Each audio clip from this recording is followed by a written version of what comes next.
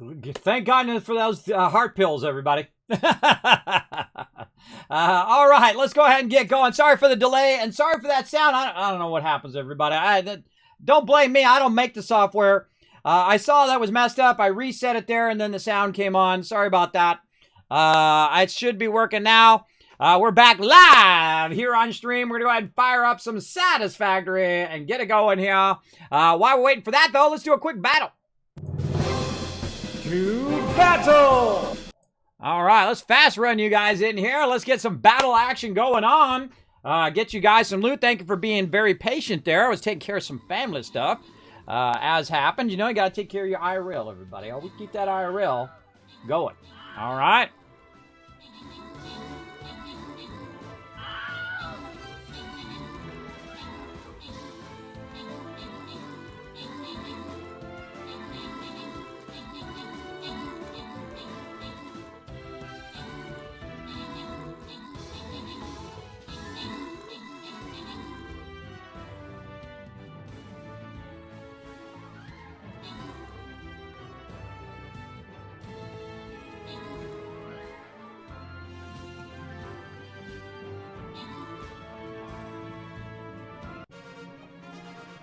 All right, that's a win, man. You see me how my mind wandered off there. I started thinking about 1,000 other things I need to get done. My mind just wandered off. Akya, and Subia all getting some love, and Icy Diamonds, 13 kills, and MVP. Wow, I was in a trance state there. I was daydreaming. Boom. All right, let's go ahead and get another bomber in here and try to blow some stuff up. I feel like right over here. Run down in there and give it the whammy. Place units. We got to do some battle plans. Let's do some more battle plans. This. Same battle plan each time. And that. There we go. Nice. Epic battle plan. All right. Let's check those quests. Still progressing there. Anything in the star? Scrollies? Nope. Couple hours left on those. Nothing here, so let's do it. Now, this is a blue one here. You might get a free skin here, so come and join us. And we are going to get into some Satisfactory.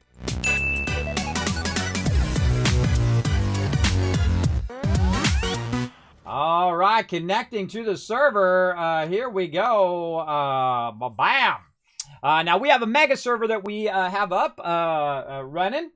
And we are going to be working on it little by little. As we go along. And I got all my servers back up and running. I let them run out. I should have been having them going. Now what we did is we reset the server and I restarted basically the game, and we started a different way this time. Instead of making all the stuff at the nodes, what we're going to do is we're going to use extractors and we're going to run them up to where we are. Now over here, you can see someone's run along and made some stuff down there and stuff down there to get a little bit of the power going. Now this is what we're not going to be doing, everybody. We're not going to be doing stuff down there. We're going to be doing everything up here on the top level. But thank you for going and getting a little bit of that done. And it supplies us with a bit of power. Now again, if you want to work with me, I remember now I forgot to turn the server off. I meant to turn the server off. So that we could work together on that only when I'm on stream. I just dawned on me I forgot to do that. But that's okay. We'll rework it. We'll make it happen. So what they did is they came in here and they unlocked a bunch of stuff while I was not here. And they unlocked coal generation and all of that. Set up some coal generators and got some more stuff going here. Now, I don't know who came in to do that. Usually that's a Reaper thing right there. Or someone. If you did that, let me know. Let me know in the chat, whoever did that. And so my goal is to basically just collect the, start the resources down there and then to bring them up into a larger factory up above. And so we're going to bring all of the source nodes into one place. We're going to bring all of the water, all of the source nodes, all of that stuff into here. And it looks like somebody has gone in and adjusted this a little bit. They just took out the walls or something. I don't know. Maybe I took out the walls before. I thought I had some walls here. Maybe I took them out because I was low on resources. One of the cool things is the server will continuously run even when I'm not in the game. And what I've done here is I've set it up so it's making the kind of 3 basics that you need to get started with. And that is your plates, your rods, and your screws, right? So you get all 3 of those running, and then I let them run, and it fills up these boxes over here, so I don't have to worry about plates, rods, or screws for a little while, because we have 3 boxes of them over here by the base. So I can use those to upgrade, and someone's already used them to upgrade. But that was the purpose of doing that, and I was going to do it this time. I was going to use it to upgrade the thing, so I could show that on stream. But you get the general idea. So you set that going. You go in here, and now you have your screws and plates and all of that stuff that you need down here to do all of these upgrades. Now, one of the upgrades that I already did, I do very quickly in the early game, is this one right here for your biofuel. And then you start with your biofuel, and that's how you get your thing started. And then you progress to coal power. And that's actually what I was going to talk about this time, but they already got the coal power going. But I'll just go down and show you how the coal power works.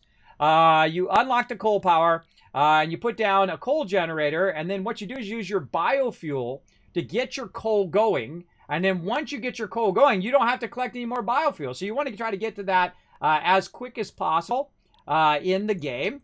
And then kind of progress from that stage into the next stage, which is getting your space elevator going and then feeding stuff into your space elevator. So what we're going to do, still got the Christmas event going on, is have our space elevator right here in the center and then have everything feeding into the space elevator. And I'm trying to progress through the game as you should do, which is, or as you can do. You don't have to do it that way. You can progress very, very quickly. But you can progress through by making certain items that go along with what you're doing in the moment. Like when we need the space elevator, there's certain items that you need to make for the space elevators. Now you can make it yourself, which is usually the faster way in the beginning, is to make the items yourself and then just put them in the space elevator. Or what you can do is make a part of your factory that you're going to use in the long run also be part of making the space elevator. And that's pretty much what this build is all about.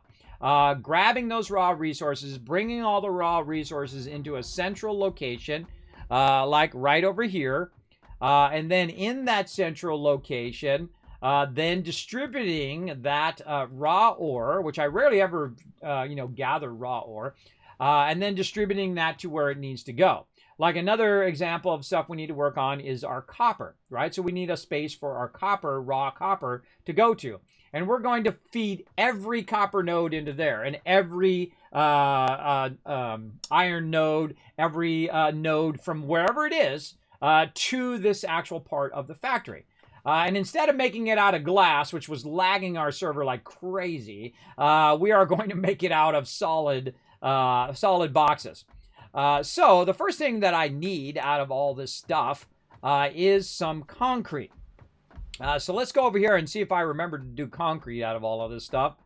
And we'll collect a bunch of concrete so that we can make walls and all of that. So we're going to actually make the factories and the enclosures for them as we go along, as opposed to just making the stuff and try to jump through the game as fast as possible, which is usually what happens in the early game. I did not do concrete up here. I see someone put a bunch of boxes with random high-level loot in here. Yeah. Yeah. Okay. Okay, I'm resetting the server. Yeah, they jumped ahead there. Again, I wanted to do it in progression and whatnot. So I have the power in my hands, and I'm going to hide the screen here so you guys don't see any of this stuff behind the scenes. But I'm going to go in here and bye-bye server. All right, bam, server gone. So all of that stuff is gone. So someone came in and they updated. I forgot to change the password. That was my bad. And so we're going to start again. Let's go ahead and start again. Let me go ahead and get the info. Again, that was my bad, everybody. I mean, they're just coming in trying to help out. I understand. But again, I'm trying to play through a certain way. And so if you want to come play on the server, we're going to try to work together, as opposed to people going off and doing their own thing and not even communicating what they're doing I feel like being a bad communicator is the thing that will get you kicked the quickest from the server and from playing with me. Because I like to communicate with people, and I did mention it last time that, hey, we're working together. We're going to bring it all into a central place and try that out. Well, let's just pretend all of what just happened didn't happen either. Where me sitting here configuring the server live on stream. God, that was a lot of work. I had to go in and try to remember how to configure. I do a lot of hard technical stuff here in stream. There ain't nobody for me to, like, nobody does this stuff for me, everybody. I do all the stuff myself. I do have help, though. I buzzed Nitrato over there to try to help me. They haven't responded to me, but I finally figured out what it was. I couldn't authenticate myself with the server, so I couldn't create a new playthrough. So that's bad. So I'm trying to create a new playthrough over here, and it wasn't letting me doing it. Won't let me change the thing. Okay, whatever. Let's create a new session, though. Let's get it going. Let's see. We're going to start in the forest again. And Tycoon. Mega Factory. Mega Factory V2. All right, so we'll do that battle here in a second. Let me go ahead and bring this back up here so you guys can see what I'm doing. What I'm doing is I'm creating a new playthrough. Now, it was my bad, everybody. I let the server go. Someone came in there. They forwarded the game. They unlocked a bunch of stuff. They went and did a bunch of factories elsewhere. And if I had signs, I could have put the signs up and say, hey, everybody, let's work together. But they went off and they did their own thing. Now, if you are going to play on the server with me, remember, we're not a do-your-own-thing server. We are a work-together toward a common goal kind of server, all right? And that's how I play all games. So if you want to play with me and you want to play on our servers, you want to do our thing, make sure to work together. Oh, I took too long, and now it looked like it's saying that it went offline. Oh, okay. I took too long. Now, see, look, it says the server appears to be offline. All right, hold on. I got to bring up the backdrop and try to figure this out. All right, I'm just going to exit. Let's start again. I'm just going to exit and try this again. I'm trying to get in here and create a new game. All right, while we're waiting for that, let's do a battle. To battle! This is my struggle every day, everybody. That's why it's hard to get out of bed every day, because this is what I have to do all day, every day, is solve technical problems that happen like this, where I'm literally trying to play a game here, and it's not letting me do it.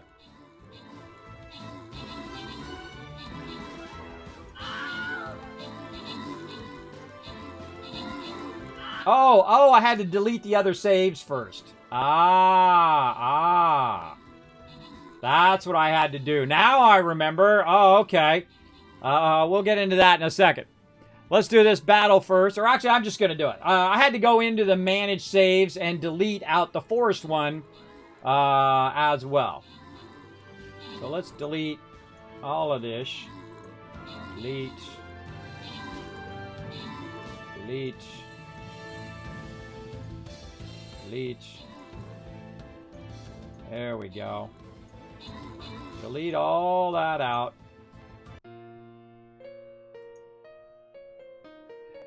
Oh, we didn't do it. Oh, how many units do we have? 50 units? Really? We didn't do it with 50 units? Okay, that's it. We're going to rise up, everybody. We got this. We got this. We're going to call in the big guns. Man, I don't know what happened there. I wasn't watching. I was doing the server. Let's go ahead and get me in there. Let's try that again, all right? I'm going to put my tank in there. He should be good enough to get it going. He's max level. And let's, again, do our thing over here. Maybe we got too spread out. Maybe there was too many mobs. I don't know, but I know we're going to get it on the second time here. Come on. Let's do it. Put down as many units as you can. We're going to blow it up. Let's go.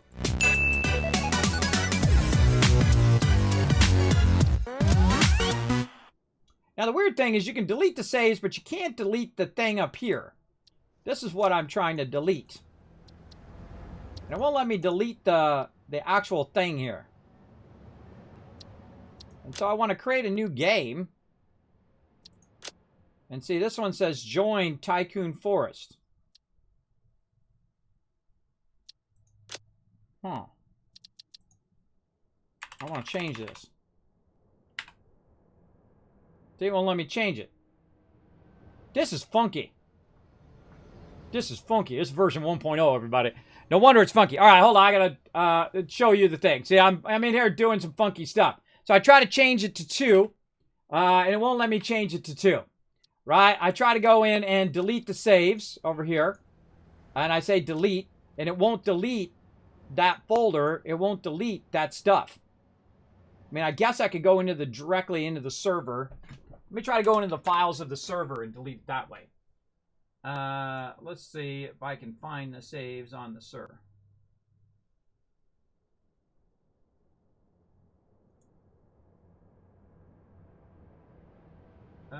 Where would the saves be?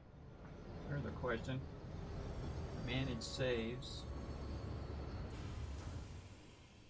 Saved.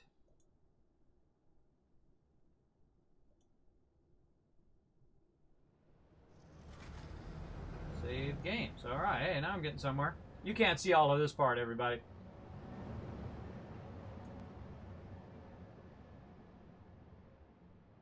All right. Here we go. Okay. Now we got some saves in here. How do I delete these files? All right. I'm probably about to screw this up, everybody. We'll see. I'm trying to get it working. I'm working hard on it. This is the stuff I do that you guys don't see. These endless hours of just trying to make all this stuff work. Those saves. Okay, so I deleted the saves. Again, let me go bring up my backdrop in case it shows something I don't want it to show. And now the save is gone. Okay, hey, there we go. Okay, I went onto the server itself and deleted the actual saves from the server. That's the thing to do. You delete it from the server, and then now this is creating a new folder, which is doing that. Let me see if I can change the name of this now. Nope, still doesn't let me change the name. Whatever. I just try to play a game, everybody. I'm just trying to play a game. And playing games is hard when it won't do what you want it to do. Okay. And then I need to change the server password as well later on. Okay, we'll do that later. Okay, let's do this first. Session name is going to be, let's see, Combined Megabase V2. All right, let me turn my thing back on so you can see. So I'm creating another Forest one. I'm going to call it Combined Megabase 2.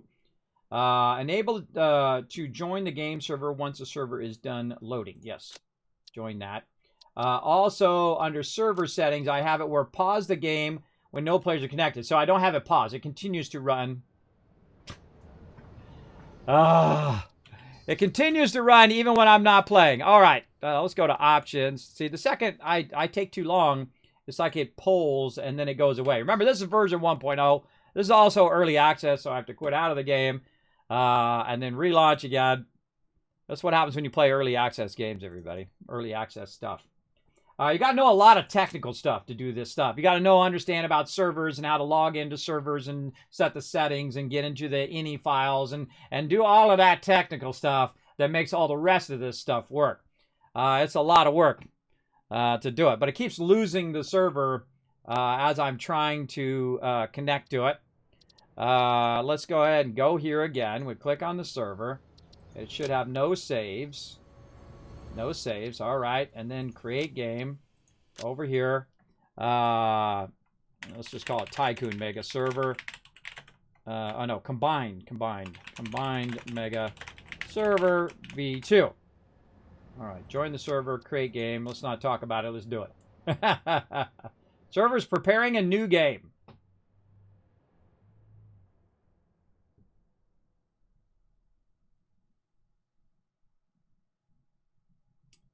Now we got to watch this spin. Normally I do all of this stuff ahead of time, where I do all the technical stuff and I get the servers working and I get everything working. And this stuff takes hours and hours and hours. You wonder why I'm always tired sometimes. I stay up to like 3, 4, 5 in the morning just doing this stuff, getting stuff ready to go. And there we go. I think we got a new game. Okay, new game underway. Now remember, the Satisfactory server is going to be only up when I'm playing. Oh boy, here we go. Only up when I'm playing, and we're going to work together, sort of common goal.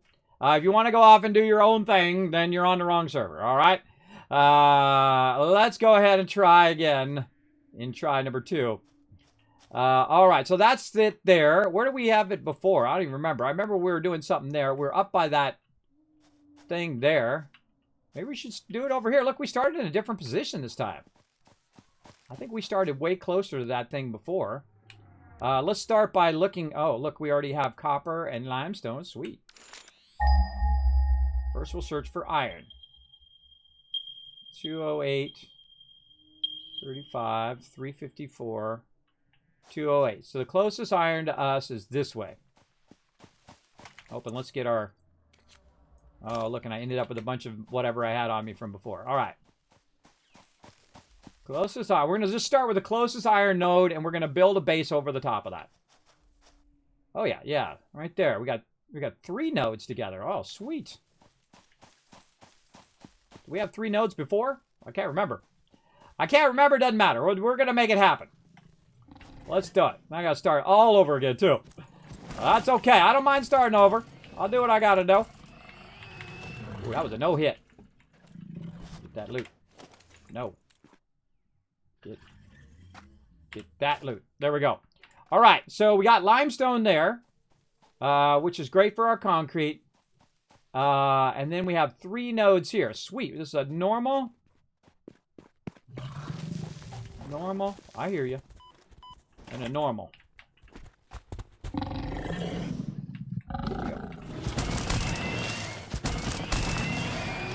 Another little trick is you stand up on the node. That's a normal. Okay, so 3 normals. That should be way enough to get us started. And then it looks like we got more over that way. Yeah, let's do it over here. Instead of doing it over the top of the arch here, we'll just do it over the top of this one right here. Let's start with our bushes. Grab some bushes here. Right over here. And we'll start with our stuff on the ground. So, well, you guys get to see it from the very beginning again. Now, again, the point is to work together. We're going to work together, and if you want to join me, you can jump on the server now and work together. Now, make sure you're communicating. Kismet, I'm going to work on such and such thing instead of going off and doing your own thing, all right? Work together as a team. That's what I like to do. All right, we got that going. Now, one of the first things we want to get going is some of our basics here. We need to get some of our basic materials going. Now, I already started with some of these. I wonder if they just start you off with some of these. I don't know. I kind of feel like it gave it to me because I had that on me before. But we're going to start off with a couple iron, limestone over here. What a couple of those. Now, we don't need copper right away. We will need it here in just a few minutes, but you want to just start off by putting down these. Now, normally you have to craft these when you're playing a solo game. On the server, it will automatically kind of skip you past the intro and get you straight into the game. But there's a really cool intro where you come in from space and it tells you a bit about how to get started. And you have your best friend in the world, Ada, telling you, hey, this is how you do this and this is how you do that kind of thing, just to get started and learn the controls. But on the server, it just drops you in and ready to rock in there. So there we go. I should make a note of that on the thing as well. Let me make a note of that on my server settings. So if anybody goes in and does the server settings, take this one out. So if anybody comes in to join me in the future, I forgot to change it over here.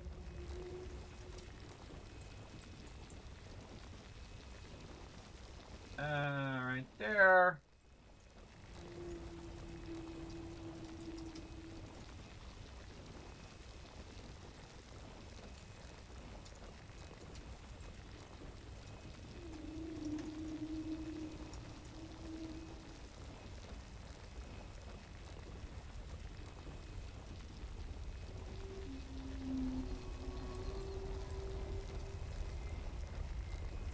Hold on, everybody. I gotta write a whole bunch of stuff out.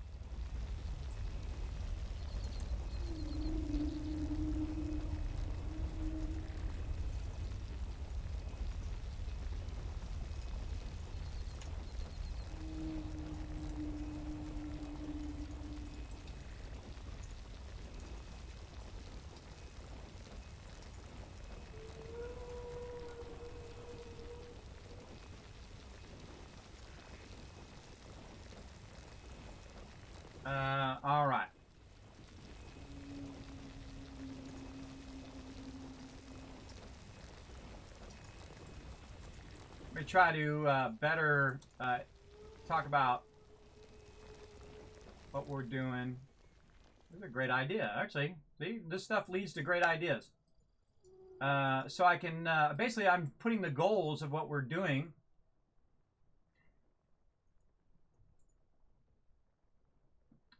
in the actual server info, so that when people go to get the server info, they'll also have what the goals are.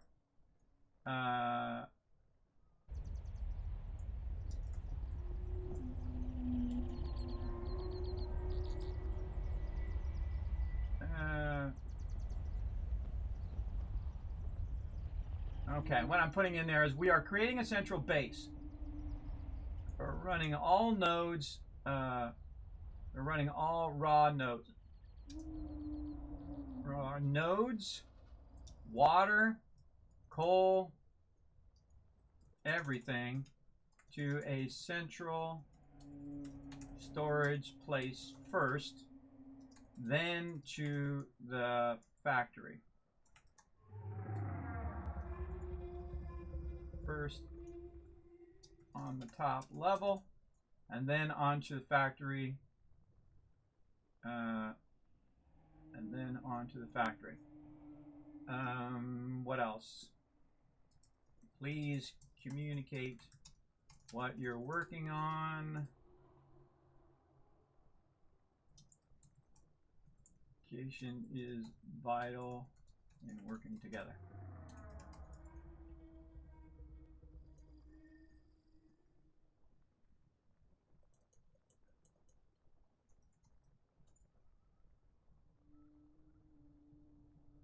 All right, there we go. So I've upgraded it now, so I'm communicating better to everybody who's going to come onto the server. So it says this playthrough goals. We are creating a central base. We're running all raw nodes, water, coal, everything to the central storage place first on the top level, then to the factory after that. All right, so I made it nice and clear, hopefully, in this particular playthrough. We don't have to do all of that again and reset it again. Okay, so we got those running. We need to make some basic materials. We've got some basic to get us started. I think maybe it drops you off with some basic materials. That kind of feels like it already did, because I think I had way more than 48 wire on me than thing. I think it just drops you with those basic materials when you're on a server to get you kind of started in there. Okay, so we got that going. What we want to do is just get some of our first upgrades going. So again, the first one I always work on is the obstacle clearing. So let's go ahead and just put whatever we got in there. We're going to need some screws, 500 screws. We get enough for 240. So we're going to let that convert. And we're going to do some of the basics here. Now I'm going to go a bit faster in this playthrough since we are restarting again. And it was my bad. I should have changed the thing. And I wish I had thought of that earlier. That's a great way to do that. So when people go in to get the server info, they can see what our goals are in that particular playthrough. And I think I'm going to do that on all the servers, what we're working on and whatnot, so everybody would be on the same page. And a great way to communicate of what we're doing. It's nice to establish knowledge. It is. See, communicating is very vitally important in what you're doing.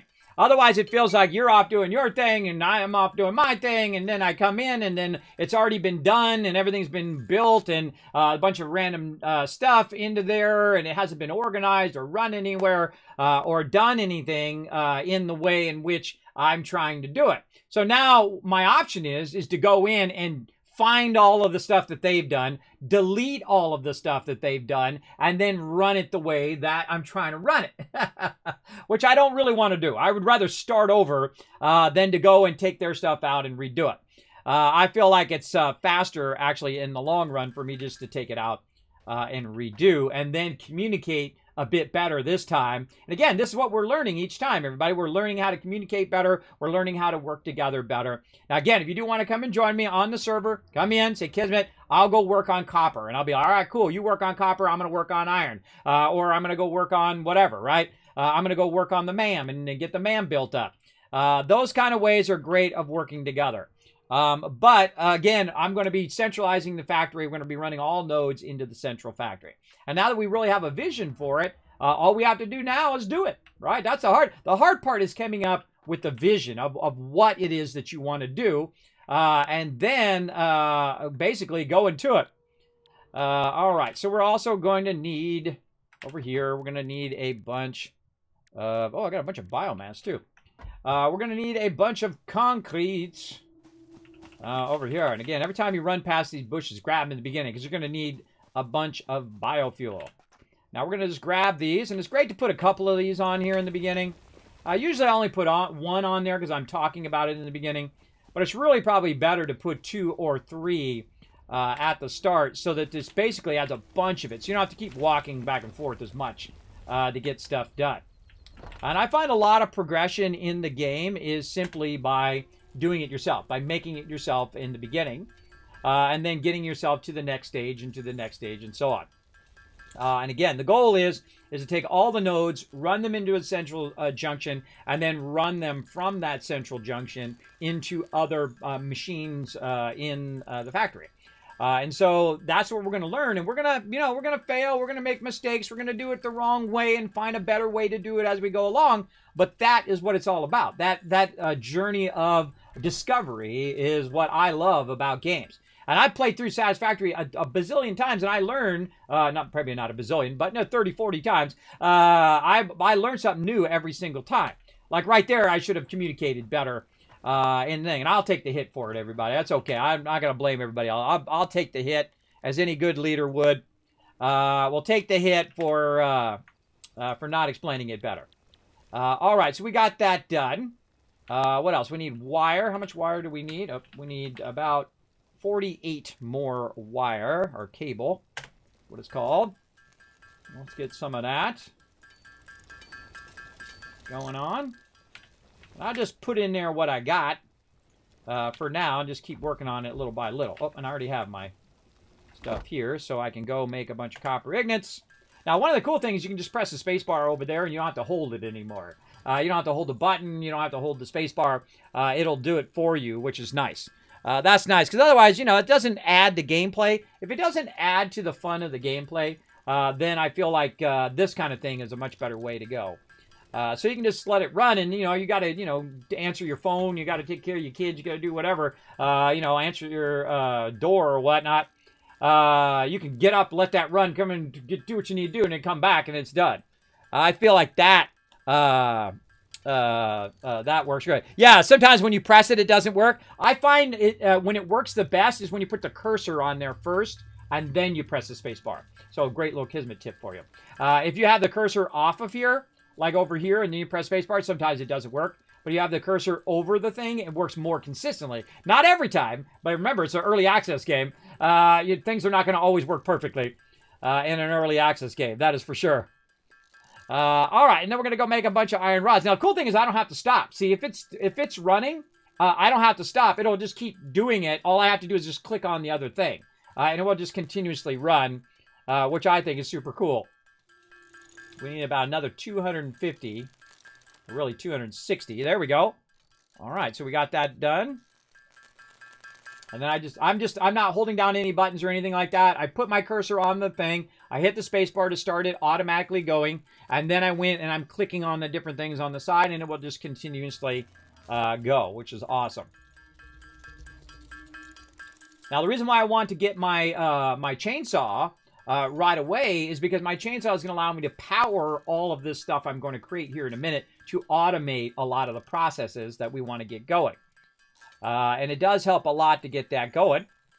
And then we're going to try to get our base built again way up high, so we have an unlimited space to build, really, massive space to build our factory. Then we're going to run our basic nodes up to our factory. And we're going to create little storage areas. Now, it's going to be great later on because we can label everything, raw iron storage, raw, raw limestone storage, and so on. And I rarely ever store raw materials, but in this one, I think I'm going to try that and see how it goes, see if I like it. We're going to have to get some copper, raw copper as well. Okay, we got that done. Now, where is our copper from where we're at?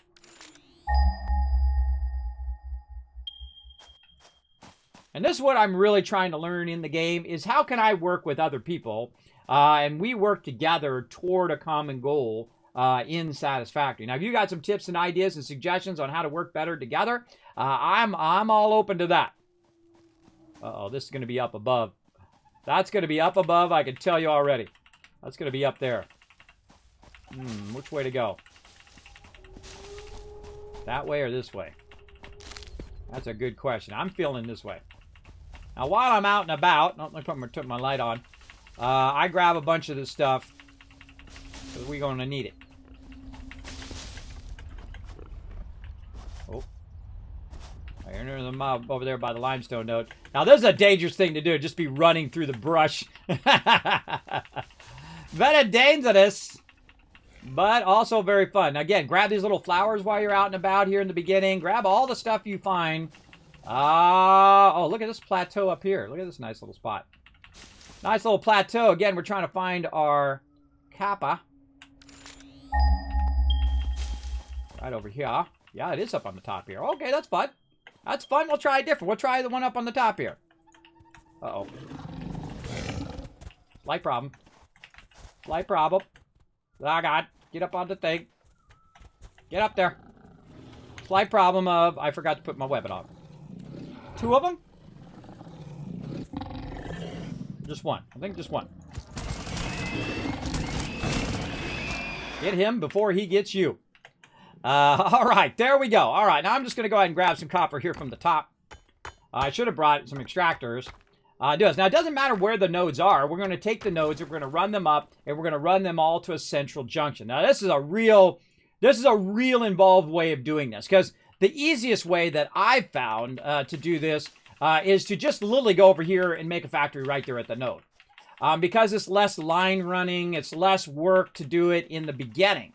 But in the long run, you're going to want to extract more and more and more and run more and more items. And thus, you're going to have to run more and more items across there, where you could just run one line that's going to run that particular copper and just upgrade that one line later on. Look at you, sneaky, sneaky. Come here, you.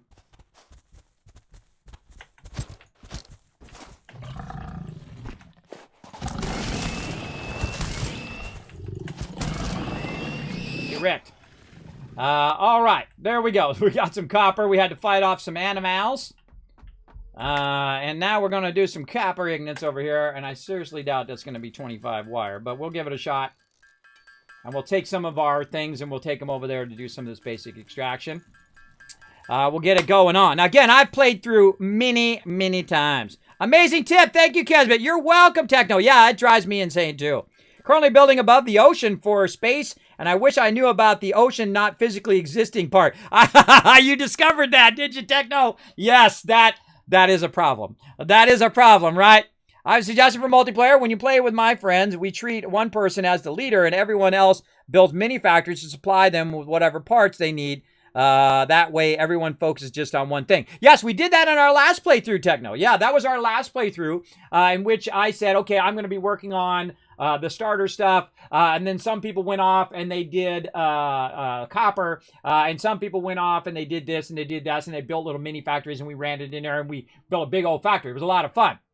But in this factory, we're going to challenge ourselves to really work together, where we're all running all the lines into a central place. Now, it's going to be a lot harder because there's going to be more line running and more having to work together to create a factory that's more long-term as opposed to a short-term. And I prefer to do factories at the nodes because they're just easier. It's just easier for someone to run over there and do the coal right by the coal and right by the water. It's just easier, and it takes less time.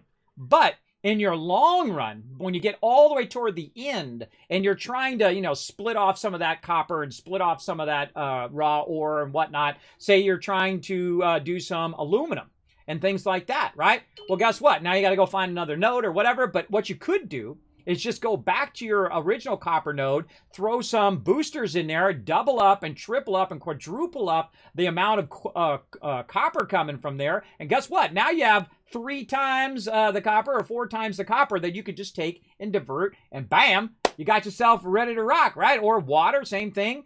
You could just add more water nodes, and say you're running a 300 line. You can just add more water nodes and then upgrade it to a 600 line. And then now you're running double the amount of water, and some of that water you can siphon off to use for other things like aluminum or coal plants or whatever you need it for. You can siphon it off that way. But it does require a lot of pre-thinking ahead of time to do it.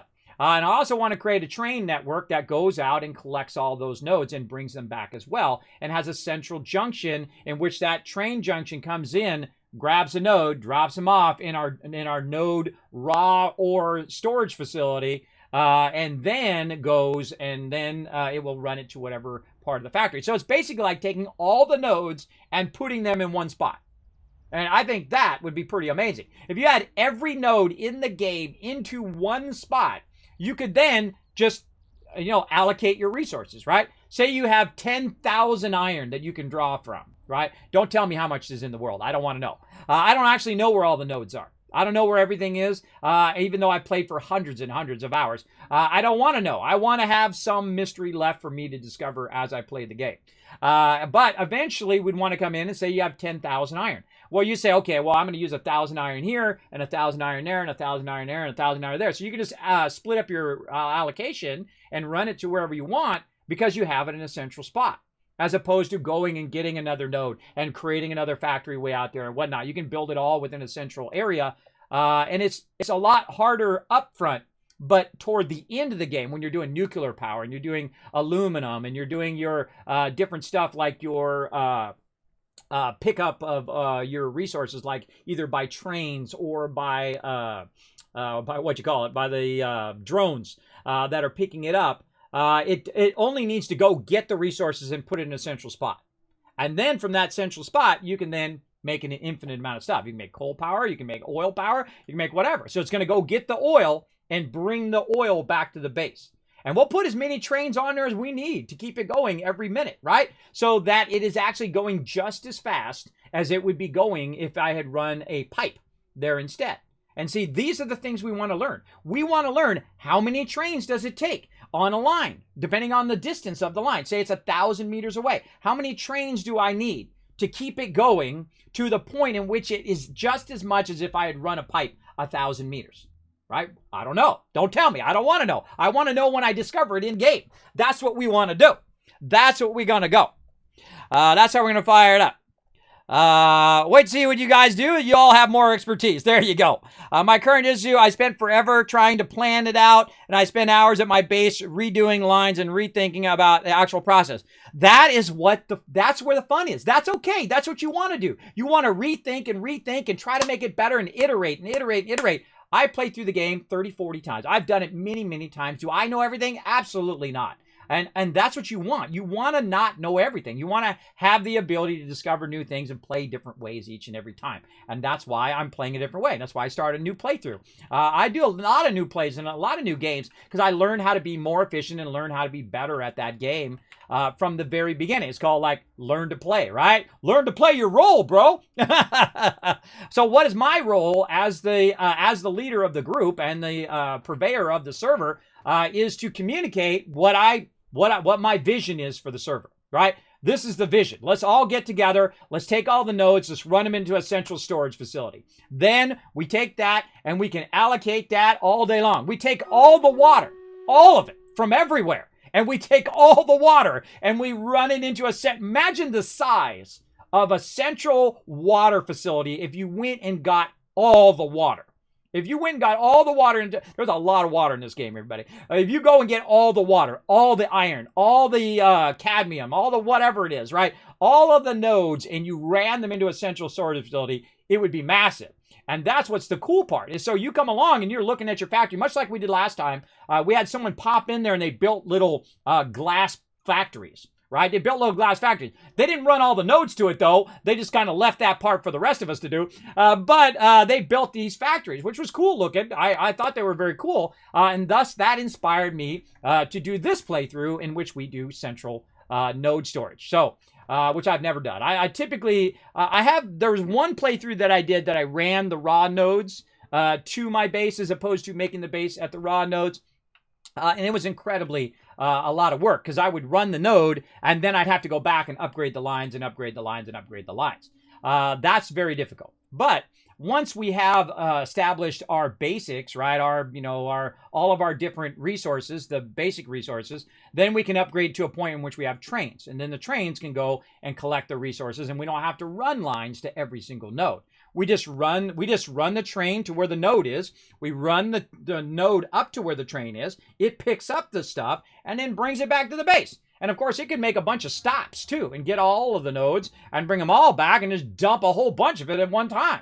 And then all of that stuff will go into its appropriate storage areas, which I think is cool. And that's what I see in my head. Now, getting from I just put down my hub for the first time to having that base, that factory is going to be some work. And I'm going to enjoy every minute of it. Let's go. Let's go and do it right now. Let's go ahead and make some more cable over here. See, I told you I wasn't going to have enough. I wasn't going to have enough.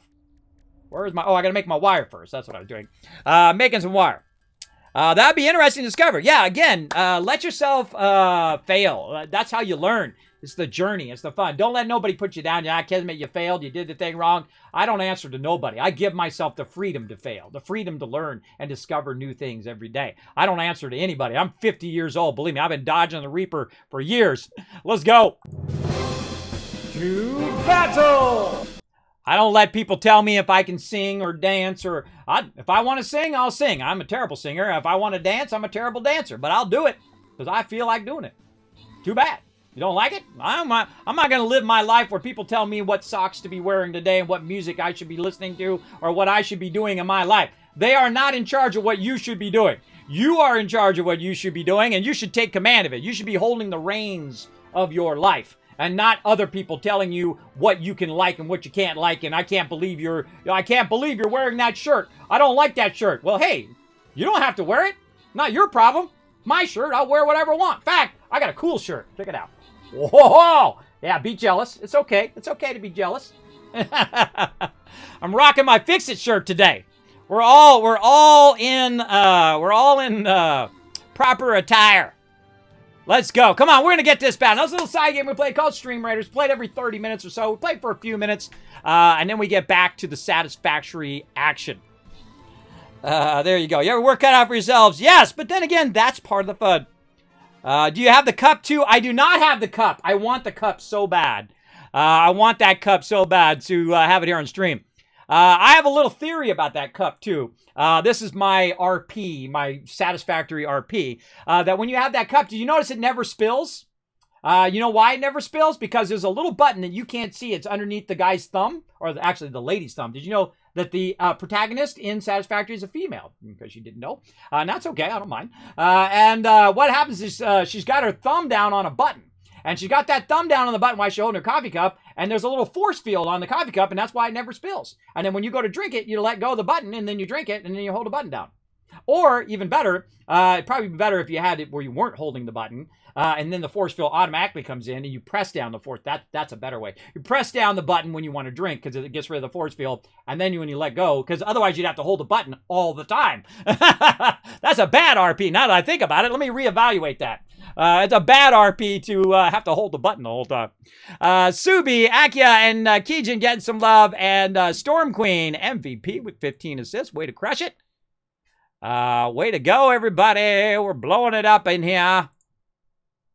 All right, yeah. Okay, we got that one done. I knew you guys had it in you. I knew we could get it done. Don't worry if we fail, everybody. We're always going to rise up again next time and do some damage. And I appreciate you guys rising up. I'm giving another 1,000 Kids Cats for rising up and crushing that battle. Let's go. I feel like it's bomb time. Where can I go where I get the maximum amount of them? Right here. Right here, I'm going to get a crazy ton of them right there. Absolutely. Let's do it.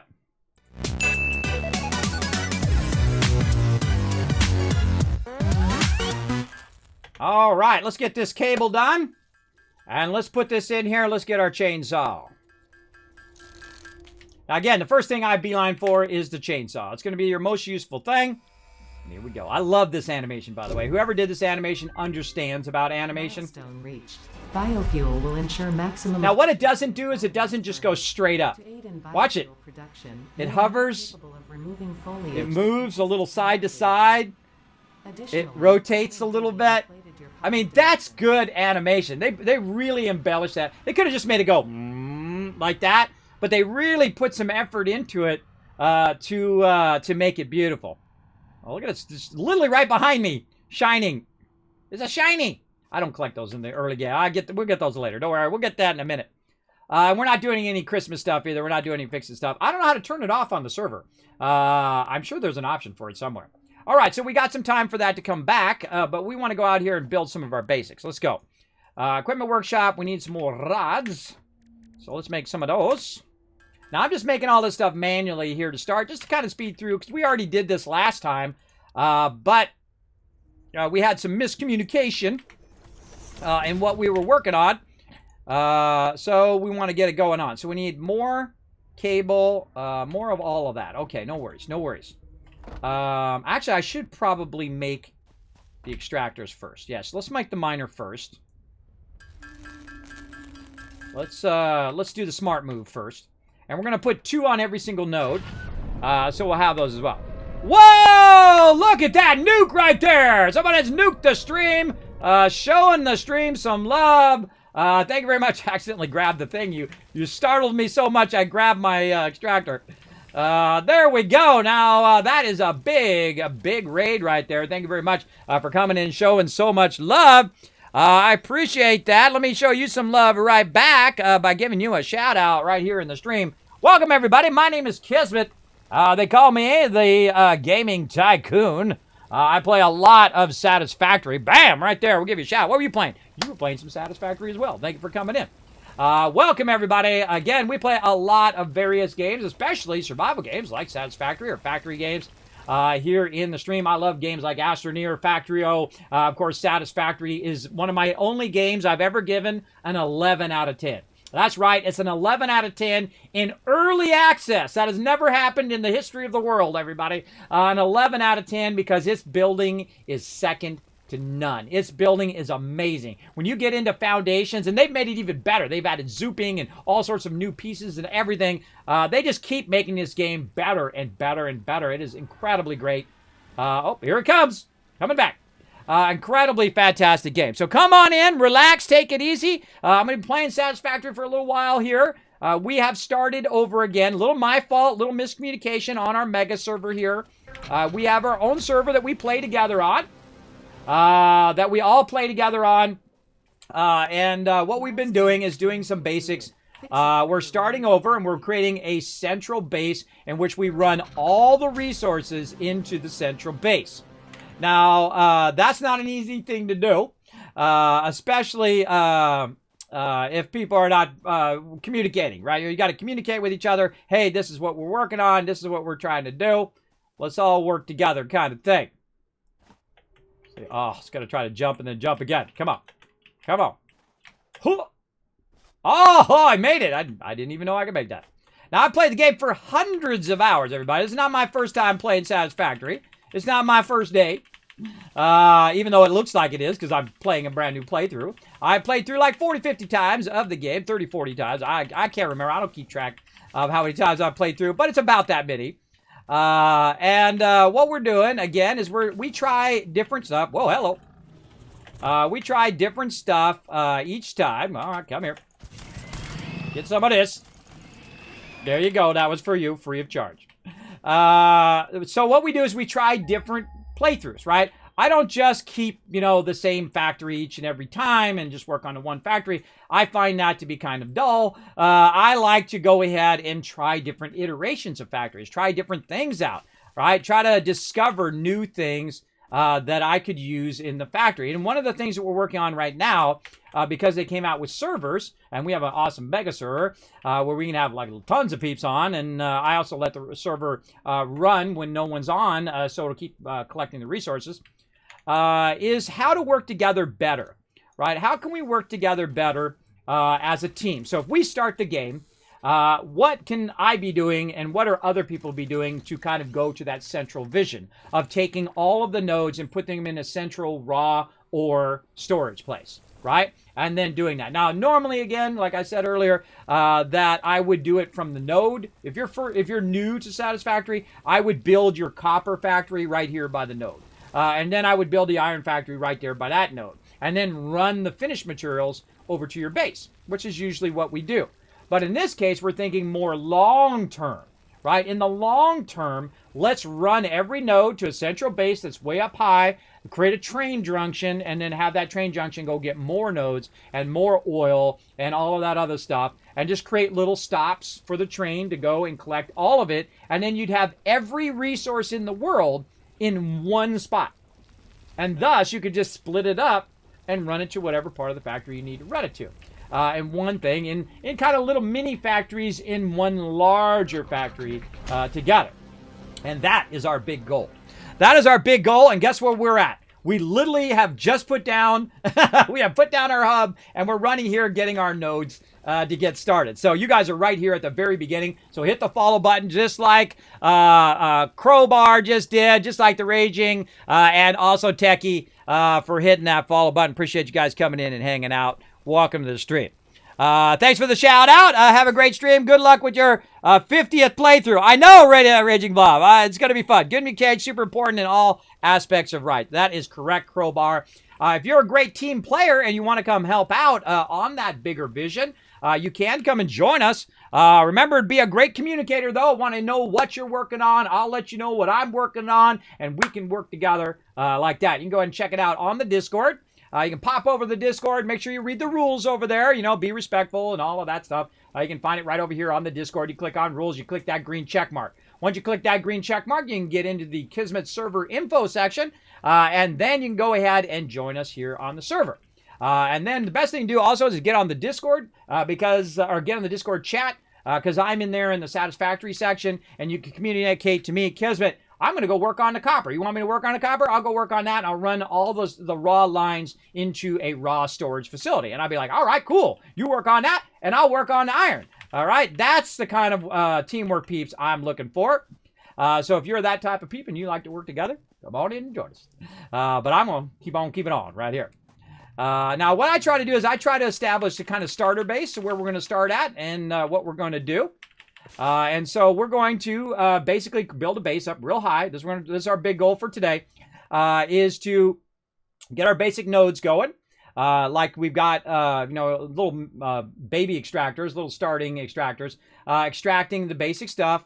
And we're just making some basic materials so we can start to automate. Now, I could automate it now, but believe me, it's going to run out very quickly. So we want to get to a point where we can really automate a lot. So the first thing I do after we do the basics, again, is tier 2 obstacle clearing, trying to make the chainsaw. Now we're going to run over here to the chainsaw over here, and what do we need? Now you can actually pin this chainsaw over there. There's nothing to do it right in the menu down here, but you can right click and say add to to-do list. Now look at this. This is made for someone like me who forgets stuff.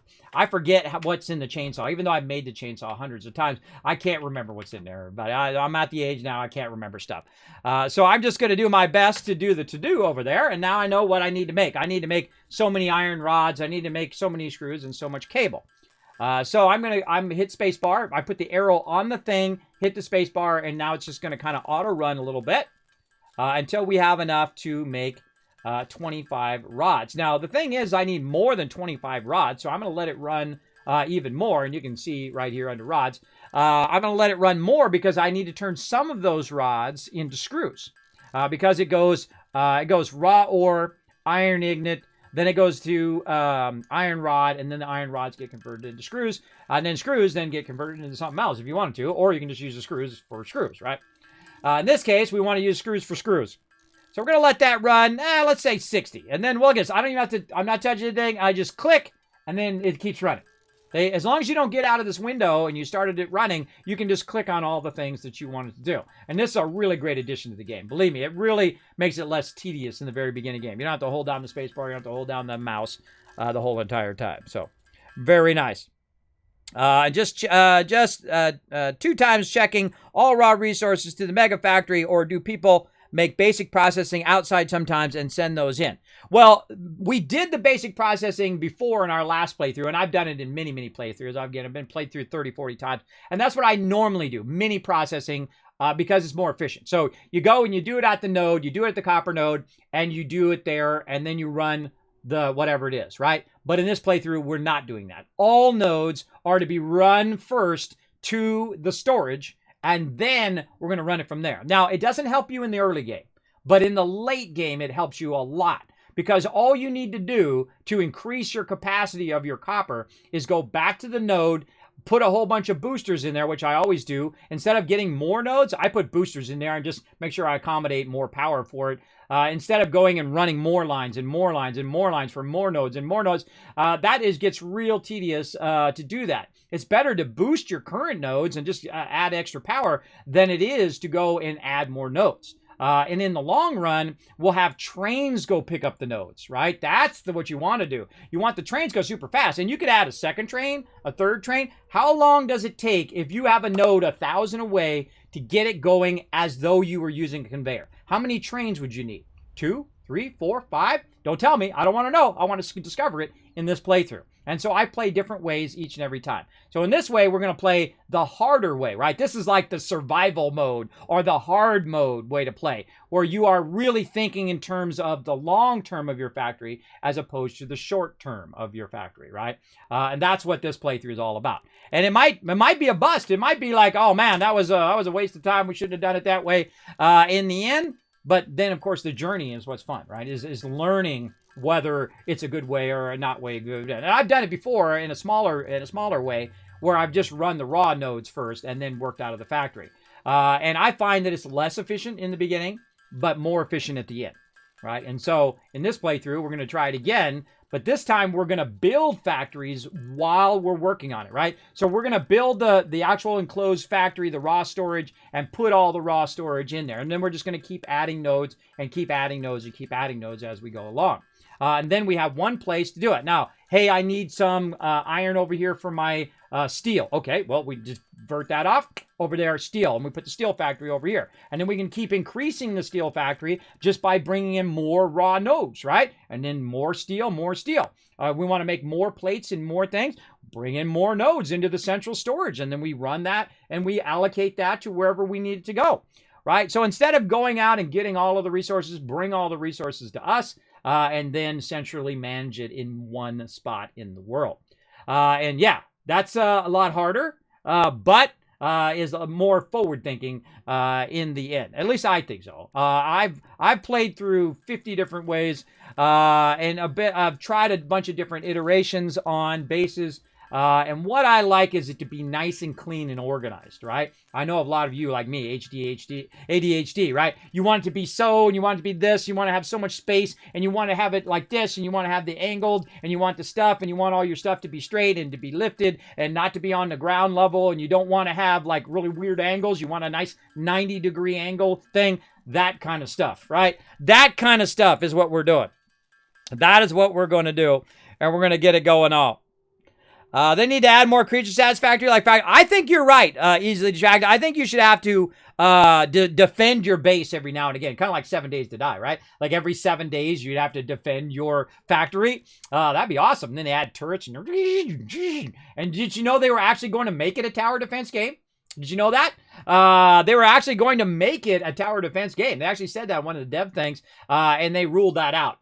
They ruled it out and just said, you know what, let's just make it a factory game. Where peeps can have fun making factories. But hey, you never know. Maybe someone will make a mod down the road and we can add the mod and have like tower defense. Have tower defense going on. Because they have a lot of cool mods too, like solar power and all sorts of neat stuff. You can even make like central panels that will run your whole entire thing. I've seen a lot of that on the dev streams where they've highlighted a bunch of different mods and whatnot are out there in the community. But I don't play with mods. I don't even play with alternate recipes.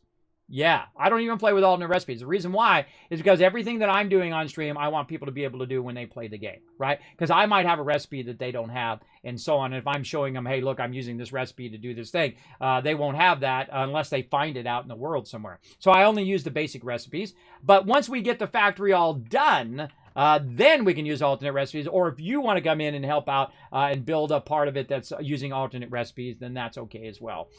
But for me, I typically don't use alternate recipes just so I can show everybody the basics of the game as I'm playing through. Because I have new people coming in and out of the stream. You know that I have about 1,000 to 2,000 people come in and out of my stream every single day. Right? Every single time I stream, because I can look at the stats. How many unique viewers, how many unique people came through my stream in a day. And so new people come through all the time. They're like, hey, what's the Satisfactory game all about? And that's why you'll see me kind of commentate on what I'm doing. And that's how I like to watch streams anyway. I like it when they commentate because you learn something.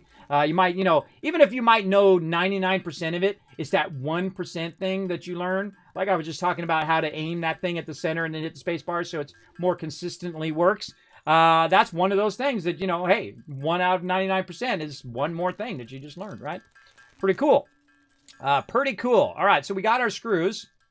I think we got more than enough screws. We got iron rods. Okay, what are we doing? Copper. That's what we're working on. Oh, we got to do more rods. I think I did all the rods. I think I did all the rods, so I wasn't watching. Copper. And we need 15 wire. And I forgot what's the cable conversion. It's 2 to 1. 2 to 1. So that means we would need 30 wire. So 30 copper, 30 raw into copper ingots, and then we would need basically 30 wire to turn it into 15 cable, roughly. Or is it making 2 from 1? I don't remember. It's something like that. Yeah, it's using 2 wire to make 1 thing. I don't even look at that stuff anymore, everybody. You'll see why later on when we really get into it. Okay, so we got that done. Now we can make our chainsaw. Again, beeline for the chainsaw, everybody. If I give you a Kismet tip, beeline for that chainsaw as quick as possible because otherwise you're going to be collecting bushes for hours when you can just AoE all of this stuff. And I'll show you what I mean. Watch this. Boom, we take this.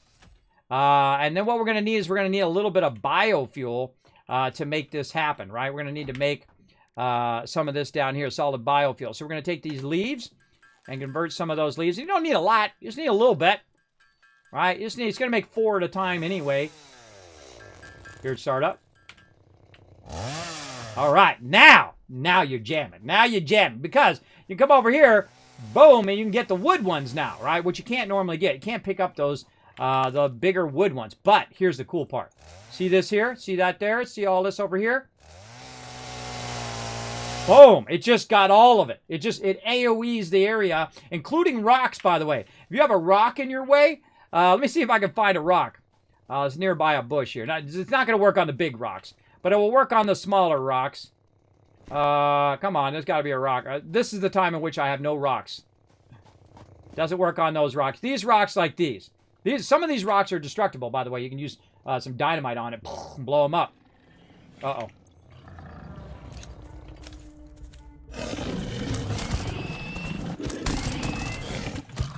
Get wrecked. Now, I still have to go out and explore and gather a whole bunch of stuff like that to work on the MAM. So you still are going to have the exploring part of the game, even if you do run all your resources into one place, because you're going to have to go and get a bunch of resources, find the resources, connect to the resources, bring the resources back, and a lot of that. And especially if you're going to try to get every node. If you're going to try to get every node, you're going to explore every nook and cranny of the whole entire world, which I have not done. I've not been in every cave and every section of every part of the game. Because I play through with different themes every single time to learn new stuff every single time. Okay, so we got the chainsaw. You got the gist of the chainsaw. Now we are ready to get some of our automated stuff going. So since this is the closest node right here, I'm going to go ahead and take off the top of here. You got to take the top of it off first to get it automated and doing some stuff for me. Okay, now we're ready to build some stuff. So we're going to go ahead and make this right here, the Mark 1 miner. We're going to click it over here, so we got it on the to-do list. We need another portable miner right over here. So we're going to get that going right up there like that. Okay. Now, actually, I could have just picked these up. That would have been useful as well. Okay, let's pick those up. And we're going to go ahead and make our very first, in this playthrough anyway, our very first extractor. And I'm going to aim it away from the hub So it's not going to run into the hub, and I'm going to run it this way. Now, what does an extractor do? Well, it was exactly what it's named, extractor. It's going to extract stuff, right? It's going to extract that iron automatically. And this is when you start getting into the actual factory building. And so one thing I never use, by the way, is the pole. You know why I don't use the pole? Is because I do the line, and I click on the thing, and it automatically does the pole, right? It'll automatically generate the pole. So very rarely do I ever actually use the pole function. I usually just use the wire function because it's more efficient. Now, speaking of wire, I need to make some more wire over here so I can have more cable. And then we'll make some more up here. So we'll also have a little bit of wire as well. And I just make like the bare minimum when I'm starting off the game here, but I don't make it like an hour's worth of it over here. Okay, so let's go ahead and get this going. Right over there. Now, because we have solid biofuel already, because we already unlocked that, so the first thing we unlocked, we can go in here and we can really go to town on some of this solid biofuel. Now, I'm also going to create a factory which actually makes the biofuel. I'm going to put it right behind the hub here in just a second. But first, I'm going to use some of the basic stuff to get going so we can start to extract that iron at a much larger rate than at 100.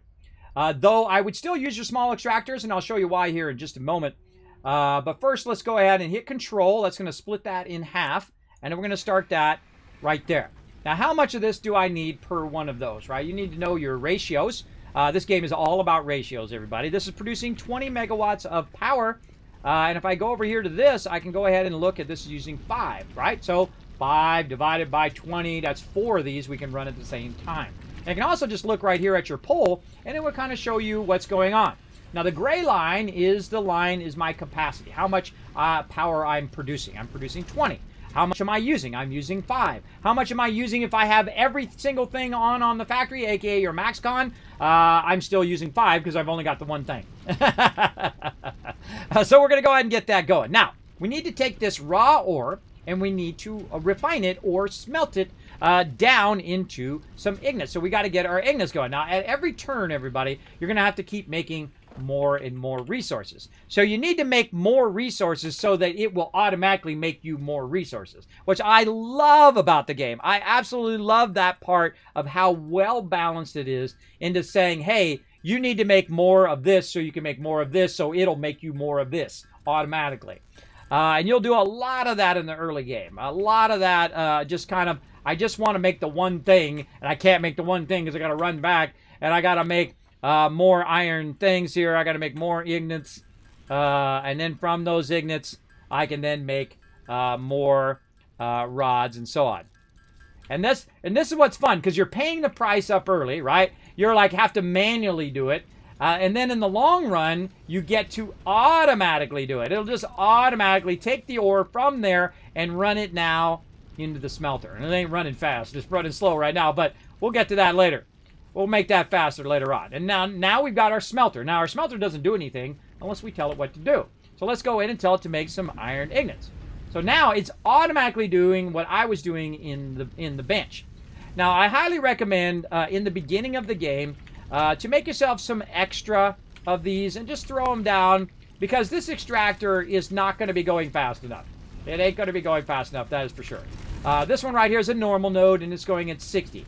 Coarse node 30, normal node 60, pure node, which is the one you're really looking for, 120 at the very beginning, faster than the belts you even have, right? This belt right here goes at 60. So I can't even extract it at 120 right now, so even if I had a pure node, it ain't going to help me. Now, one of the things that I wish they would add to the game, and I think this would be amazing, and put a 1 in the chat if you agree, or your yes symbol if you're a subscriber, yes emote, is the ability to attach a splitter to the front of the extractor. Imagine if you could attach it to the front. If you could, then in a pure node, you could do it right at the very beginning. You could split the thing right when you get your splitters. You could put it onto the front of the extractor, and it would split 60 this way and 60 that way. Bam, you start off with 120 ore right at the very beginning of the game. Or at least when you get to that part of the game, because you have to unlock it in the thing. But you get what I mean. I think it would be amazing if they had the ability to split it right off the actual machine, versus having to do a conveyor first and then go into a splitter. I think that would be amazing. But see, we got to unlock that. after we get a bunch of our production going here. Now, one of the things that I like to get going first, of course, is the foundations. That's my goal today, is to build out the foundations down here where we're extracting, build a base way up in the sky, move our hub up to there, and move all of our stuff up to there. Or maybe I won't even move the hub. Maybe I'll leave the hub down here this time, and I'll just move all of the base resources up there and try to get our raw storage going, right? So to get that raw storage, though, going, I do need it to start making me some materials because I'm going to need a lot of materials. So it should be working while I'm busy doing other things, right? So let's go ahead and use our constructor as well. We're going to go ahead and throw one of those down. And we're going to tell it to do, right over here, we're going to say, let's start with some iron plates. So what it's going to do is take the iron ingots and run it from the smelter into here and get going. Now, what it's going to need is going to need some power. So let's run another line. Let's run some power. Oh, okay, or not. Oh, I need more. Need some more wire. More wire in here. Now, again, you can. One of the things you can do in the very beginning of the game is just sit here and make a bunch of resources right at the very beginning. That will help you a lot if you want to speed along. All right, there we go. Now, what we should see is we should see some green lights in every single machine, right? So we look here. We got the green light. That means that it has power. It's not stopped or anything like that. That it is working and running. This one over here, green light. We know it's running at efficient level. It's not stopped. It's not loss of power or anything like that. And again, green light again. And we know, again, has enough power, has enough resources. It hasn't stopped. It's running. So all of that is good. Now, you need a place to store it so you can just let it run and run and run and run. Now, it'll run as long as I can run it. Oh, more rods. Now, instead of running back every time, everybody, here's something we can do. Let's go into our production, and let's actually make a crafting bench. Right there. You can make it anywhere in the world. Just make a crafting bench so I don't have to keep running back the hub every 5 minutes. That sucks. Why not actually put the construction at the construction site? I know, crazy, right? So we'll do that, and then we'll do a little bit of these rods here. Again, I'm only going to make a little bit at a time, as you see. And then we're going to go ahead and make our storage. Oh, not enough. I needed 10. Hold on. I need to also clear my to-do list over here. Now, I don't always put stuff in the to-do list. I just kind of make it a little bit, and then I see if I have enough, and then I make it a little bit more, and so on. That's kind of how I play. But you could plan it all out if you want to. All right. And again, I'm not making it straight. I'm not making it perfect. I'm not making it, 90 degrees and all of that stuff. I'm just trying to rock it. Oh, dinner's here, everybody. Dinner is here. So I might take a break here, and we might let some of this run while I'm taking a break. Get in there. And let's see if we can get this fired up first.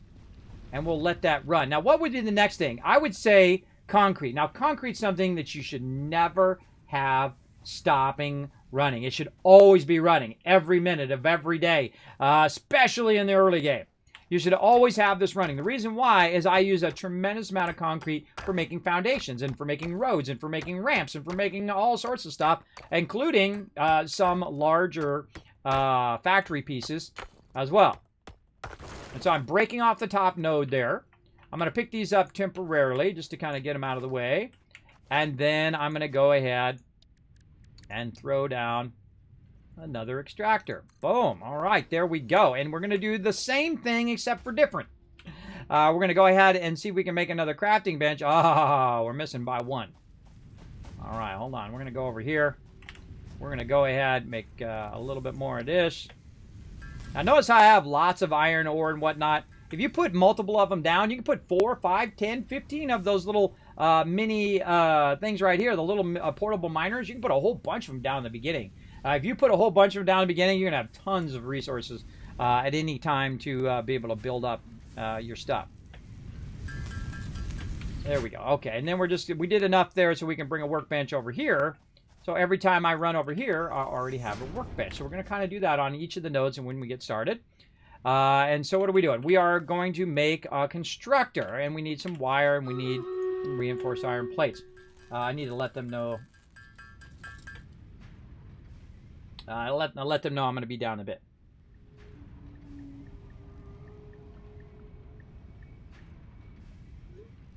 Let them know that I'm working on stuff so they won't come up here and say, hey, food's ready, because they think I didn't see it. Okay, wire. More cable. Again, this is why this game is so fun. Is because what you're doing is you're doing it manually first, and then you're automating it. So you get the pain and suffering of doing it manually, of how long it takes when you're sitting here, running the thing, and it's just like doing a thing. And then you get the cool part where it's doing multitasking, making all this stuff while you're busy doing other things or doing nothing. You're just standing there and it's making you the stuff. That's cool too. All right, let's split this half and half here. We're going to run that down, and then we'll run this. And then, I think I went a little too much. All right, there we go. So we need this. Now we're good to go. Okay, we got some wire. Now, again, I don't worry how I run it in the beginning. It doesn't matter. All you're going to do is run this. Notice how I didn't put a smelter? Because you don't smelt limestone. Limestone, you just convert directly from your constructor. And then, guess what we need? You guys guessed it. We need another one of these. So more rods. Let's do it. Iron rods. Let's go. I forget how many we need, so we're going to do, say, 10. I think it was 10 anyway. So there we go. And then on to rods. Rods go real fast. You can make a lot of rods very, very quickly. Boom. Okay, there we go. So, into there. Oh, that is not going to work there. Nope, that is not good. Let's move that further away. It doesn't like when you just straight down like that. It doesn't like that angle. Okay, more power. Now, let's count our power, everybody. Let's just say it's 5 each. So 5, 10, 15, 20, 25, right? So that's, in theory, 25 power, but it's not really because some of them are 4 and some of them are of different levels. Hold on, we got to go. And, oh, I need more of the other stuff, not that. Okay. Oh, and I need more copper. Okay, we got to go for a little walk, everybody. We got to go for a little walk over the other side to get this copper. Now, the great thing is, eventually, we won't need to run over there. We're going to bring it to us. We're going to bring that raw ore to where we are, and then be able just to pick up the end result, or pick up the raw ore if we want to. But that's the whole point of doing the factory, is the fact that it does it for you instead of you doing it. Oh, that was a failed jump there. Awkward jump. It would be faster if I just ran around, but I don't know. I try to get that down where I can get better at jumping. But that's the whole point of playing the game, is to do that. Now I could have came up here. Look at these nodes. 2 nodes right there. We did it last time. We did it over the arch over there, that archway over there. That was fun. That was a fun one.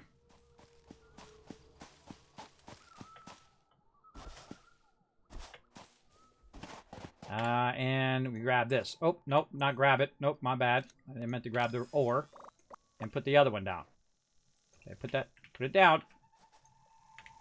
Okay, awkward. Not putting it down. There we go. All right, weird lag or didn't feel like doing it. I don't know what the heck. There we go. All right, now we're going to have 2 of them down, so it's going to be doing twice as much gathering. And again, if you don't want to worry about raw ore, if you don't want to worry about raw ore, then I would put like 4 or 5 of them because they're cheap. You can make those super easy at the beginning of the game. 4, 5, 10 of them if you want. Just go to town on it. I mean, just get crazy. Even when you put your extractors, even keep those down. I've learned that over time to just keep them down because what's going to happen is going to burn up all of this. Uh-oh. Uh-oh. We got the red stuff. We got the red stuff. Oh, now what did I tell you? What did I tell you about we're going to be needing a lot of work on our power here? Let's go ahead and really go to town on our power here. Now, again, this is why you get the chainsaw. Otherwise, you're sitting there collecting leaves for hours and you're collecting stuff. You can go around with the chainsaw, bam, bam, bam, bam, and you're collecting a crazy ton of it. And then when you get enough of the other resources, like your plates and rods and all of that, you can then start to make a conversion where it'll automatically convert the leaves and automatically convert the wood into solid biofuel. Now, instead of 13 biofuel, which is what I put in there before, I now made in here, where'd it go? It's in here somewhere. Sort. Where is it? I'm going blind in my old age. Oh, I didn't actually make it. I didn't make it. Sorry, my bad. I only made the leaves into the thing, but I didn't make the actual solid biofuel. Well, you can see it right down there. It's going to make about 200 more solid biofuel that we can use. Now, while that's running, let's do a battle. To battle! Thank you, Lion, coming in for the follow, and the Raging Purple as well. Thank you so much for the follows, everybody. We're going to go ahead and do this little side game while we're letting that run. This is called Stream Raiders. This is a super fun little side game. It's a free-to-play game. Play on both mobile and on desktop. You can play along with the chat. Super fun. Let's go. We're up to 66 units now. We think we're doing it. I think I have a sliding difficulty bar. That would be nice. That would be too cool as well, Crowbar. I think so as well. Lethal coming in and says, hey, Kismet, loving the streams. Was wondering if you could, me wrap my head around the power poles and get good power management stuff. Power management is probably going to be one of your toughest things. And the reason why power management is tough is because you want to build a factory. You don't want to have to build power. I know you. I know all of you factory people out there because you're just like me. I don't want to be working on power. I want to be working on aluminum, and I want to be working on iron. I want to be working on other stuff. But a lot of times you have to stop what you're doing and go do power. Now, understanding how much resources you need in balance when it comes to power is vitally important. Like you need 15 coal and you need 40 water, but I usually do 50 water anyway, just to have that little extra backlog of water. But you need to know what those ratios are. Now, when it comes to power poles can go a really long distance. But you know what's better than a power pole? A train track. That's right. Train tracks actually conduct power. So you don't have to run power poles. You know what else is even better than power poles? Is the little power poles, the little power knobs that you can put up on the walls. You can put them up on the ceilings. Oh, they are awesome. If you have not discovered those and you don't use those, you need to get into those as well. So we'll get into all of that eventually, though. Let me go ahead and give you guys some love here. Keijin, Subi, Olaf, Akia, and Pry, I'm going to call you, getting some love. I'm MVP. Look at me go. We won't count me. Akia coming in, MVP of that round with 6 units as well. Great job. Great job, and it's boss battle time. All right, good job. Time to throw down. Let's do it. Vampire right there. All right, we got it. And we got quest in there too. Let's remember, we got to turn our quest in, everybody. Let's stay on point. Oh, and I got to do one more battle plan. Let's remember to do that. I slack on some of these quests. All right, the very complex Kismet battle plan. We put our tanks there, and then everybody else in the back. Complex battle plans going on up in here. Okay, back to it.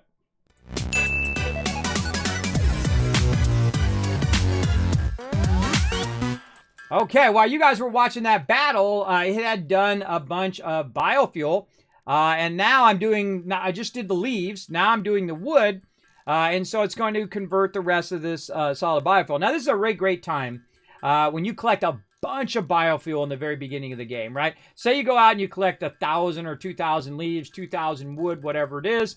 You go ahead, set this up, go make yourself a sandwich. Let this run. You hit the space bar. You roll your cursor over that center thing there. You hit the space bar and it automatically runs. I'm not holding the button down. I don't have a macro or anything like that. It's built into the game. You hit the space bar and it will automatically run the converter. And thus you can go AFK, do whatever you want to do, and come back, and bam, you got tons of biofuel to run your factories. And that's what I want to do. I want to have as much biofuel. I want to use up all the biofuel that I have to keep my factory running nonstop. So that I don't have to mess with it later on.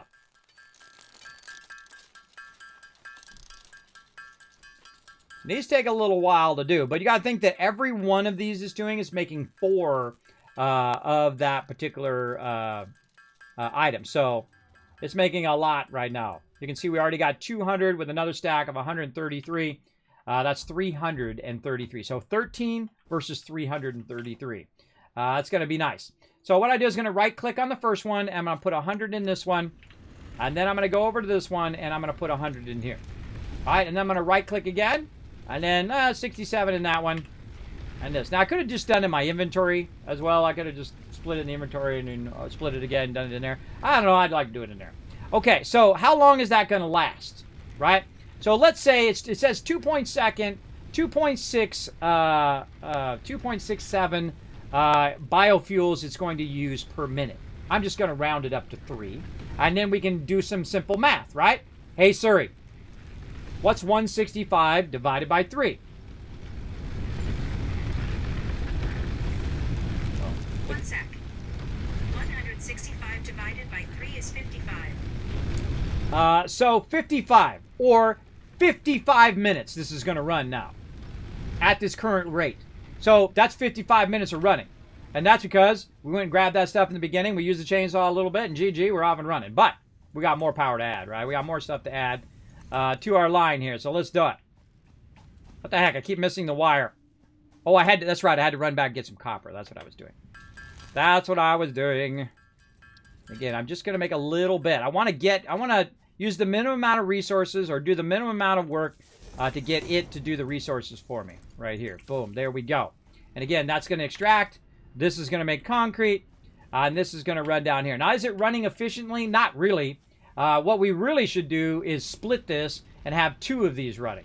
And the reason why is because this is coming out at 45 or 60, and this runs at 45. So that means that we have this extra amount of ore it's extracting that it's not even using. So we could go in and make that more efficient, but we need our splitters for that. Now, we're going to let that run, right? I'm going to take a break. Oh, no, fuse broken. Hold on now. Hold on. Let's check our power over here. What happened? What happened? Okay, so we were running, and something happened here. We have our max cons went above where our power was being produced. So we don't have enough power to run all of this. And this is, you're going to hear that sound all the time, everybody. Let's do it again. You hear that sound, you know you in trouble. You got a power problem. Or someone cut the line somewhere, or something happened that cut off your factory. So what I've done is I've built a factory that is drawing too much power. So that's what we need to solve. So if I go over here and I look at this, I say, hey, what the heck? I put it in both of them. Why is it not working? That's because what we need to do, and I did on purpose, everybody, for all you people who already saw that earlier. What you need to do is you need to combine these two into one. That one there and this one over to here first, and then run it in. And now we're getting the power from both of those at the same time. And now, look at this. We can go ahead and fire this back up and watch the power jump. Watch that gray line jump. Bam! Right, now we have double the amount of power. So we have plenty of power now. Now we're producing a lot of power. Producing 40 power, and we're only using 22. Right? And so when you hit that limit, you got to, of course, add more power. And then this is the whole play loop of the game, right? You add more factory, add more power. Add more factory, add more power. More power factory, power factory, power factory, power factory. That's what you're doing all the time in this game. Now, we're going to let that run. It's going to make us a bunch of... Oh, we should be making screws as well. All right, I mean rods. Hold on. Let's get over here. Let's make some rods. Seeing how I'm doing on time. Okay. Let's go over here and see if we can make this real quick. We need the thing. Actually, I should move it over on this side. Why do I have it over here? Let's move it over here. And we can make a bunch of these, too. We can make these all over the place, too. I suggest to make them where you're at. I need more rods. More rods. And again, you make a bunch of it yourself as you go through. And then what we're trying to do is automate it, so I don't have to make it at all. It's going to make it. Portable miner. Right over there. Now, I could have grabbed one of the ones over here, but I'm going to leave those for now. And we'll run this one kind of at an angle because there's another node over there. We don't want to run into that node. And so smelter, we're going to need some wire. Now watch this. I can just go ahead and move this over to this side. Like this. And then I'll have to run over there to do it every time. And we're going to go ahead, run this. Again, I'm going to take a break here in just a moment. I'm going to try to get this up and running first, and then I'm going to take a break and get some food. And then I shall be back. Let's do all of this first so we can let this run while we're busy, while we're taking a break to get something to eat here.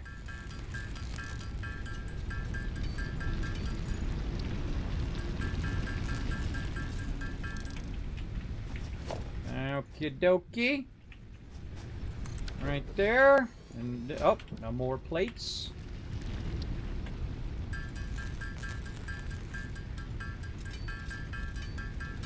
I don't know. I get into the rhythm of playing some Satisfactory. I get in the rhythm. Yep. I think, yeah, definitely increasing the difficulty of the game would be cool as well. I think that would be a fun thing to do. All right, we got another thing right here. More wire. Now, what you really should do is sit here and make a bunch of copper ingots, make a bunch of wire and a bunch of things, and a bunch of, because you're going to need it. But I kind of make it in the minute that I need it, as opposed to just making it all, because I'm just trying to get it up and running. And then once I get it running, I'll let it do some of the work for me.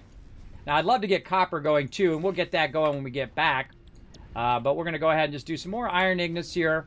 And this is going to be very inefficient because we don't have a splitter yet. Because it's going to extract 30, but it's only going to use so much, in which we could do 2 constructors instead of just 1. But don't worry, we'll get into all of that when we get to splitters and all of that in a bit. Oh, wrong thing. Nope, we need the constructor. Oh, I'm making wire, not that. Wire. Making wire. Cable. Cable or wire? I can't remember. Let's just make a little bit of both.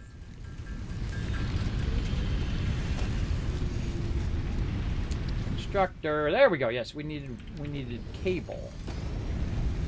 And we need more plates. If I can make some right now. Oh, right there.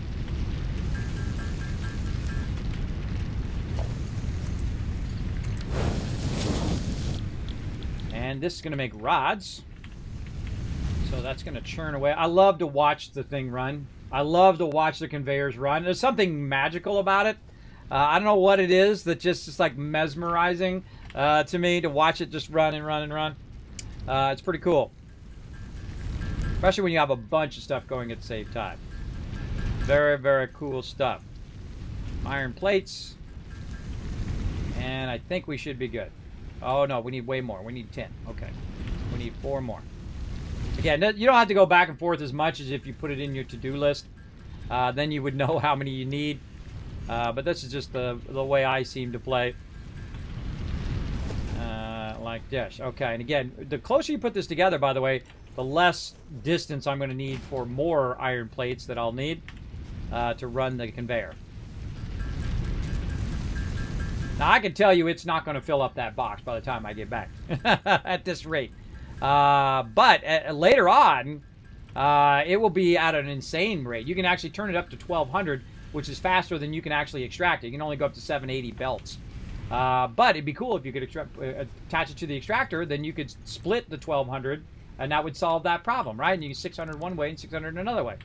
Again, solving the problems is Satisfactory here on the Kismet stream. Okay, we're not doing any lining up or nothing. We're just running it, and we're letting it run. Now, we need some more power run over here. Get this going. There we go, everybody. We got our trifecta going here. We got our plates going. We got our rods going. And we've got our concrete going over there. So it's making it for me. Now, I can just AFK for an entire day if I wanted to and just let it run. And then when I come back, bam, I have a ton of resources to do what I want to do. Now, I really want to get that copper going, and we're going to get that going here in a bit. And then we're also going to work on putting down a bunch of foundations. We're going to try to get our foundations and all of that stuff unlocked. I'm just going to stand up here on top and just kind of watch it run on my character. But I'm going to let you guys enjoy some of my AFK highlights because I'm going to be back in just a moment. My love for Trash Can Carla is never ending, everybody. Hello, welcome. I'm back live. We're ready to rock. Sorry, I was dealing with the family there. Some family stuff and also having something to eat real quick. So I say we get into this battle and we get to working on our copper next because all this stuff's been running while I've been away, which is awesome. Let's go. To battle! All right, everybody, let's do this battle. Get you guys some loot. I'm going to super boost your speed right here. How many units you got? 73. All right, we're looking good, looking good. Thanks for your patience on the battles again. I try to do a lot of battles, but you know, sometimes I'm busy doing other stuff as well. I try to do as many as I can. We've literally done thousands and thousands of battles. I think we're about 8,000 or 9,000 battles that we've done here on the stream. That's a lot of battles. One every 30 minutes or so, and sometimes all day long for like, you know, 8, 10, 12 hours when I'm doing real long streams.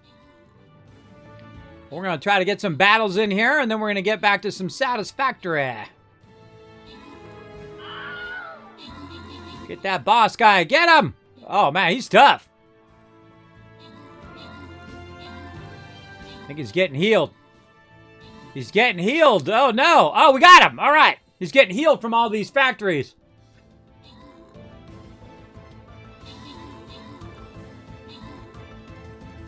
All right. I think we got this on lock. Oh, man, that was a good battle. I like that one. Look at all those healers. All right, boom. Akia, Kijin, and Olaf walking away with some loot, and Kijin 19 assists, MVP of that round, and another boss down. Oh, look at this.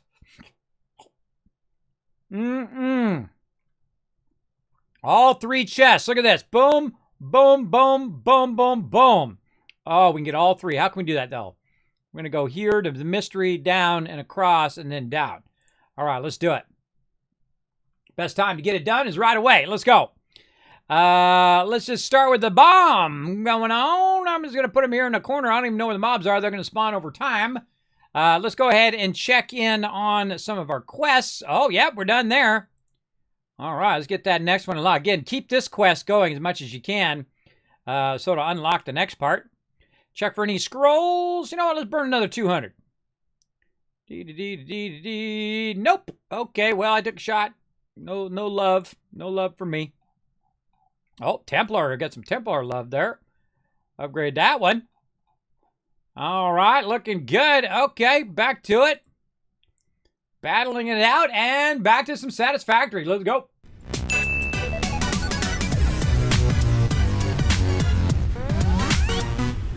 Now, that whole time I was gone, everybody, this has been running and running and running and running, and that's what I like to see. I've been running and running, doing a whole bunch of stuff for me. Now, so if we jump down and we check and see how much it's made in that amount of time, it's actually not that much if you think about it, but it's a lot more than I don't have to make it, right? That's a whole bunch of stuff that I don't have to make. So I can take all the raw resources that I have. Hopefully I have enough for a storage container. Well, guess what? Watch this. I just grab some from here. I run over here, grab a little bit of this. Oh, that's a good amount there. That'll get us our base started. And then I run over here and grab some of these. Now, I like these all to run together so I can just, you know, go one to the next to the next. And that's not too bad there. All right, good. And let's see how much we got left. Oh, boy, we still got 100 in each of them. Okay, that's going to go for a while. So that allows me to go ahead and create a little temporary container that I usually put on the front or the back of my thing. Since I'm using the back right now, I'm going to use the front. And then I can put all this little extra stuff, you know, that you picked up while you were running around. You get all that stuff off your character or while you were crafting or whatever it is.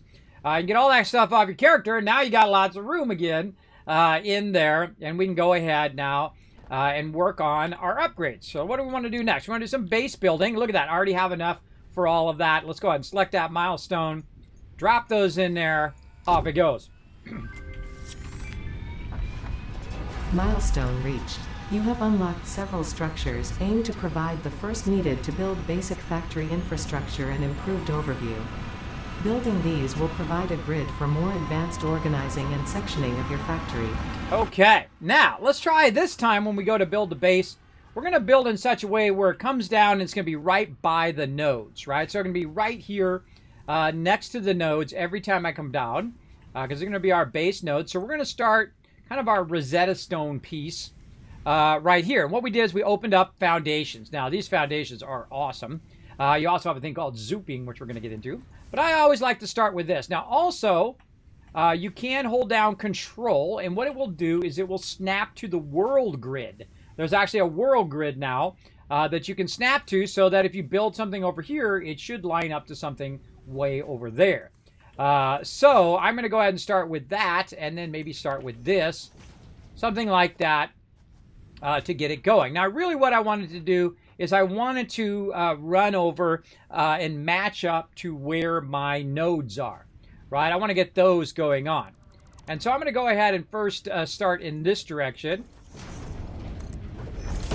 Just kind of work my way across until I'm kind of at my nodes here. And what I want to do is jump off of the node, and I want to look at the side. See these rivets right here? Those rivets need to be a certain distance down in the ground for you to put the extractor on top of it.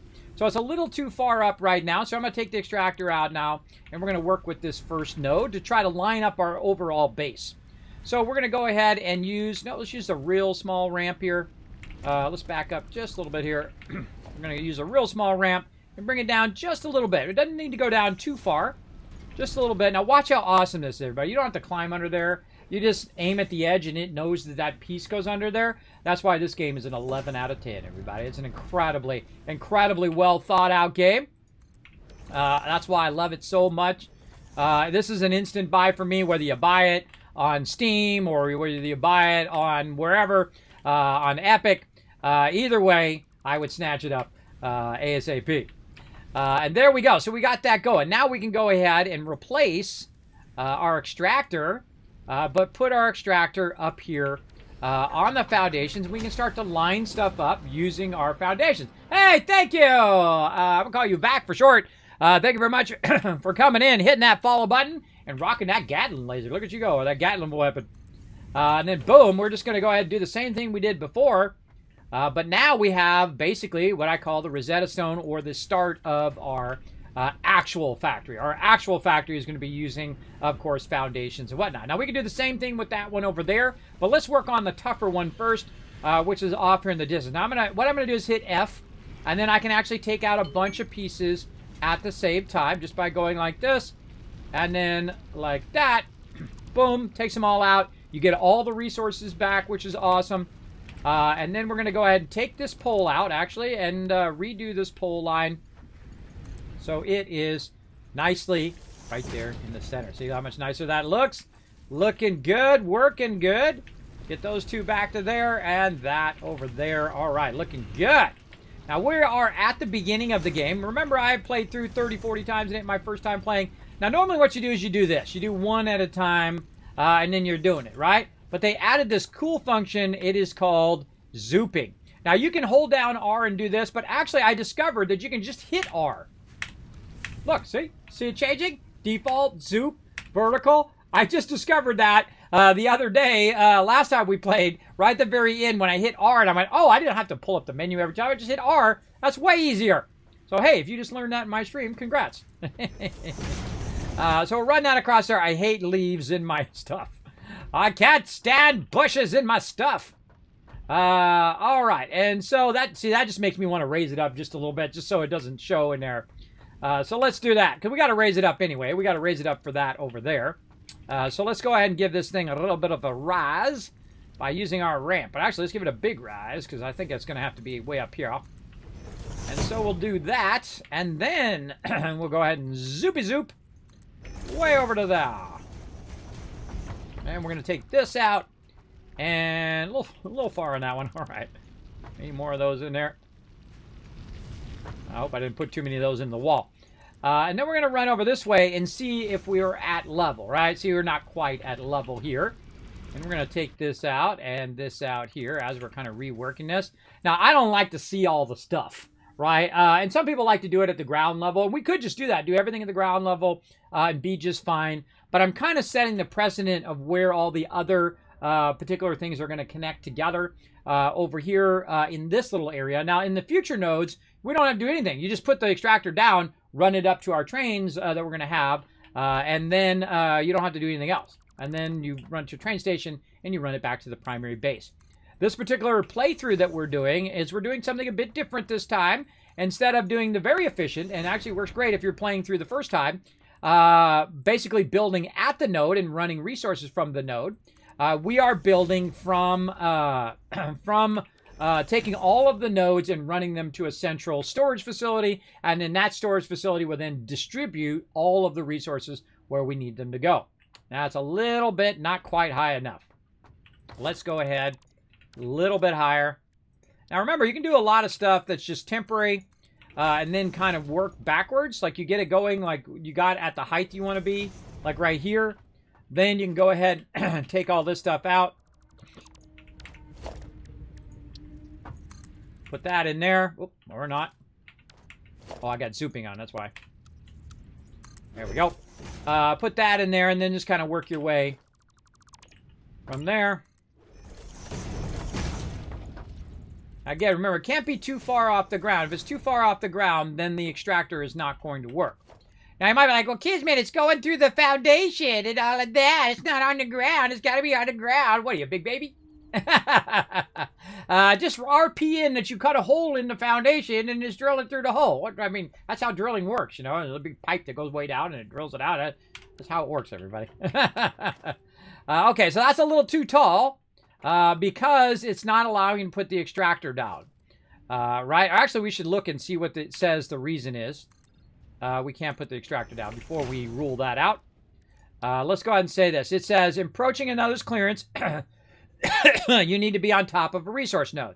So this is encroaching clearance, and this is saying you're basically too close to stuff. So let's go ahead and take this out as well. And then let's go ahead and try it again. Okay. Well, it says you need to place it on a... See, that's what you want to see there. You need to place it on a research node. And let's take this out. Actually, that's down a little bit, too. And let's go look at the side here. Up, look at our rivets. Our rivets are up too high for it to actually work. So let's go ahead and take this back out. Right here. And then what we're going to do, instead of this rise here, we're going to go ahead and try again. Now, how can we get that? Let's just start with a big ramp and see if we can work our way from there. Now, that's going to put it up even higher. But what we want to do is see if we can bring it down in such a way. Let's try the medium. Come down to medium. And then put that under there. Oh, that's pretty close. But is our rock still showing up?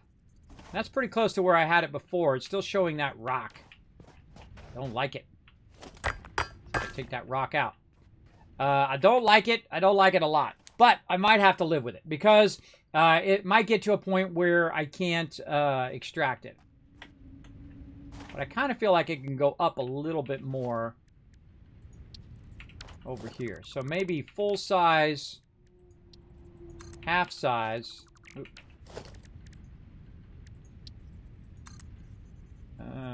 All right. Turn my zooping off.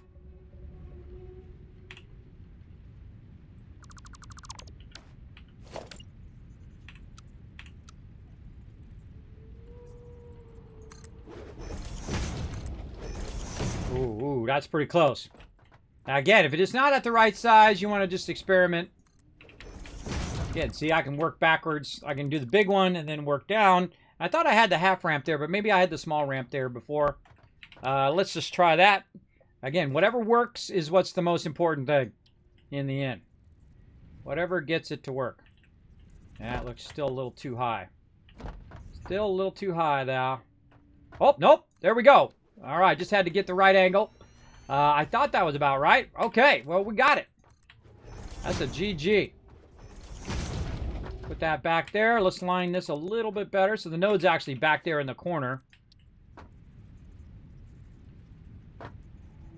I wonder if that snapped because I was down here. Oh, that's weird. It snapped down into the thing. That was weird. I couldn't snap it from up there, but I can snap it from down there. You gotta love early access games. Okay. Now, what we can do in the meantime, while we're working on our factory up above, is we want to always keep our concrete running. Always, always. We always want to keep that stuff rocking and rolling.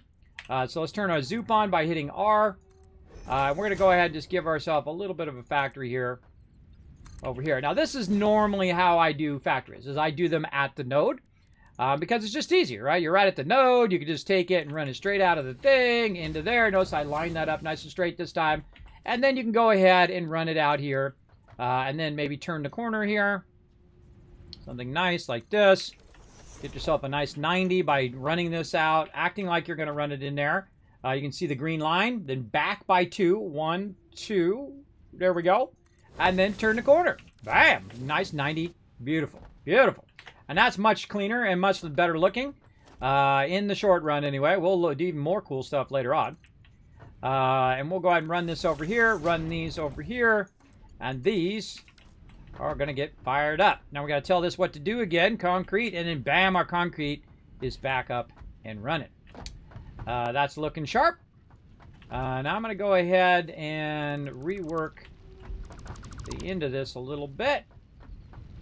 I kind of feel like I like that, but let's take all of this out because it's unnecessary to run the ramp that far like that. It'd be better to bring this up a little bit. We need to bring that up by a little bit less by the other one, by this one. And then we'll zoop this back in again. Again, also what I'm doing, by the way, if you notice I'm not picking down below there, I don't have any foundations, and I'm not always picking these foundations out of here. So I'm hitting F and then middle mouse button to pick that up. If there's one thing you learn in my stream, everybody, learn to pick stuff up. Oh, it is a full ramp. I eyeballed that incorrectly. Is definitely to pick up objects that already exist in the world. So you don't have to have it in your bar. You don't have to do that. Like you saw me just pick up that ramp.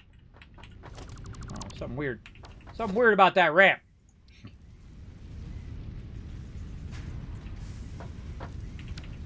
Maybe I attached it weird. Oh, there's like an in. Oh, that's because I made it an in-between level. Oh, okay. I see what I did there. Okay. You got to go here first. Then you got to go like this. And then you got to go like that. So it's actually using the 3 different levels of the ramp to get like a half level at the top. So it'll match up to that extractor. That's what I just did over here on this side, is to get that level. So there we go. So we got that running. And now we can drive up and down there and we can do all of that stuff as well. All right, so now we've also got this over here. Now I'm just going to let that run right now. I'm just going to fix the one over there. I'm going to let this stuff run over here. I'm not going to adjust that one. Because what I really want to do is I want to get all the way to the other side over there. And I want to bring some power with me here. And also one of these workbenches. One of these right here. I'll take it out so we know we got the resources. And this, I don't have enough cable. All right, so let's just make a little bit of cable before we do it. Before we head up, or we took the copper off. Over here. One of these is copper. Notice I have trouble seeing copper versus iron right there. They look very similar, but different. All right, let's do it. And how you doing tonight, Vac? Appreciate you coming in, showing some love to the stream. We are doing a new playthrough on the Mega Server. Now, again, if you want to come join me on the Mega Server, make sure you let me know and communicate what you're up to. You can talk to me on... Oh, I have it off right now. You can talk to me on the Discord.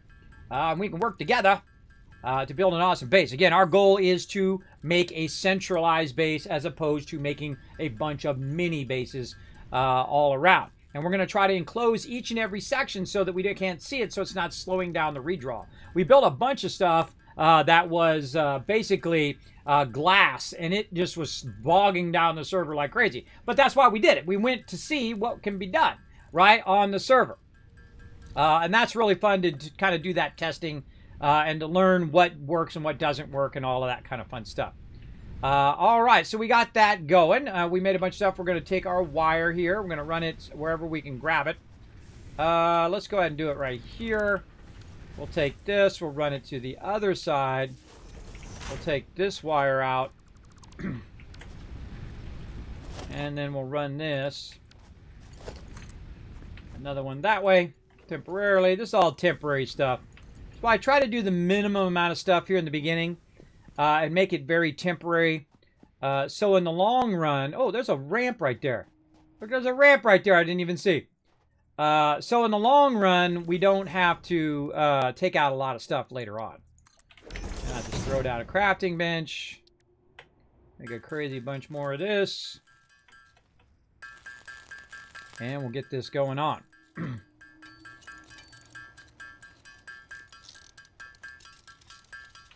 Okay, so we got that going. Run that to there. I didn't even see this ramp. I could have been running up this ramp the whole time. And then we'll go ahead and cross this over this way. Now remember, power lines go real far. I sometimes just, wherever it looks like a nice convenient location to drop it, I'll drop it there. Okay, there we go. So we ran our power up here. We're going to go ahead and pick these up temporarily. And then we're going to do our foundations here. Now, in theory, if we do our foundations over here, they should work perfectly with that over there, right? And we're going to test that right now, but I can tell you it doesn't always work. I remember this game is early access. So sometimes, you know, stuff doesn't work. It's going to happen. So I'm going to hold down Control to snap my stuff to the world grid right here. And then I'm going to bring it down just a little bit so that it does allow me to put the extractor on it. Like that. Oh, or not. Turn my zoop off. There we go. And then we'll put this under here. Like this. Take these out. And according to the world grid, I should be perfectly aligned, so when I run all of my lines, they should perfectly match up to my other stuff over there. I find that very funny, everybody. Let's see what happens. All right, so now this is going to be our first one that we just run away from here. We're not even going to work it here. We're only going to have the extractor here. That's it. Boom, extractor. And then we're going to power up the extractor. Good to go. Now, again, in your first playthrough, I would not suggest doing long runs. I would suggest to kind of learn some of the mechanics first by building locally. Build your, you know, your node, your extractor, your conversion of your stuff here.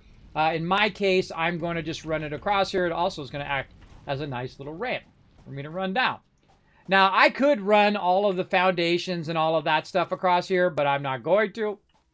I'm just going to go ahead. Oh, I need to go get some more plates anyway. I'm just going to run it over here. Again, build the minimum amount of stuff that you need to get started. And then when you have the materials to make the thing you want, then you scale it up. If you scale it up too early, you have to come back and take a whole bunch of stuff out that you don't need in the first place or really didn't need as much in the beginning of the game. So let's get a bunch of plates because we're going to be running a bunch of lines. So instead of me running over there, getting the copper way over there every time, I'm going to have it run the copper over here to me. Now, if you put those little things on there, it's going to extract copper at 100. And if I have 2 of them on there, it's going to have 200 over there maximum. Or I can put 4 of them on there and I have 400. You get the general idea. But what I want to do is I want to run it over here and just start some basic copper stuff, right?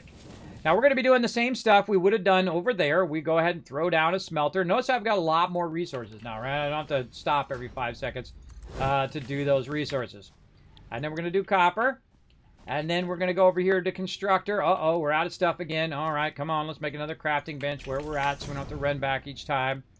Let's make some more of these.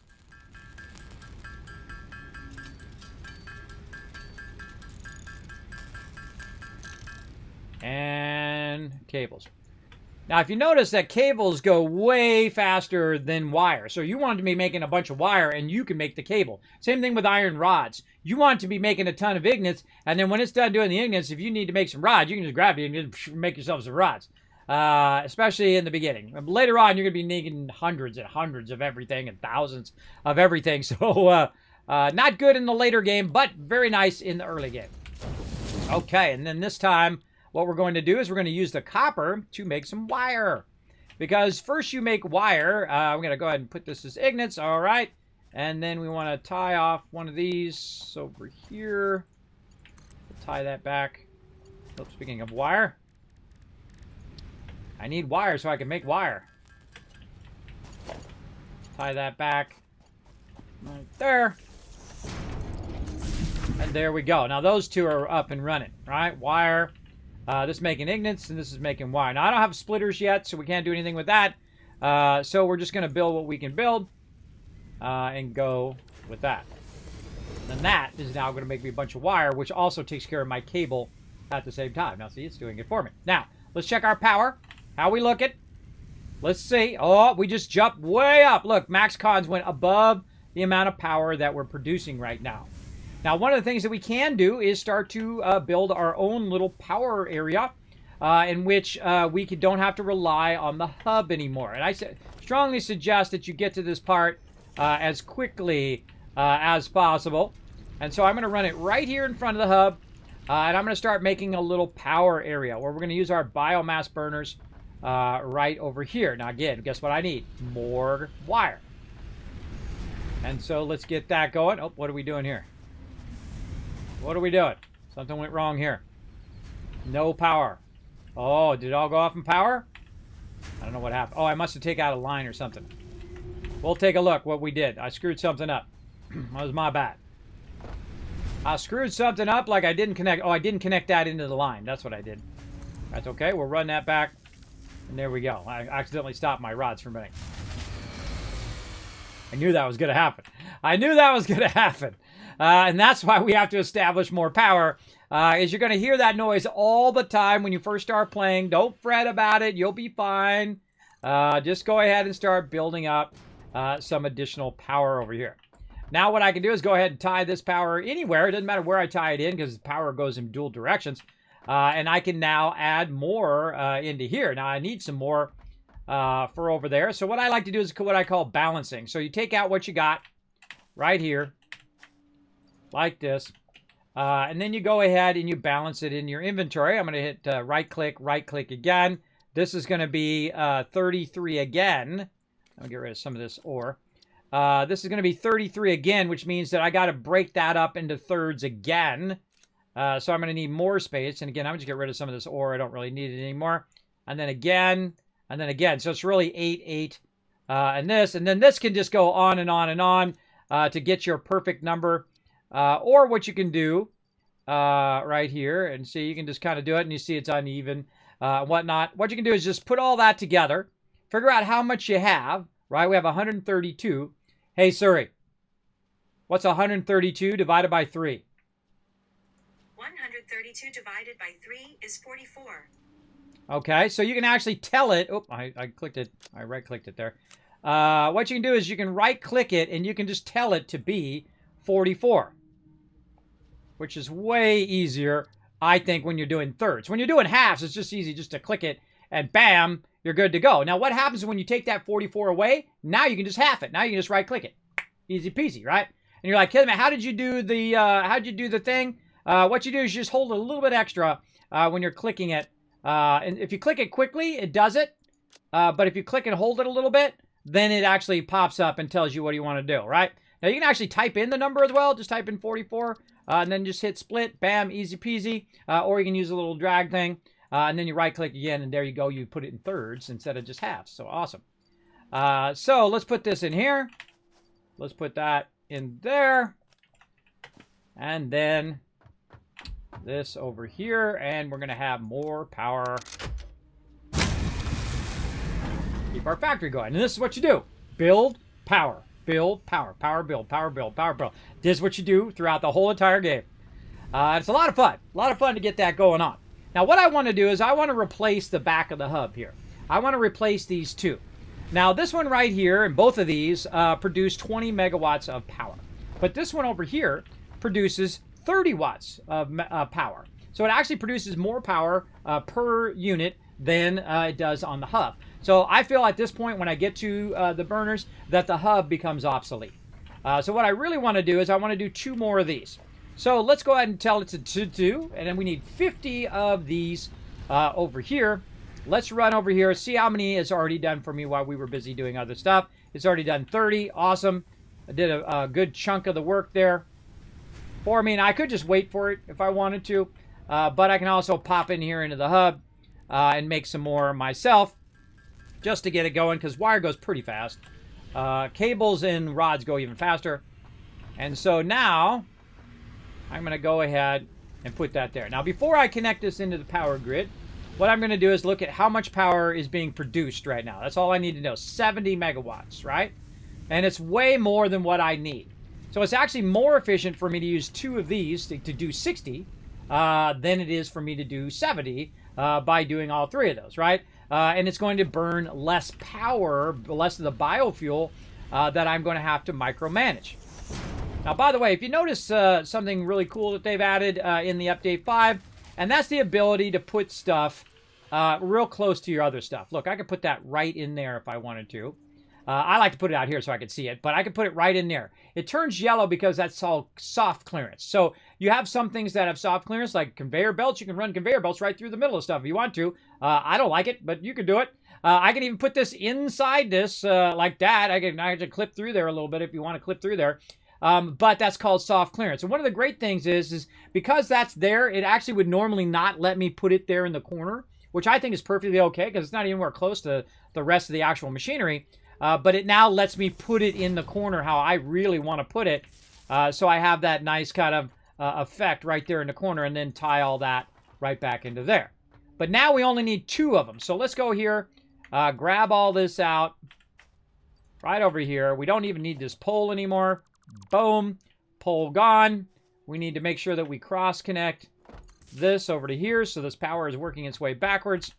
And then what we do is we grab this one over here. And now instead of needing it in thirds, we only need it in halves, which means this actually is going to run longer before we need to worry about it. Before we even need to come over here and touch it, it's going to be doing 4 per minute. So if we divide that out, hey Siri. Hey Siri.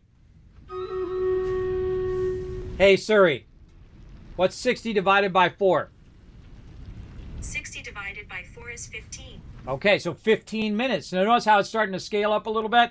And there we go. So that's going to run for 15 minutes.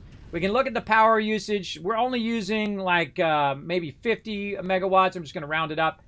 50, maximum of 50 megawatts, and we're producing 60. So we're producing just a little bit extra. It's going to make our fuel last longer. We're more efficient power-wise. We don't have all this extra power that we're burning biofuel on.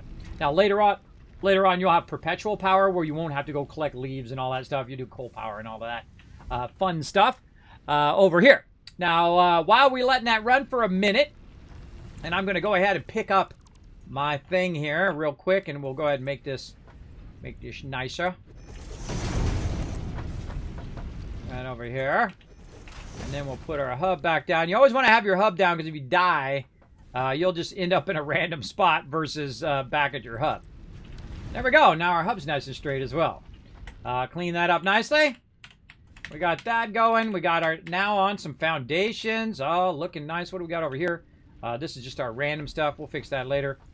Now, look, we got a factory that's running, everybody. It's doing all of the basic resources that we're going to need to do a bunch of our updates over here, right? Our upgrades as we go. We're going to need some more rods and some more wire to get that going. So let's go stand up here on the top for a minute while we let that run, and we'll do a battle. We'll come right back. To battle! All right, battle time. Let's do it. Back up and I said, I only just started this game halfway through the tech tree, and I had the overwhelming desire to start again. At least now I have some idea of what I'm doing. Exactly, Vac. I'm the same way. We're like kindred spirits in that way. I have restarted 40 times. Easily 40 times. I know it might be 50 times now. I lost count. I have restarted many, many times. I've played through the entire game. Every time there's an update, I usually restart. And whatnot, and I played through again and again and again to try to get a better understanding of where I'm going. And then every time I play through, I don't play through the same way. I try a different thing that I didn't do before. Like in this one, we're building a gigantic mega factory where we're running all of the resources to us. Now, normally, this is what you want to do. You can't see it. You're watching the battle. But normally, this is what you want to do like I'm doing now, where you build all the stuff at the node. Right? Because the other stuff, doing it where you're running it to your base is a lot more involved. It takes a lot more effort to run the nodes in and then organize it and do all of that stuff. But it does help you in the long run. In the short run, it's not as helpful. It's way easier to do it at the thing, make yourself some plates, run those plates wherever you need them to go. right? Instead of running the raw ore. The raw ore is the hard way. That's the hard mode of playing the game. But in the end part, all of a sudden you'll realize that, man, I should have run the raw nodes over here, because now when I upgrade the thing, I need to run and make another part of the factory and then run that line and run that over. And then you end up doing all of that stuff over again. You end up taking all that out and redoing in there anyway. Now, you end up doing that anyway, no matter what you do. Most of the time, even if you plan it out, you'll still kind of adapt as you go along. But you do a lot less of it if you think at least somewhat far ahead, especially if you already know a bit of where you're going. It's kind of like, like a map, right? When you're using a map and you know where Walmart is and you can look on your GPS and it shows you exactly where it is, it's a lot easier to get there than to go, well, I'll just start driving this way and see where I go. I have done that a few times. Believe me, it's a lot harder that way. Olaf coming in, 14 kills, MVP, and Olaf also getting some loot, and Rinko getting some loot there as well. Very nice. It very much reminds me of that. Just getting in the car and say, well, we're just driving that direction, and maybe we'll run into a, Walmart or the gas station or whatever. Hopefully we don't run out of gas by the time we find it. Yeah, that's pretty scary. Let's go upper right here. For some reason, I'm feeling that upper right. Let's go.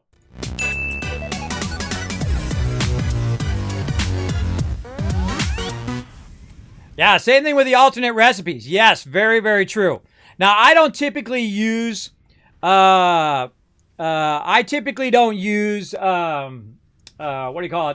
recipes here on the stream. But I have used them before offline. I have used basically all of them offline and see how they work and see what it is. But I want to be able, whatever you're watching me do, I want you to be able to do in your playthrough, because you might not have the alternate recipe that I have, right? But alternate recipes are very useful, and they are way more efficient than some of your basic recipes that you're going to have. So definitely want to learn those in the long run as well, or you can learn them as you go along as well. It's your game. You play it however you want. For me, that's why I don't use alternate recipes. You won't see me go around and collect them or grab them or anything like that at all. All right, let's keep going and keep it going on. Tiny tip: if you aren't using Surrey for ease, the quick search lets you put in math equations. It's quite handy. That is true. By the way, they moved the quick search. If you guys didn't know, they moved it over to O. So, I'm looking for a recipe. I forgot how to get the thing. Or, I need to pin that. That's how I remember it. But yeah, you can do a 1 plus 2. Or 1 plus 2 equals something. I forget where it is. It's in here, right? I haven't done it in forever. The reason why I use Surrey is this is $1,000 and sits there and does nothing 99% of the time. I barely use it as a phone. I use it as a timer more than anything else. You know those like dollar egg timers that you buy? That's what I use it the most for. So that's why I always ask Surrey to do it instead. I thought you did it in here. Wasn't it in here? Yeah. Is it N? It's in the other search bar. Oh, I see. I thought you meant in the recipe search bar. I was like, that's a weird place for it. Yeah, you need in the N search bar. I never use the search bar either. So yeah, 1 plus 1 equals 2. I do remember that when I first started playing. I discovered that because I wanted to learn how all the interface works. But yeah, you can do it in there, but then I got to type it out, right? I got to type 3 plus 5, 60 divided by thing. I'm the type of player, and I know some of you are too, right? That don't even do this. And you don't use Surrey, and you don't use a calculator. You crack out the spreadsheet, right? And if you like to see my spreadsheet of how to do halves and thirds and really get your factory fired up, let me really hook you guys up here. Hold on 1 second. Let me find that command in here somewhere. Right there. There it is.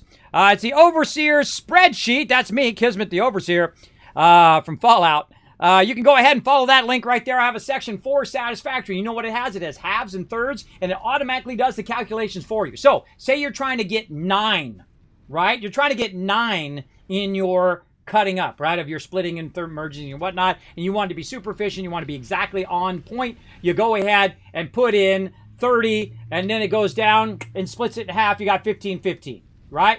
And then you split that in half. What do you got? 7.5. Oh, now you're in trouble, right? And so you can go ahead and try it again. You're like, okay, wait, the halves don't work. Let's try thirds. 10, you got 10, 10, and 10. Well, that's close. That's more close to 9 than 7.5 is, right? So there you go. You can try out different iterations and get it down. Now, I could actually get it to 9. I absolutely could. depending on how much you split and how much you merge, and you can figure out the math of all of that. I find sometimes it's worth doing the math, but I am more about efficiency, and my time is more important than getting the numbers exactly right every single time. Instead of going and making a splitter and a merger and a splitter and a merger and a splitter and a merger, which I have done in the past just to try to learn how to do that exactly right. Again, this ain't my first playthrough, everybody. I've played through for hundreds of hours. I played it since it came out a long time ago. I can't remember what the update was. Update 2 or 1, or I can't remember. It was forever ago. And I played for hundreds and hundreds of hours. It's like 40, like I'm getting up to like 50 playthroughs now. I have played through many times as well. But that is a great tip if you want to use the in-game calculator. If you don't have a Surrey or I forget what it is on Android, whatever the name of the thing is on Android, then feel free to do that. But I like to use Surrey because she just sits here and does nothing most of the time. So I like to get at least somewhat of my money's worth, if you know what I mean. Get her to do the math for me because she ain't got nothing to do.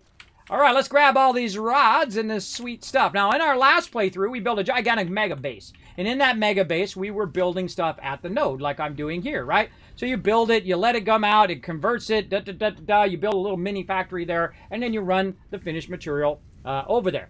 And that worked out great. Works fantastic. Very efficient in the early game. In the later game, not so much. A little tougher in the later game because then you have to go back to all of those individual spots and then rebuild up the factory there and build it up and build it up. But if you leave yourself room to scale, and if you leave yourself room to upgrade your lines, all you'd have to do is upgrade your lines. And then you could build it at your central factory. And you're like, well, cool, Kismet, where's your central factory? Well, I haven't built it yet, but we're going to build it right now. Let's go do it. Let's go build an awesome, epic level factory. Now, I want my factory to come down and end up right here. So I'm going to actually adjust a little bit of this. Let's take this out. And we'll come back and fine-tune all of this. And I've aligned this to the world grid, too. So if I want to go ahead and build somewhere else and run it to it, I will. Now, they've added, one of my favorite things they've added to the game is called zooping. Go, baby. Well, bam. Is the zooping. Now, why do I build up high? I build up high because I'm thinking in the long term. What am I going to do with my trains? How am I going to get my trains over here? Get my trains to go get all the resources in the entire world. How am I going to do that? Well, what I'm going to do is I'm going to have my trains way up high. Oh, I'm out of concrete. I got to get some concrete. I'm going to have them way up high. And then I will be styling and profiling. Oh, there's one in the ground there. Hey, get out of there, you. Because I can go in and, boom, run it all to a central place.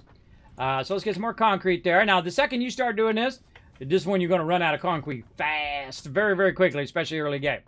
All right, let's get going. We'll get back for our little glowy guy later. Now, look at this. As I get up higher, look at this. See, I'm over the plateau now, right? I'm over this. I got this whole entire space to expand. But I'm going to run into the side of that thing. And then way over there, I'm going to run into that. Now, last time we built up over the top of that. And we built over there, and then all the other times I built way off over there, and I built giant factories over there, over the water. I built stuff over the side of cliffs. I built stuff in the desert area. I built stuff in the other desert area. I built stuff in the advanced area where you start with pure nodes. So that's really awesome, and you have to build very vertically to get the kind of gist of that so you can build out the rest of your factory as well. So I like to build in a very vertical way and build up atop everything. And our goal today is to get the central base kind of started, right? We want to get it started. We want to get it zooped way up here. Way, way, way up here. So we're going to get way up here up top. And we're just going to guess, because there's no way of knowing unless I actually went over there. But we're going to guess about that same height. So let's just keep going. Keep on zooping. Now, another great thing about this is you can put your space elevator, you can put all of your storage and all that stuff. More higher.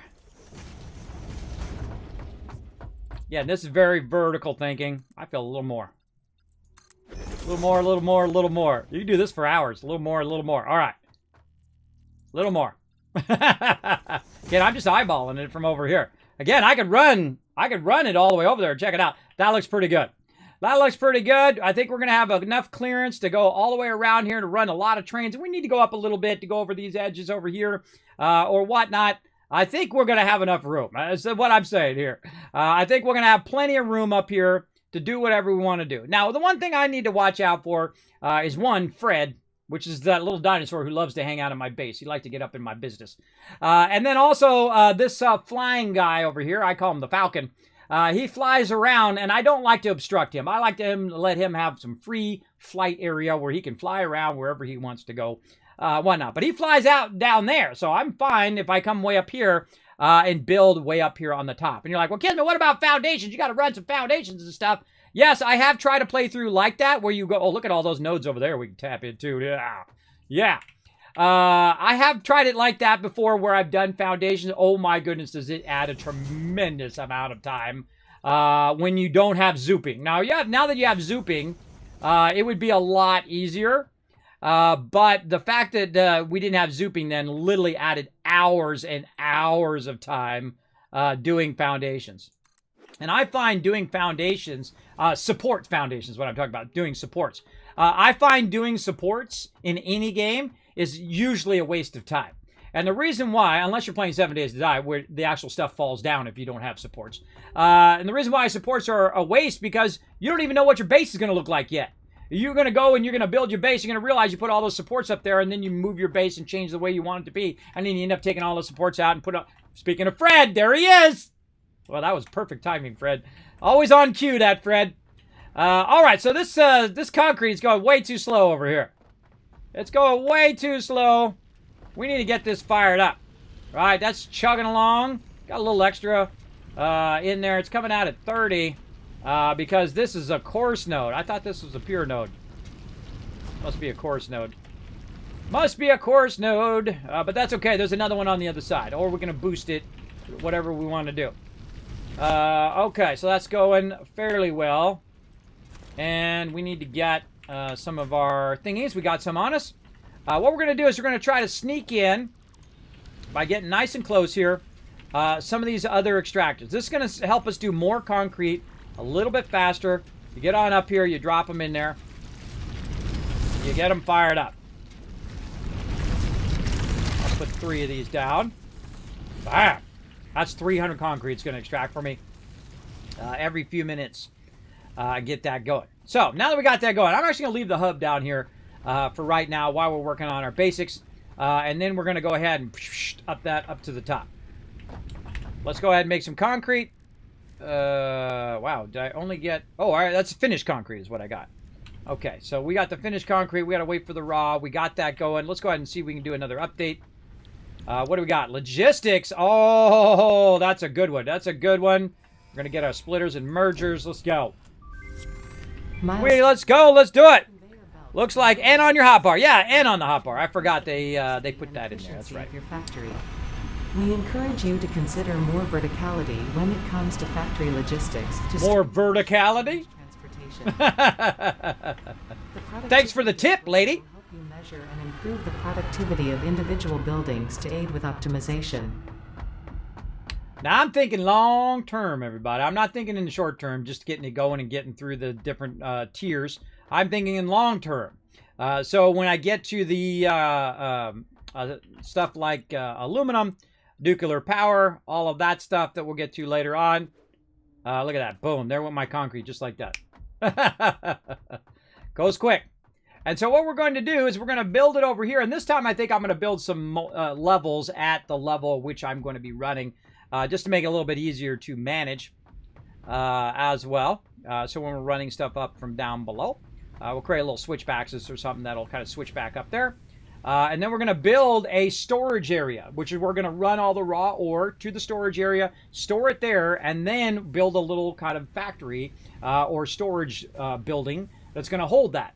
And then we're going to make another thing next to it, which is going to do the next thing, and then build another thing next to that, that's going to do the next thing, and so on and so forth. You get the general idea. Meanwhile, though, you want to have this running. You want to have all this stuff making you as much stuff as possible, so you can have you can kind of be doubling up on everything you're doing.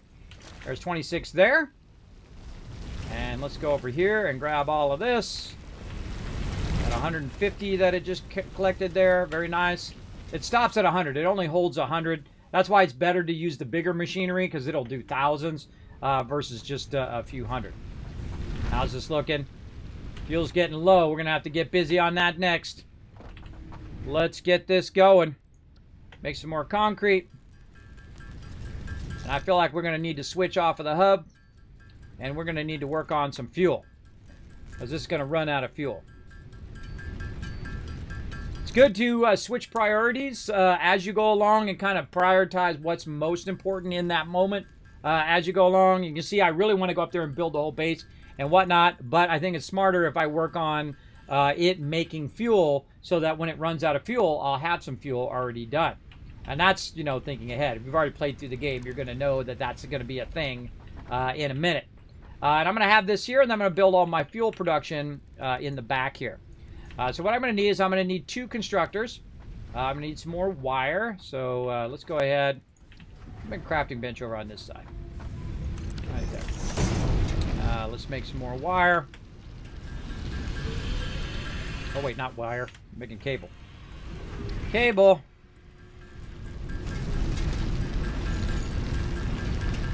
Okay. Let's go ahead and do 2 of these so we can remember. Oh, we're going to need more reinforced plates here in a minute, too. All right. We're going to need to take that and move that eventually. Let's just leave it for now. Let's go ahead and move it forward just a bit.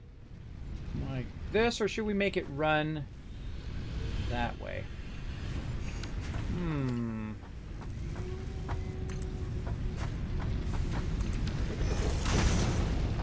Maybe make it run this way so it ends up at the end and then I can just grab it from the ramp and then put it in thing. I'm thinking of the logistics of me grabbing it later. Now look, you can actually run stuff through your stuff now. I highly don't suggest it, but you can if you want to. Now I'm going to go ahead and stop the production of those rods right now. So I can go ahead and start the production over here. Actually, I could just probably move this forward by 1 now. Right there.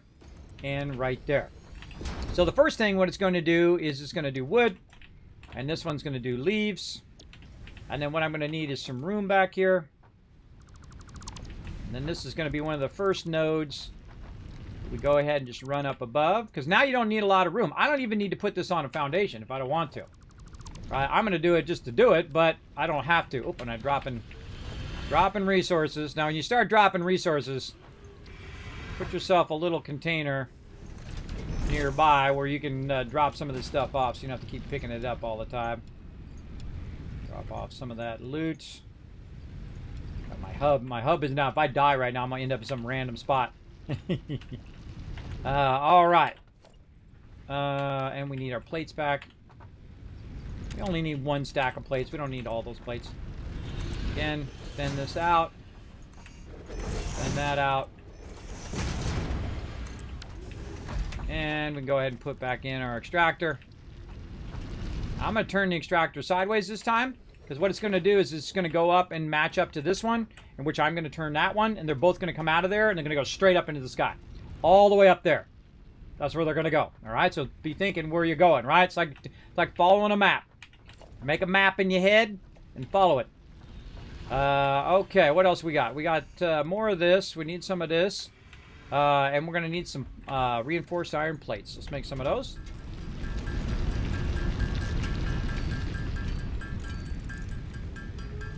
Okay. We got 2 of those. Okay, so we got biomass. And we got this making biomass. So these are leaves and the other one is wood. You can't put both the leaves and the wood in the same one. You have to have them separate. And then those are going to come out of there. They're going to come out of there at 300 per minute. And then over here, 60 per minute in the leaves. So the wood one's going to come out way faster. And I'm going to kind of set this off to the side over here. And it's going to come in and it's going to go ahead and make some, it's going to make some solid biofuel. Right? So the biomass is going to come in at 120 per minute. So it's going to be coming out of here faster than it can process it because I don't have fast enough belts over here. I don't have the 120 belts. This is only level 60. So I don't need to make another one of these and make all that other stuff. But it'd be nice to have it merge, right? So in case it ran out of leaves and it had enough to keep going, we definitely want to keep that merger going. Now, one of the things that happened with the merger is a little confusing at first. all you want to care about is that green part right there. See that green part? That green part, you want to aim in the direction you want the stuff to end up, which in this case is into the back of this, right? So we want to go ahead and get that going. Now, one of the things that happens quite often is your stuff gets misaligned like that. So what you want to do is hold down Control and snap it in there. You can also just look at it to see which way it's going, right? To see if the green line shows up. You saw that green line across there? That's going to allow me to line this up. And then over here, align that. And then this one will just run into there. And now these two will merge together and run into that one. Easy peasy, right? Not so hard. Easy stuff. And then over here, we go ahead and make our containers. Now, why the containers are weirdly not exactly line up when you put them right next to each other, I don't know. But you got to have a little bit of offset because of the size of the machinery. And so there we go. Now, later on, they added signs and all sorts of cool stuff. So you could label this as leaves and trees and all of that fun stuff. Now, it's going to do the work for me. Now, really, it only has 3 constructors, so it's not that much more power. We're going to run over here. Now, one of my favorite things to do, if you haven't learned this yet, is you use the wire, not the pole, because the pole doesn't work. If you take the pole and try to put the pole up there, like you can see, I'm trying to put the pole down. Come on here. If I try to put the pole down, I can't put it on the splitter. It won't let me. I can't put it on that. I can't put it on anything but the foundation. But if you take your wire and you click on the wire and then you run that over here, that does work. It does go on there and it looks super clean. I think it should snap to it, and I think it should work either way, personally. But it looks super clean, especially at the beginning of the game. I love doing that. Look, it's up out of the way. It's up on top of the splitter. Awesome. Now our power is off and running. And so we got biofuel. Double check it again. This is wood first, and this is leaves. Okay. Now you can also drop one of the things in there just to tell yourself what it is.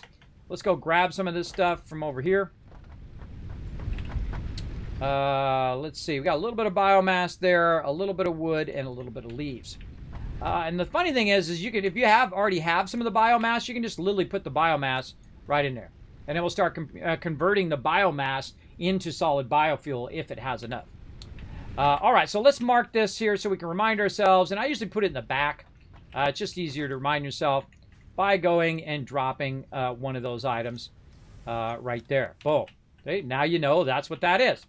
And then over here, same thing. We're going to split this in half, drop one of those right there. Now you know. If you don't have any signs, makes it much easier visually to remember. Now, let's go ahead and put this here. Now, we're in big trouble because we're about to run out of power. But no worries. We've already unlocked our chainsaw. In fact, it's the first thing we unlocked beyond the very beginning of the game.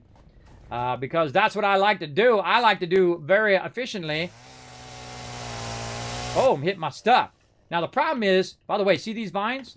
Some of these things are like a lattice, and you can climb up the lattice up on the side of a door, or on the side of a rock, which is pretty cool. Now, the problem is I'm out of biofuel, right? I don't have any biofuel to go get more biofuel. So I need to run over here and say, oh, man, I need to make some biofuel. But I need to convert some of these leaves, and I need to convert some of this wood that I just got so I can make more biofuel. Now, the cool thing is it makes a bunch of biofuel from just a little bit of leaves and a little bit of wood, especially wood. Wood's going to give you a lot more in there. So now that we got that going, now we're ready to chop down a ton of loot. Now, if it's just a bush out here by itself and they're all spread out, I don't worry about it. But if it's something like this, get in the middle of it. Bam! It's going to AoE all of that in one shot. So you don't have to go and collect each and everything. Right? If you got the AoE, go for it. If it's just a few of these, just hit E, pick it up, no big deal. Over here, boom, we'll get like 4 of these at once. Sometimes I actually feel like if it's just bushes, it's faster for you just to hit E, right? Because the chainsaw takes a while to come down. Now, the thing you can't auto-grab, even though I can grab all these bushes here, is you can't grab these trees. You have to use this to get the trees. And you can just aim for the bushes, and it will get whatever's nearby. It'll also get rocks as well. So if you have like a rock, that might be a rock that it'll get rid of. Yep, there we go. So you even got rid of the rock too. I think that's cool. You can't use it on the rock, but if you have something by the rock, it'll remove the rock for you. So you can think strategically if you're trying to get rid of a rock that's in your way. Just think very strategically. Take out a bush nearby. Bam. Bye-bye rock. Very, very useful. Again, this is just easy stuff. Grab. And I'll kind of clear out around my base, right? Just get to the basic stuff. Easy peasy. That's just easier with E. I don't have to wait for it to do the thing. And we're just kind of clear out this whole area. Tidy it up a little bit. Feel like a lawn maintenance. My lawn maintenance guy right now, everybody. Doing some lawn maintenance. I bet there's a game about that. Lawn maintenance game. I mean, if there's a lawn maintenance about... I mean, if there's a game about farming and a game about being a gas station attendant, I'm sure there's one about doing lawn work. I find certain things very satisfying. Mowing the lawn. When it's your lawn, it's a lot of fun. Or it's more enjoyable than when you're doing someone else's lawn. I find. And just to kind of look at it at the end and say, oh man, I did that. You went and you cleaned up, your lawn, and you weeded it, and you made it look all nice. A lot of people are into that. They're into that cool feeling of, okay, look, it looks amazing, that kind of thing. And as I gotten older, I used to have everybody come over and say, who does your lawn? And I'm like, I do my lawn when I was young. And then when I was like in my 20s, early 20s, I stopped doing the lawn. I paid people to do the lawn and didn't do it for like 20 years. And then recently, when my health got bad, I used my lawn as like a measuring tape. Because I got to a point where I couldn't even push the mower. Not mowing the lawn did me no favors, everybody, health-wise. I couldn't even push the mower very far. I couldn't go too many rows. I got very, very ill, and I couldn't even do the most basic stuff anymore, and it sucked because I was dizzy all the time and all of that. If you don't know, I have sleep apnea and a constant vertigo, and so now I can, do the lawn and I can do whatever. It's stuff that people take for granted every day. Like, oh, Kismet, no big deal. I do my lawn all the time. No biggie. Yeah, well, it's no biggie when you don't have any conditions that make it hard. If you don't have an uphill mountain to climb every time, I'm sure it is easy. It was easy when I was a kid. That's for sure, because that was like my job as a kid. That's how I earned my keep as my parents, the old school way of parenting everybody. You earn your keep in the family. That's how I grew up. My kids are the same way, but of course not to the extreme that I did. Not to the, you do your own laundry at 5 and you're mowing the lawn at 5. Not kidding either. Not kidding. Not exaggerating either. You're out there at the earliest age possible that you can learn to push a mower. That's against, like, the laws of using a mower. Yeah, that kind of age. Now, as you can see, I'm running around, and I'm just going to take some time. It's definitely worth it to take some time and clear a bunch of this out of the way until you basically run out of fuel. That's what I do. I kind of make some fuel, and when I run out of fuel, then I know I'm done. And there it is. Look at that timing. Perfect timing. So I know I'm done with that. Let's find our way down. YOLO! Off the top rope. You guys see me just jump off stuff. Now, by the way, this is the old school way before I had hypertubes. You run along the conveyors to go faster. It's awesome. Hey, what are you doing over here? Fred, get out of my base. Crazy Fred, always up in my business. All right, now let's go over here and let's make some, a little bit of biofuel ourselves. Now, the reason why we need to make some biofuel, as opposed to having it make us some biofuel, is that my power is off. So if my power is off, that means I'm in trouble. I need to make myself some biofuel to make me some biofuel. See how that goes? Now, I'm not going to do all of it. I'm just going to do a little bit, just enough to get it going. And then after it gets it going, then I will go ahead and have it make it for me right over here. So let's go ahead and now look. We got our wood here. So we're going to take our wood. We're going to control-click. It'll put all the wood in there. We go over here. We control-click on our leaves. It puts all the leaves in there. We'll take our biofuel that we made, a little bit of extra biofuel here. We'll put it in here. It's now going to make solid biofuel out of it. We need to go ahead and look at our power. Our power is all connected in. That's good. Let's get our chainsaw off so we don't have to listen to that. There we go. And now we just need to feed a little bit more power in here. And it'll go ahead and actually make us some power. So we no longer even need to make the stuff, right? We don't even need to make the power to keep the power going. We just need to supply it with enough leaves and wood for it to make enough fuel for us to keep our factory going. So that basically is how it's going to go. Now, this is going to go for like 3 minutes, but in 3 minutes, it's going to make me a bunch of biofuel that I can use to keep that going, right? Look, it's already made 20 right there. And actually, I find the biofuel go pretty fast, right? It actually goes pretty quickly in there as well. Now, I'm going to go ahead and also make a bit of a storage here in this direction. Bam, right there. And then run this out. I'm just going to run it like that. And we definitely need more space in here. We might be able to get it in there. Let's go. Let's just give it a go. Boom. Yes. Okay. We can finally take this one out. Very nice. And now look at that running right in there. Now, it'd be great if you could take this and run it into here, but they specifically don't do that. Just so you have to, you know, take it yourself and put it in there. And that's how it goes. Now, again, I can cut this in half, and now I'm back to 13. And then this one over here. Now, am I making the biofuel faster than I'm using it? Right? That's an important one. Are you making it faster than you're using it? And in this case, yes, I am, because I'm not using a lot of power. But I could very easily be burning the power faster than I'm making it. So watch out for that. To battle! All right, another battle getting fired up. Lawn Mowing Simulator is on Steam. Yeah, I thought so, I am Death. I would imagine. As a European, where can I place your accent? It sounds Southern. I don't know why you need to place my accent, but I am from Southern California. I have a lack of accent. I have a little bit of a Southern drawl just from living here in Tennessee for the last 20 years, but I was born and raised in California. We are sadly not cool enough to have accents. At least we don't think so. For me, I don't have an accent. But then again, probably for you, you don't have an accent either, because that's just normal to you. But everybody else has an accent to people from California, we find. And they are way cooler than us. I love a French accent. I love a Southern drawl. In fact, I married a Southern girl. That's how come I moved here to Tennessee, which is where she's from. I raised my kids here. I have some of the best schools in the United States, actually in Tennessee. Did you know that? I didn't know that either until I researched it.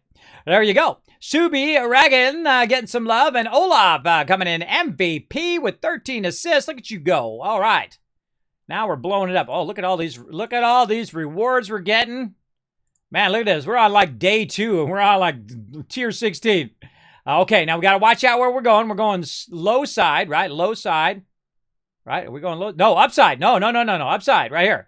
We're going here, then this one. Look at this. We're going to get the triple chest out of this run. Here we go. Come on. Out of this map. Let's keep it going. Look at that sumo guy. He's so funny. I wish I could just put my guy right next to him and just bam, blow him up. But he's not going to do any good there. Maybe we'll try the Saint this time. Let's work on the Saint a little bit. I'm going to put him right there. You guys put down your units. Let's go.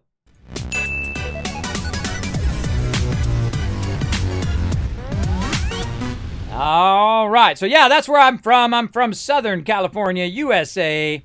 Yeah. Me too. I knew my wife was from the South when she said oil. Now, where I'm from, it's oil, right? There's like 2 more letters there. But she says oil. I really found it when she said hanger. Where I'm from, it's hanger. You don't hear the G. The G is silent in the word hanger, right? But where she's from, the G is very, like, I'm a G. Very much a hanger. Also, she would talk about a toboggan, right? And this is the funny thing about West Coast, East Coast, right? From the United States. A toboggan, to them here in Tennessee, is a hat. It's one of those knitted hats that you wear to keep it over your ears so your ears are not freezing. Where I'm from, it's a sled that you sit on and you toboggan down the side of a mountainside, right? So it's funny, all of the different differences. I never heard of a snow day. You're like, whoa, Kismet, you never heard of a snow day? Never heard of a snow day before. You know why? Because I live in California. There ain't no snow there unless you go way up in the top of the mountains. And I don't live up on the top of the mountains. I live down in the OC, as they call it, the Orange County area in California, and it was 75 degrees year round.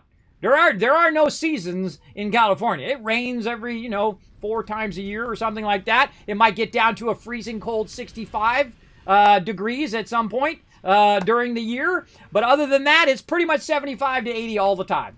So I don't know about seasons. I don't know any about that. So it was quite the shock. It'd be like somebody here from from moving from California to Tennessee would be like someone here from Tennessee moving to Antarctica.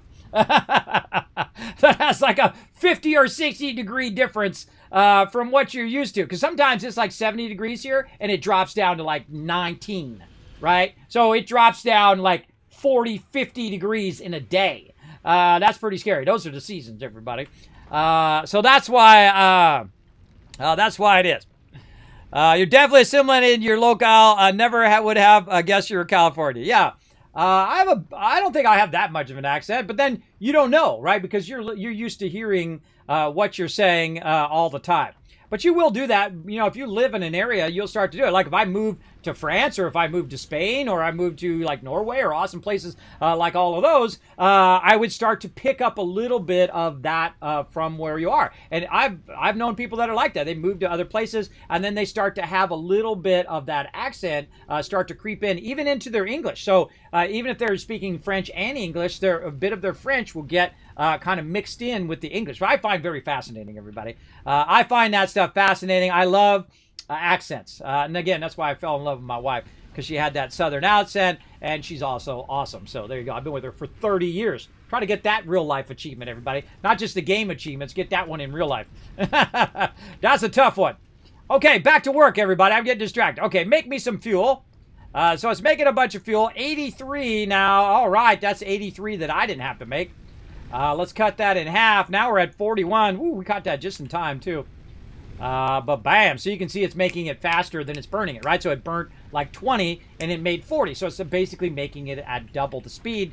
Even though I really could use some more stuff over here. Uh-oh. Did it stop? What happened here? Why'd this stop? Why'd this stop? Why you stop doing the thing? Biomass. It's not feeding. What the heck?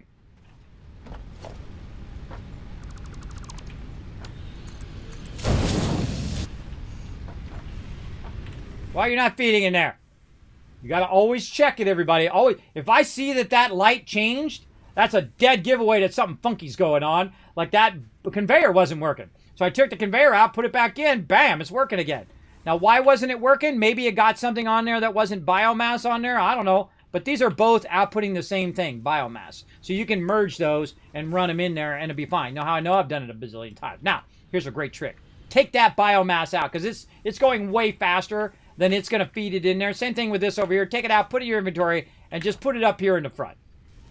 Just put it up here into this, max that out, and now this is going to run at its maximum speed. So it's not waiting because it's 120 per minute, and believe me, that's 60 and 60 being merged, which is around 120, but they're not both 60. This is 60, and the other one is that's 60, and this one's at 300. So they have actually both are 60. They're both at 120. Now that I think about it, because you got 60 and 60 merging, that'd be 120, but it's still going to be 60 because this belt here is 60. So if I had a 120, I could put a 120 at the end there, and then it'd be 120. But because I don't have the fast enough belt, it's still 60 in the end. But that's going to go much faster because I put the biomass directly in there, and it's going to go ahead and burn that up. Now, great little tip as well, if you do have faster belts, is you can also have this run into a box so it doesn't slow down. See how this one is slowing down because it hits that kind of maximum. And when it hits 300, it's going to hit that maximum and slow down. Same thing over here. This is going to fill back up again, hit that 60 maximum. How do I know it's going to fill back up? What you want to do is look at the output number, right? If that output number is climbing every time it makes one, see 17? Watch this. Well, it's out of leaves now. But if it was going again, it would go up to, oh, there it goes. More leaves are being fed in. And it would go, see, it's 17. And eventually it would be 18. And it would creep its way up, 19. And then 20. And 21. And so on and so forth. And just keep creeping its way up until it gets to a point where it's actually hitting that maximum up at the top. And that's how you know. Okay, so that's good to go. Kind of feel like we want another one of these. We know we're going to need one here in a minute. So we're going to go over here and we're going to grab some of this. Again, this is all just temporary.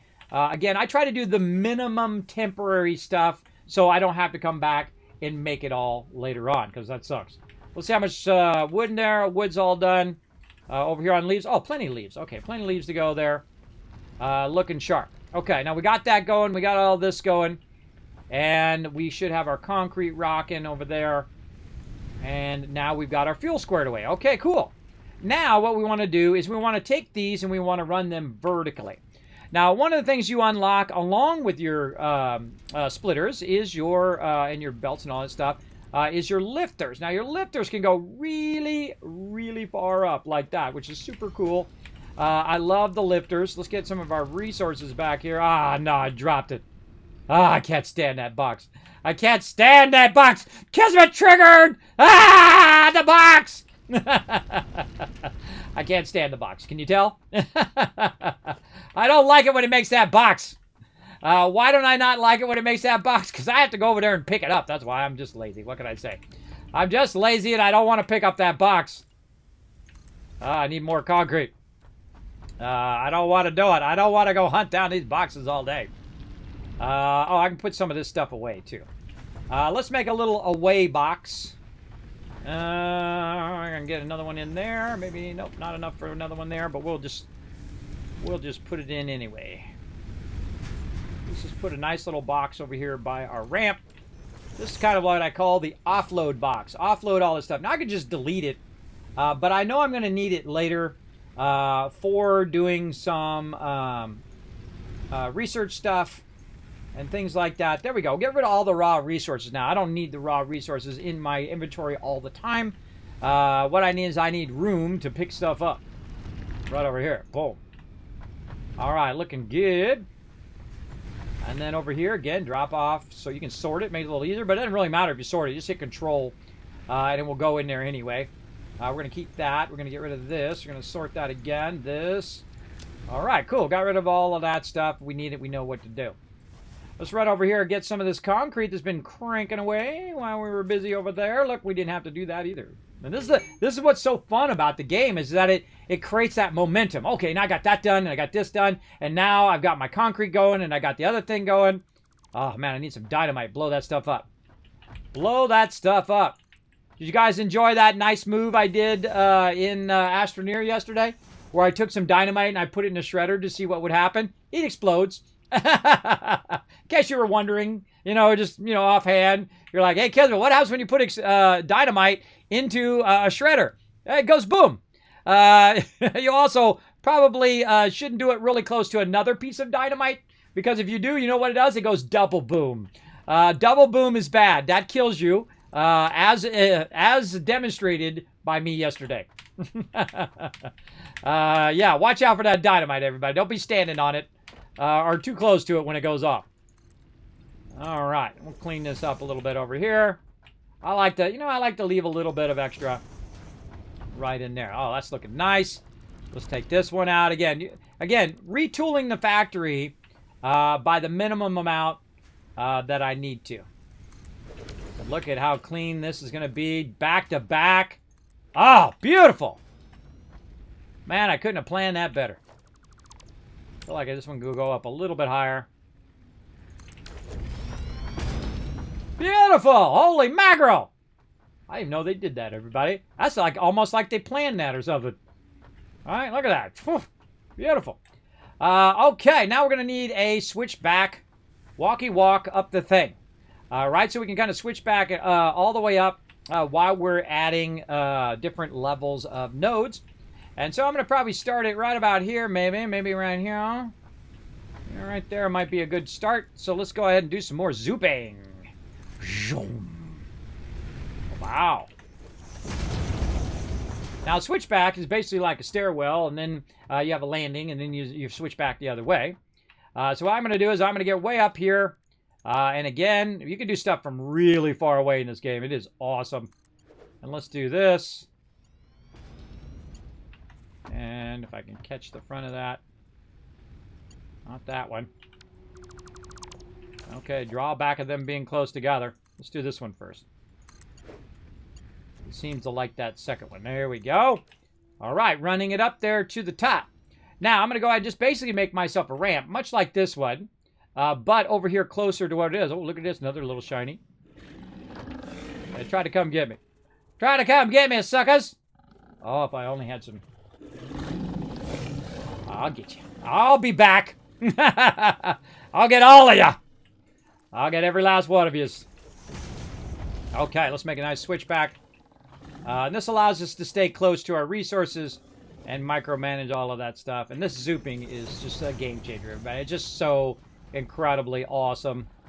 I absolutely love it. Over here. Okay, and then this. And then over that way.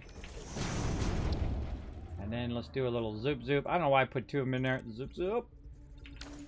Zoop zoop. It's so zooping awesome. Let's go, baby. Bow. How we doing on time? Oh my God, look at that. 8 o'clock already, man. Time flies by. It flies by when you're having fun. Up we go again. Now this one I'm just gonna go ahead and just try to guess. Probably gonna be up too high, but that's okay. And you're gonna see I'm doing my thing by a certain amount. You can only do a maximum of 10 of them in a row.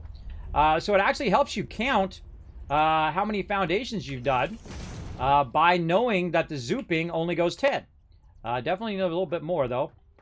Oh, maybe it needs to go higher. Now, you do have a jetpack, anti-gravity, little hover things that you can unlock later on. We'll get to unlocking all of that fun stuff later on as well. It'll be very, very fun.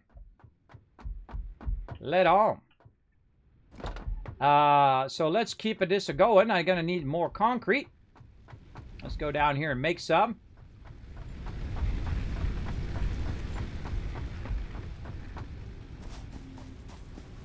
And also grab some. Grab some here. And we sneakily put 3 more of these down here so we can make some if we need to. Wow. We can run back over here and we can check our box over here to see if we have any in the box. Right over here. And see if we have any. Oh yeah, we have a bunch in there. And then, oh, I got rid of my... What did I do with my thing? I'm going to put it back right here. Put it off to the side a little bit. There we go. And now I can just press the button. Let it make me some concrete. Well, I catch them on the chat. Yeah, no, not the deep south, but kind of the middle south. As high north as you can be south. As they say. Yeah, Tennessee is considered to be a southern state, even though it's in the middle. But hey, there you go. Hey, I'm not going to tell them who they are. Well, there we go.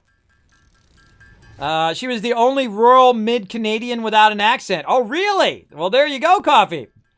Yeah, the early game feeling of advanced fast to feed your want of processing. Exactly.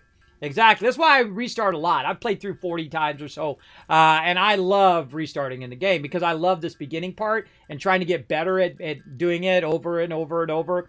And then trying different in-game factories, right? Like, how are you going to start so that your in-game factory ends up the way you want it to be, as opposed to starting, getting about halfway, tearing everything down, rebuilding it, tearing it down, rebuilding it, tearing it down and rebuilding. I know you guys have done that. I know you have. I know I've done many times. Making spaghetti where you're running, you're running your wires and you're running your stuff all over the place, and it's just an absolute mess. I know what it's all about, everybody. I know what it's all about. Now, our goal is to get these 2 nodes up to the top. And we get them up to the top and build a little storage facility. And that's where we're going to stop for today. We play it every week, by the way. On Wednesdays, we play Satisfactory. And we are going to go ahead and get that going. Then I'm going to take a little bit of break. And then I'm going to be back later tonight, 10 p.m. Eastern Standard Time. We're going to play some New World. And I've got a new goal now is to get myself some luck weapons. I'm going to try to get one of every weapon I can get before the 25th. And try to get those on lock. Okay, we made a ton of concrete. Now, we are ready for some building. Let's go to it. Let's do it. Get up here.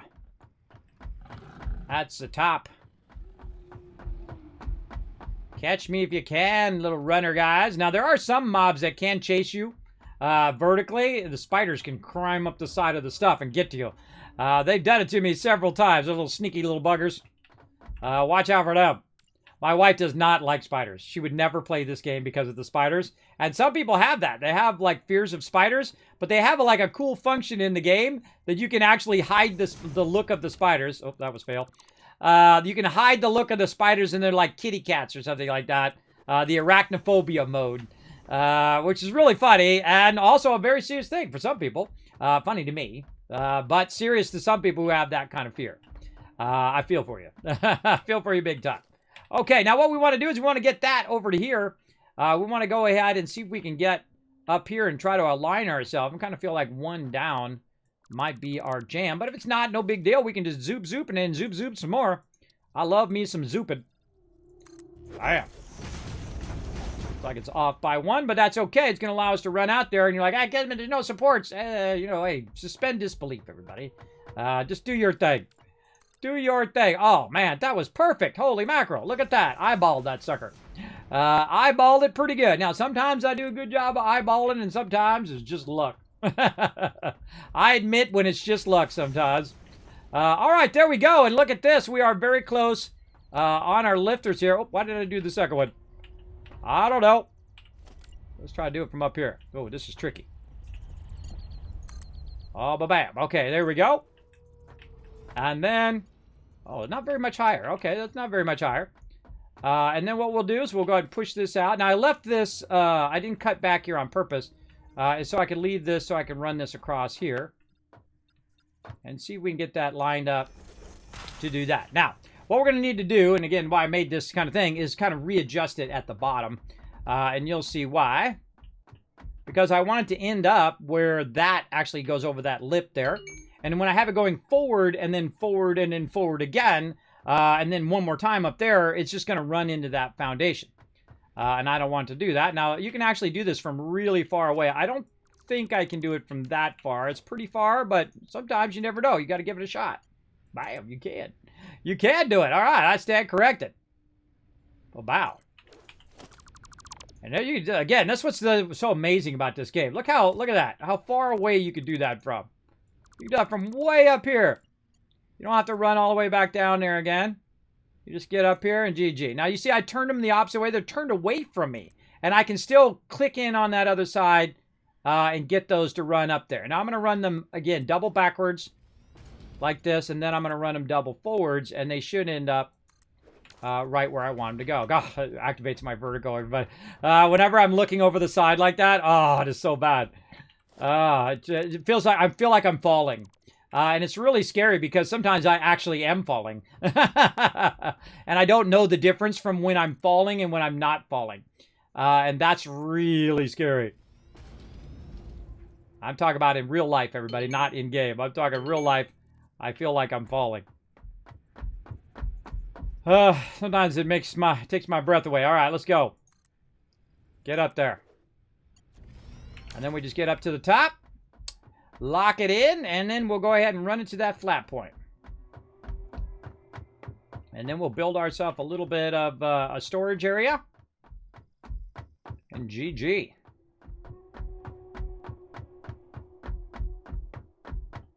Okay. Peek over the side here. Oh, perfect. Up here.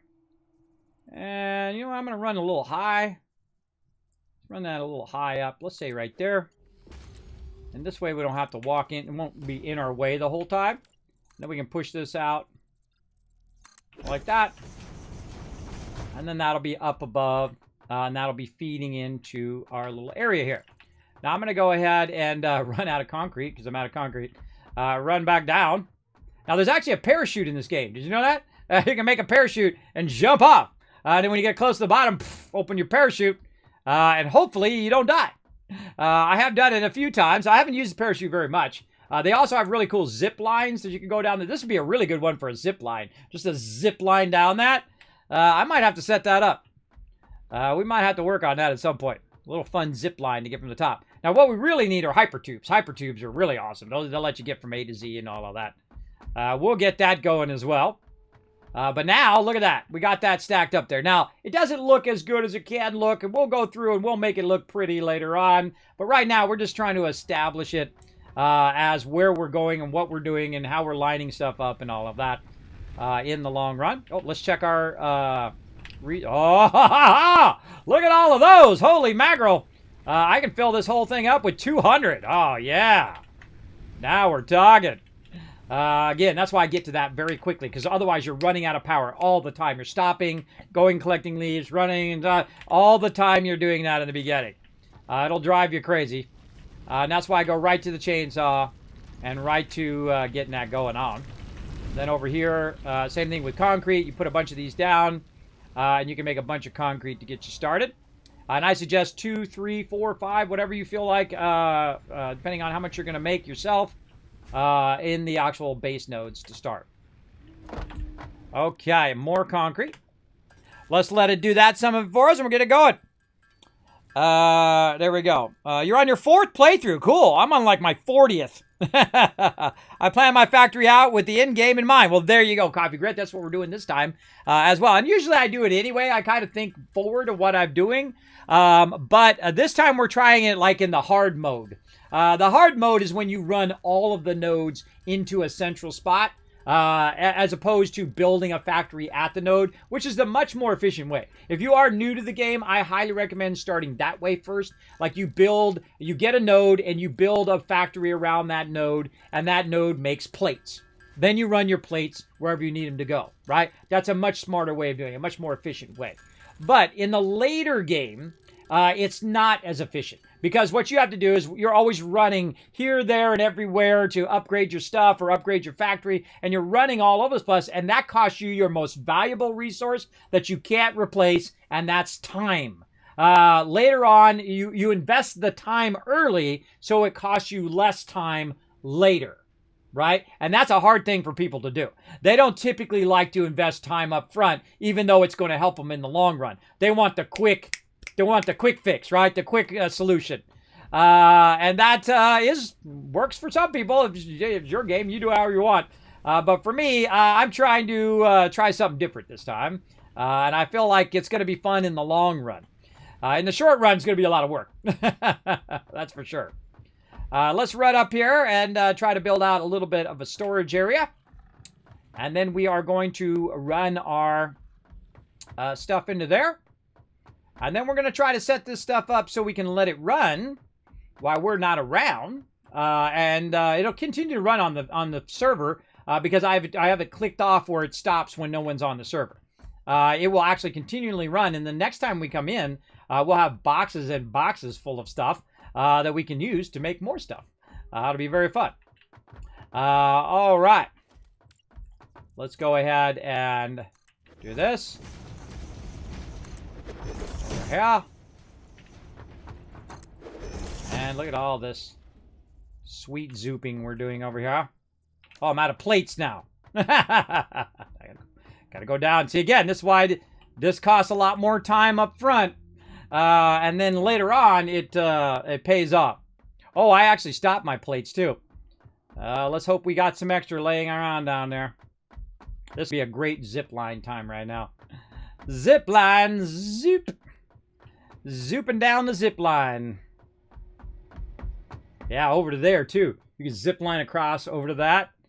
Oh, I might just put those in just for fun. Just for fun. Zip lining down to your stuff here. Maybe build that in where the zip line goes from way over there and then zip lines down the side of your ramp. Yeah. Oh, we got a lot of fun stuff to think of in the future. All right, let's go over here and hope that it made us some plates. It did. All right, a bunch of plates. All right, cool. Back up we go. Now, later on, we also get stuff that makes us go faster. We get vehicles of various sizes. You get a small vehicle, medium, and a large. You get a doom buggy. You get all sorts of cool stuff that you can make. You can even make drones to go pick up stuff for you and bring it back to you. It's pretty cool. Big drones, too. Big, massive drones. By the way, do not ride the drones. I have proven that riding the drones can be hazardous to your health. As you can see in one of my clips on my YouTube channel. It is a very dangerous thing. Though I did survive that encounter. Just going to point that out. So if you want to check that out as well, by the way, you can go ahead and check it out on my YouTube channel. You can find the link right there in the chat. All right. Now, here we go. We're back up here. So let's get our zoop on. Now, we need to think about how we're going to do our roads. And you're like, roads? What do you need roads for, Kismet? Well, later on, we're going to be coming and going and doing all sorts of stuff. So what I want to do, and I should have probably done this in the last playthrough too, but to leave a big gap for our roads.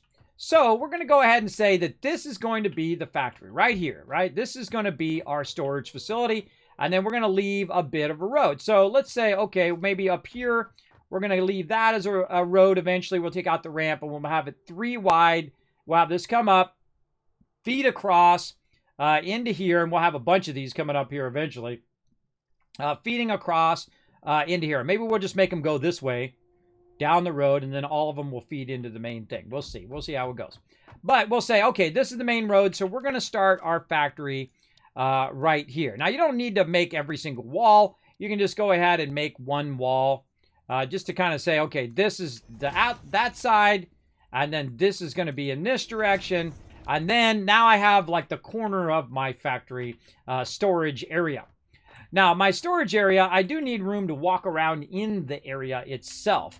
So I probably should do this, where I go ahead and move this over by just a little bit. And then go like that. Bring this one over. Like this. And then what we're going to do is we're going to run that across over the top into the storage area. And then this is be where I can walk up and down. We'll do that when we get more concrete and stuff.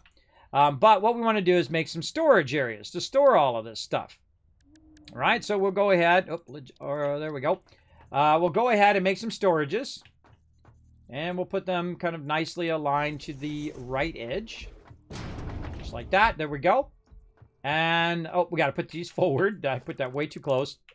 Way too close of that. Put these forward a little bit. Now, the reason why I need to put them forward is, 1, I didn't leave myself room to run around the back side of it. And 2, I need room for the lifter. And we're going to go ahead and look at the side. On the side, you're going to find these little lines. See right here, these little lines? Those tell you the height of what you're doing. It's actually when it's sitting on the line, like this, right? That's up 2.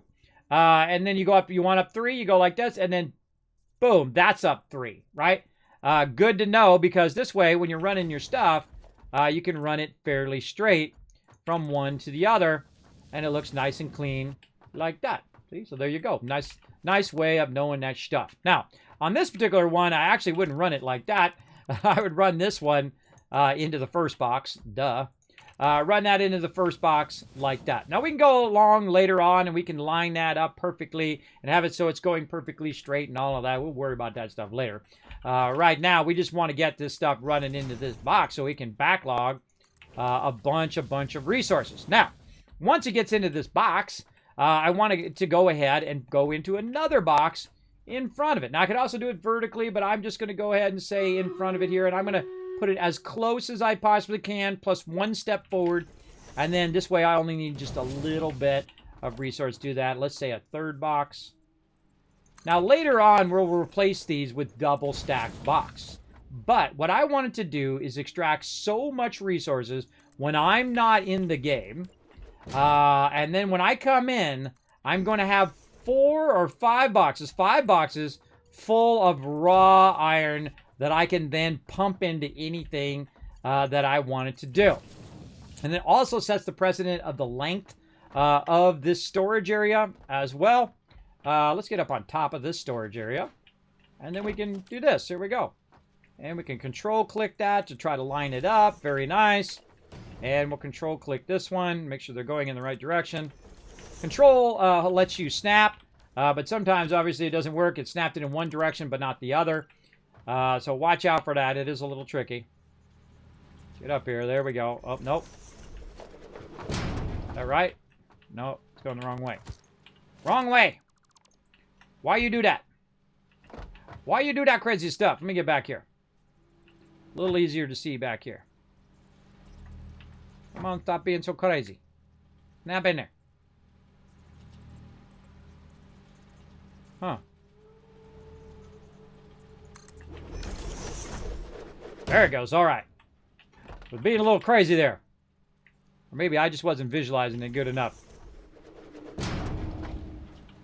That snapping is being a little crazy. I'm holding down control. It's got to be forward a little bit. There we go. All right, snapping. Now, I'm looking at these white lines here, too, to try to line it up down there at the bottom, which should help, but it wasn't working. And then there we go. We'll connect all these together like this. Again, now normally you don't do this because this is pretty extreme at the early game, but it is going to be awesome in the long run. Oh, these are at different sizes too. We got to fix that.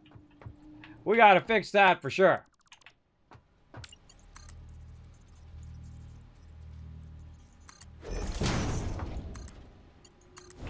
Okay, now all we got to do is run down here and let it run like crazy. Now, of course, oh, that's not it. That's not my ramp. That's a quick way to death. Though I could just die. I could just jump off, die. I'd end up down there anyway because my hub's down there. You know what? I think I will. Woo! We're flying. We're flying. Boom! And I'm dead.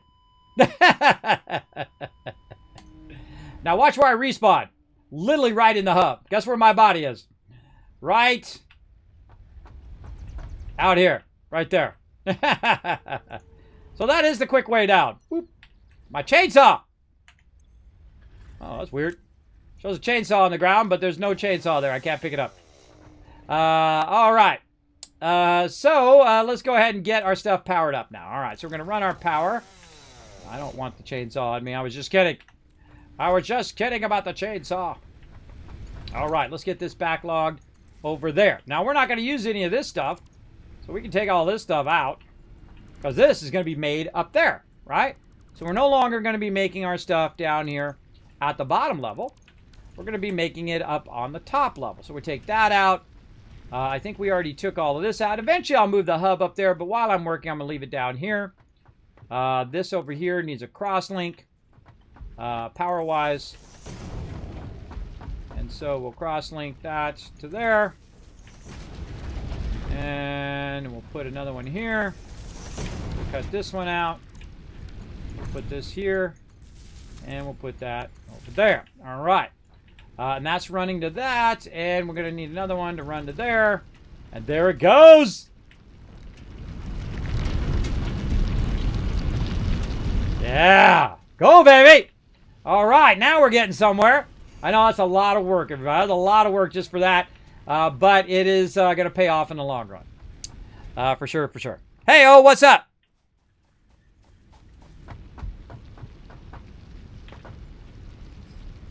Oh, that's scary. Scary stuff there, oh. No worries. I was out, actually, because I was out sick for about a week anyway, so you didn't miss much. And then also we were off playing other stuff as well. So no worries, man. We are doing a new playthrough, by the way, just a heads up. And we are not going to just go do whatever everybody wants to do. We are building very specifically. We're building stuff at the factory up here. We're going to run all the raw ore first. Then we're going to take that raw ore and we're going to distribute it into our factory. So we're going to build it in stages of the factory instead of building at the node. Also, the server's only going to be up when I'm on. And so this way we can better communicate and work together. If you do want to join me on the server, I have given a bit of the goals in the Discord. You can go in there and check out what the goals of the server are. This way, like what happened was I forgot to communicate to whoever jumped on last time, who jumped in there and they went in and they unlocked a bunch of stuff and they did coal power and they built it all at wherever the nodes were and they built it, however, instead of building it all up where I was building up at the top, right? And then that other playthrough we did before that was a test playthrough, and people had built such big things that it was lagging out the server and really didn't serve any purpose because there was nothing going on there. There was not really that much resources being produced and whatnot. So I restarted the whole server. So we're starting over again, and now what we're doing is we're creating storages for our raw resources first. So we're running all the raw resources to a storage area. This is going to be the raw resource area for our iron, right? And so we're going to run that all into a central place, And then from there, we're going to go ahead and build out separate factories and different sections of factories up here at this level only. So this is the only place that we're going to be running resources to, and the only place in which we're going to be building stuff. And I'm talking about water, I'm talking about coal, I'm talking about all resources will be run to first a storage building, which will be that storage building for that. Now, the great thing about buildings, when you make something, like say that right there, you can build vertically still, right? So we can keep building our storage higher and higher and higher, and then just keep rerouting wherever that stuff goes. Now, I strongly suggest, instead of doing this all in a row like this, that you do leave some gaps. And the reason why you would want to leave some gaps is because if you wanted it to go forward later on, because you have a double stacking storage, you would want one to go down, right? So one of the ports could go down into the under run level, which is what we'll have. And then one of it could go up into another storage up above, or into another level up above, so it could just keep going upwards and so on. If you wanted to, and you can control whether it was going up or down and how much storage you want to use, and so on. And we'll get into all of that in a future playthrough. And we'll get to that battle here in a second, everybody. I haven't forgot about that battle. So that was our first goal. Now, the cool thing is when I'm not on, one, I'm changing the password right away so I can remember. Number two, we're going to let this run and fill up with just a ton of ore there. Now, I would really love to get my concrete working down there. I wonder how long it would take me to do that. Oh, man. Here I go playing 12 hours again, everybody. 12 hours again. There we go. Yeah, I had a bunch of servers beyond the problem last time. Yeah, I got to think that servers are version 1.0, right? So they're going to have a lot of issues. They're going to be laggy. They're going to have problems and whatnot. So we have to be smart about the way that we're building. We can't just build gigantic structures out of glass and build everything out of glass. Otherwise, it's just going to lag out the server. So we learned that in the last time. It's okay. We tried it. We learned it. Now we know not to do that. We can, embellish it with some glass and whatnot, but we can't make every single thing out of glass so we can see every single thing doing all of its stuff. Because it will basically lag out the server. We won't be able to even play on the server.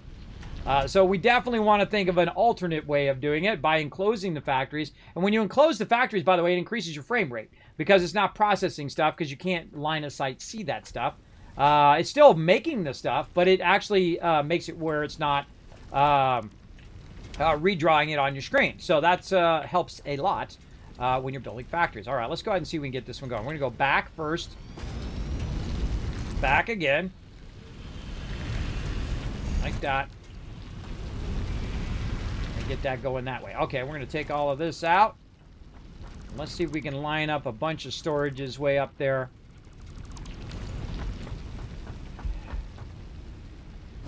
Like this. Okay, now, we want to get to... Can we get that from the top? Maybe. Maybe. Let's just go to the top. Let's just go the easy way to the top. Over here. And again, I'm starting with the 3 basic resources, right? We're starting with our iron, our concrete, and then our copper. Let's start with those and get those into a storage facility, and then we'll be good. It's going to be a hell of a job to bring certain stuff all the way up there. Will be fun to watch. Oh, yes, again, I'm not playing the easy mode. I've played through the easy mode a bunch of times. The easiest way to do stuff and to progress super fast in the game is to make it yourself. Like when you first get your space elevator, it's way easier to make the item than it is to go make power and make the machinery and combine all of this stuff and then make the item that goes into the space elevator. That's the easy way of doing it. Now this is the harder way up front, but in the later game, it's actually much easier because you're going to have your trains, and your trains can transport stuff very long distances very quickly, and you can have multiple trains. And now in Update 5, you actually know the rate at which your trains are dragging stuff in. So you could say, oh, well, it's only dragging in at half the speed. If I had run my conveyors, it would have been going twice as fast. Well, you know what you do? You add another train, and then you look at the rate, and you go, okay, now it's at this rate. What if I add a third train? Okay, now I'm going at this rate, right? So that is a really, oh, look at it go. Now, how do we know it's going through every box? Here's what we'll go check here at the end. This is something I like to do before I get signs, is to check. at the end. So you just make a tiny little thing like this. Also great for visually knowing what's in that box. You just make a tiny little thing here, and if you see some come out of the end of the box, guess what? It made it through all of those boxes to get to the end. So there you go. That's GG. That's GG. Now, that's going to fill every one of those boxes, by the way, by next week. Oh, absolutely. Absolutely, because it's going to run for a week while we're busy doing other things. I might be able to reach that. That seems pretty far. Pretty far. Let's turn our zooping. By the way, you can just hit R for turning your zooping on and off, which I discovered the other day. I didn't know. I just kept bringing up the menu every time. I'd hold down R and go like that, but you just hit R and it switches modes. I got to get in the habit of turning myself off of zooping when I don't need it because it throws me off every time. All right, let's see how we're doing. Oh, God, we're going to fall to our death. No, I think we can hit it. I think we can hit it from here. Let's go, baby. Oh, yeah. And I'm going to turn that one that way. And then let's align it kind of that one over there. Oh, maybe I should have turned this way a little earlier, but that's okay. Let's say right there. Now we'll come back and refine all of this when we have more pieces and parts to make it more refined. But that looks pretty sharp to me. We've already got this established. We're going to say that right here. Let's turn our zooping back on. We're going to say right there is the edge of where we're going to put our storage for our concrete. And right there as well. Again, investing time early so it pays off later. Now, most people are instant gratification kind of people, right? You know, they don't want to wait for their burger. Now, they want their burger and they want it right now. But if you wait for the burger, sometimes the burger, it tastes better if you wait for it. Than if someone just, slaps out a burger and you're like, oh, God, this thing is undercooked. You know what I mean? That kind of deal. All right, so the same thing here, but we're going to go in the opposite direction over here. Again, we're going to leave a lot of room here in the center for us to work on stuff, and we're going to have the storages on the side, and then we'll have a central area. I don't know what I'll do with that central area. Maybe I'll enclose it in closer over time, and then just divert this and run it over there and whatnot. Again, when you're doing stuff, you can plan it all out if you want to, or you can kind of get an idea, a vision of what you want, and adapt that vision as you go along. And that's kind of like I like to do. I like to adapt that vision because I might think of something nicer and say, you know what, I think this works better than whatever plan I had, and just to stick to that plan to say, well, you know what, I gotta be rigid and stay to this plan because that's the plan I made. I don't really try to stay too rigid on stuff. I try to, adapt to whatever I feel like. Like, that's too low. I can tell you that feels too low to me. And if I don't like it, it's out. Just like that. And then we'll get a general idea of where the thing was. Let's say there. And then I'd rather it going down than going up. That's just me. See, I like it to cascade downward, or at least be straight across. And we can fix all that so it's a line straight and all of that. Now look at it. There it goes. There it goes. And again, the coolest thing that we have control over with the server is we have time. We have time to do the thing. Look at this down there. Everybody see that? See that penny? Let's go get it. Let's go get that penny.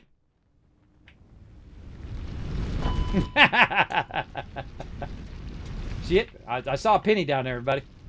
I saw a penny. Look at that, saving time right there. All right, where'd my guy die? Right there. Grab all my loot back.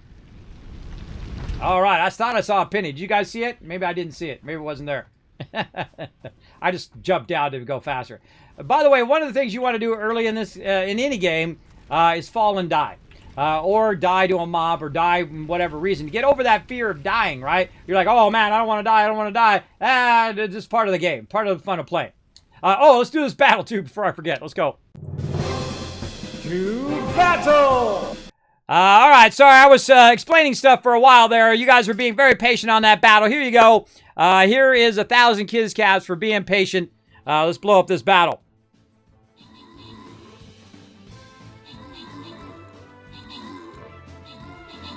Oh, what a bummer. Oh, well, that's the way it goes.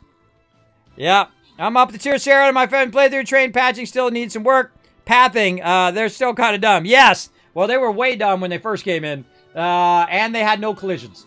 No collisions. They can just run right through you and run right through other stuff. But remember, it's early access. They're still working on it. Yeah, don't beat them up too much. They're still working away on it, and, you know, that's why it doesn't say release on it. And there's some games that say release on it that were not anywhere close to being release games, if you know what I mean. Absolutely not. Not even close. They're still not close. A year later, I'm not going to, you know, name names, but you know which ones they are. You know which ones they are because you paid your $60 and you went, ah, dang it. I bought a game that is broken on release. I know you've done it. I know I've done it many times. I bought collector's editions that were broken on release. Yeah, that sucks. Spend $200 on a game and it doesn't even work. You can't even play the thing. You pay all this cash, you're ready to go, you're excited, they've been hyping it for years, and then you pop in there and then your machine just does nothing but crash. Yep, I know that feeling. It sucks. I would rather them keep it in early access for as long as they need to and then produce something nice.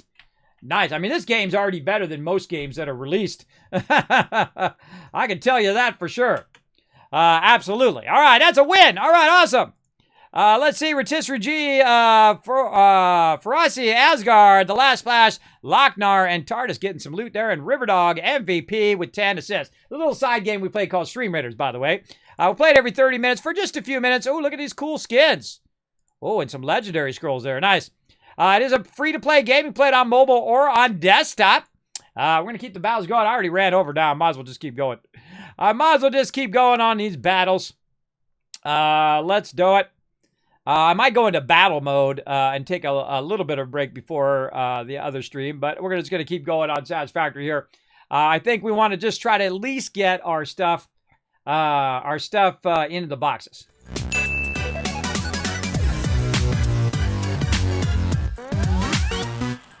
Okay, now while you guys were watching that, I was making a bunch of concrete. That's what I'm doing. Making a bunch of concrete here. You do make a lot of stuff in the very beginning of the game if you want to speed it along, though you could just wait for it to do the stuff. We're going to have it make a ton of resources. Now, we could actually have it make the actual resources as well and have that run for a bit. But we're also going to try to backlog a ton of resources, and then we can make a bunch of resources also. And really get the resources going. We could do a lot of biopower in the very beginning. Or maybe we'll get back to the point that we were a couple weeks ago where we were trying to make those basic resources and let those run. Maybe we'll do that. We'll get it going on. All right, there we go. That's made all of that for us. And now we got a little bit of room out here to extend our raw resource area. Turn our zooping on. Now I build this like the Empire builds a Star Destroyer or builds the Death Star. I only build the pieces I need to build. Just like, you know, oh, and it didn't snap. I don't know. Sometimes snapping still needs some work, I think. I hold down control. It doesn't always snap perfectly, but, you know, you try your best.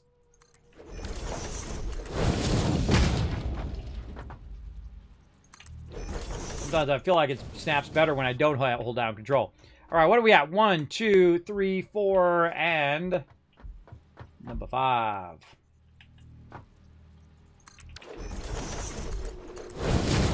Okay, now we're going to let that fill up. Gonna let those fill up. Now, why did I make so many? Well, I made so many so it's filling that up while I'm busy doing something else. That's what you always want to do. Have it doing something while you're doing something else. Now, way over here, in here. Now, basically, these are only 3 I need in the beginning. I can unlock a crazy ton of stuff just with those 3 resources. Now, the other resource is that way down there. So we need to go zoop, way out to there, like that. And let that run. And look at this working wonderfully. Backlogging all of that. So even though our resources don't go, our belts don't go at maximum speed, if you let that backlog, I could go ahead and take the resources and just run a whole box of resources into a converter.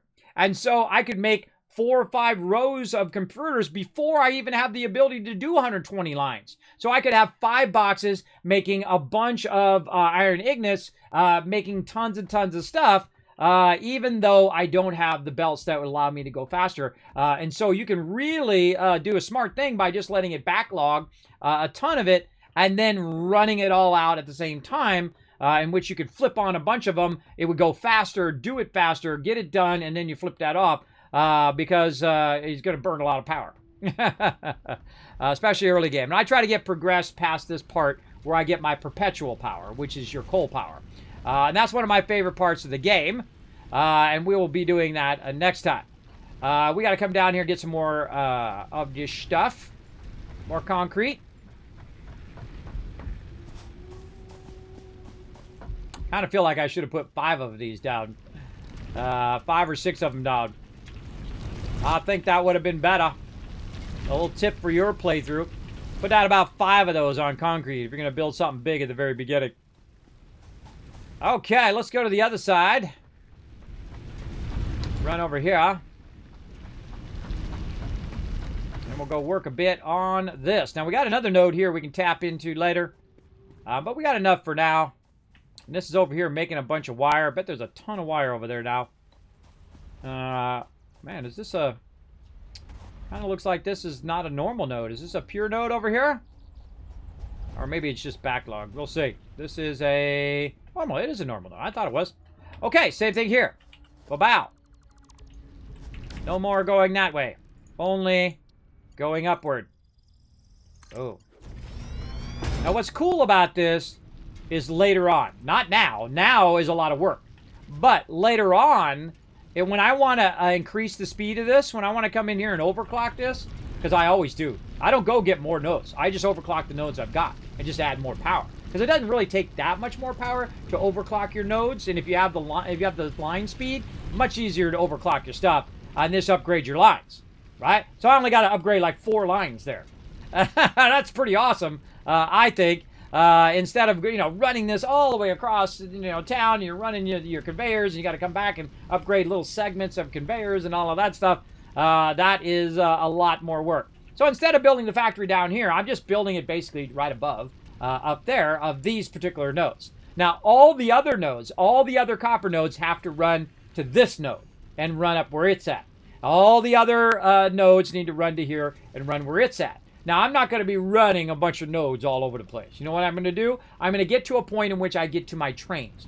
Then, I'm going to go ahead, take this, run that up there, run a track nearby, run it into there, trains grab it, woof, run it back to my base, and voila, done.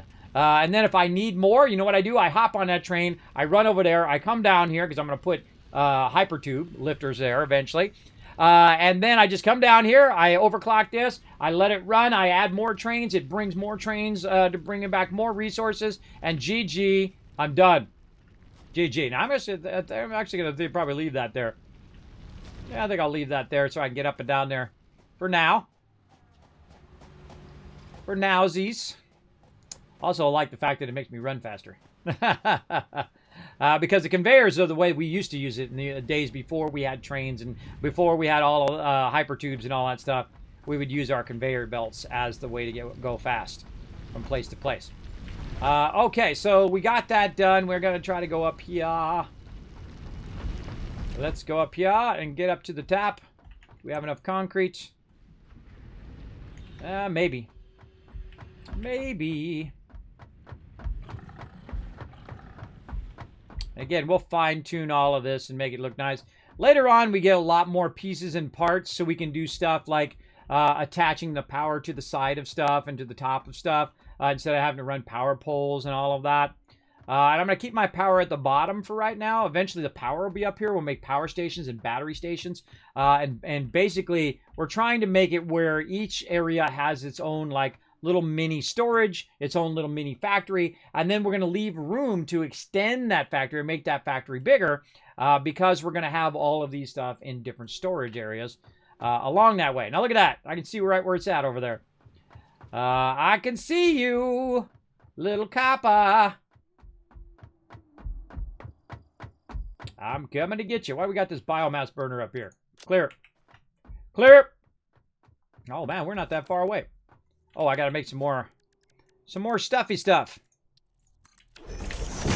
Let's do it. More concrete. Again, it takes a lot more effort in the beginning, but in the long run, I feel like it's going to be pretty awesome. Gonna be awesome. And you can see, this is my first day working on it. We've been working on it for a couple hours, I think. How long have we been doing this? No, longer than a couple hours. So 3 hours, 7, 6, 5. So about 5 hours. Let's just say 5 hours. Working on it for 5 hours, and we're just setting like the skeleton of what it's going to be like in the long run. Again, I'm not going to go get every node right now. That would be dumb to start running a bunch of nodes in here. You just need a few nodes to get you started. And then because I have the factor of time, because I have a server, I can just let it run. And then when I come in again, that time factor is going to work to my advantage. So I don't have to sit here and wait for it to make a little bit of concrete and a little bit of what. When I come in, there'll be boxes and boxes, or how many ever boxes it'll create by the time it runs out of fuel. Because it is definitely going to run out of fuel before next week, for sure. Okay. And then the same thing here. We're going to have this one go in the same direction. Or actually, no, we'll go to the right on this one, I feel. And then we can run that other stuff up here. So we'll go here. We'll come up and we'll look at our foundations to kind of see where is a good spot. Let's go here. And then our foundations could start there. And then this will be our crossroad, which we'll try to... Oh, we don't need all of this right now. We'll go ahead and count this out. 1, 2, 3. And then this will be the start of our other storage there. All right. We're all out of... Man, see that concrete? See how fast that concrete goes? It goes really, really fast. That is gone. It's gone just that fast. Now, I'm also pumping some of it up here. So we'll go grab some from up here as well. And it's really tough, by the way, when you've played through all the way through the end of the game and you come back to the beginning again, because everything is slower. The belts are slower, you're walking slower, everything you're doing is really, it feels like extra slow because you're doing all of the stuff again and everything is not going at that super fast speed that you had it running before earlier. But, you know, I'd tough it out. Because I know it's going to pay off in the long run. It's going to pay off, everybody. Just invest the time early on. And you can see we're up where we have plenty of room to run trains and all that kind of fun stuff. And I think I'll leave that open area in between there so we can run trains in between there. Leave lots of room for trains. You know, at least 3 wide for trains and maybe another 3 on one side. So, or even both sides if you want. So you have roads where you can drive, and then also your trains can drive through there. Now, you can get away with just running it on a single track, too, and do that. But I like to leave space on the side for future expansion. Maybe I want to do 3 train lines through there. 1 train line's going straight through, the other train line's coming through and turning right. Whatever you want to do, right? You can also merge and put them on different tracks now and do train switching, which is pretty cool. It's over here now. And then more. Oh, a whole bunch of concrete. 162. Let's go. And get this going on.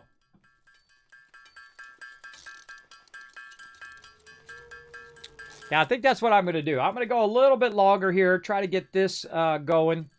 Then we'll put in a bit of conversion as well. And then what we'll do is we'll take a bit of a break. We'll go into battle mode where I'll just run a few battles. And then rest for a bit. I usually got to lay down for at least like 30 minutes. So I'll do that while I'm in battle mode for about an hour. And then I'll do some other stuff behind the scenes as well. Check on the family and whatnot. And then I shall be back. We'll play some New World.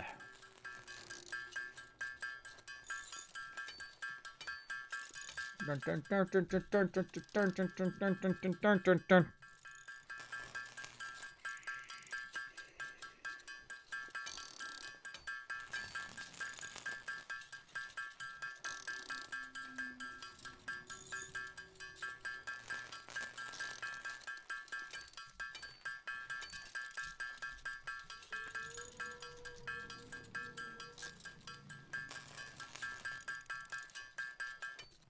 Okay, there we go. Now we took a little bit extra time to get that going.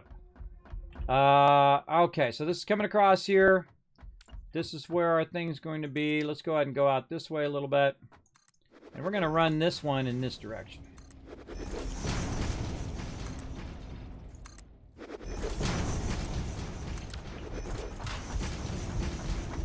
And we'll try to see where we put our wall right along this edge.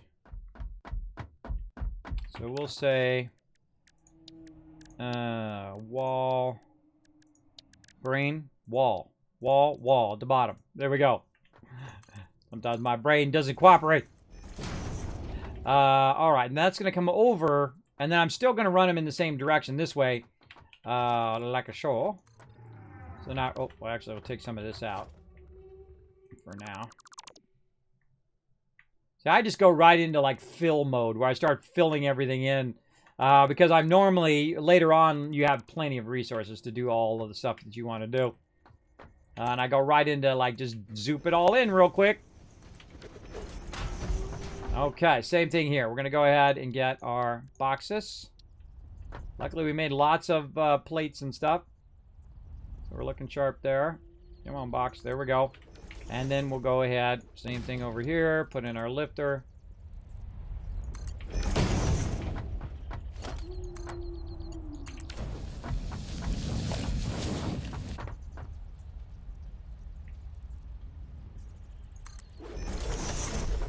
Now this one I don't really need to make 5 boxes because it's not really working away while I'm doing stuff. I'm actually going to start doing it right after this.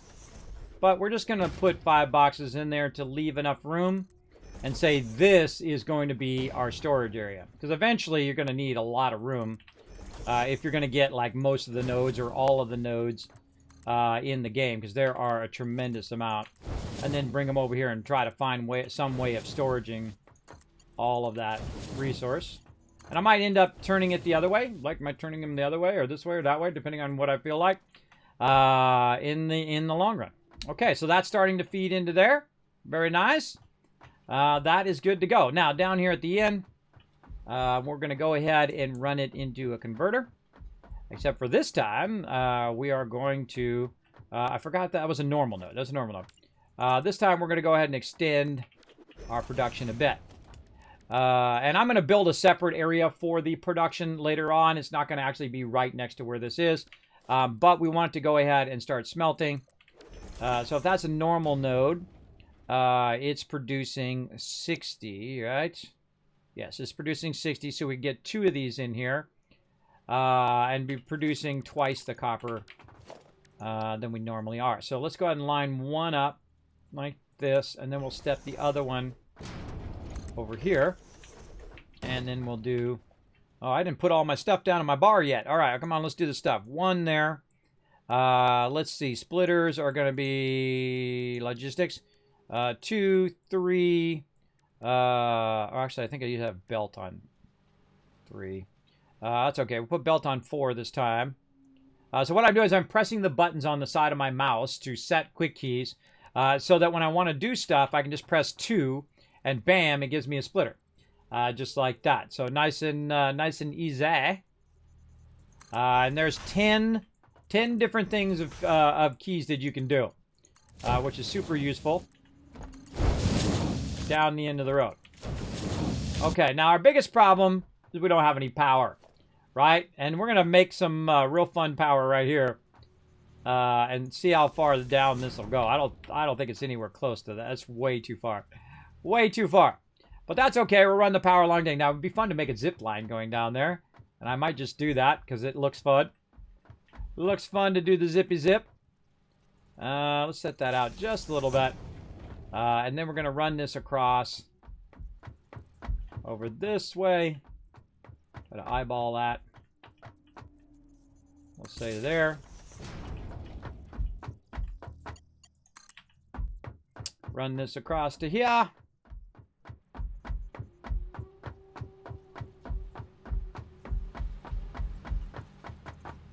little too long there. All right, let's try. Ah. I hate it when I click it, it moves.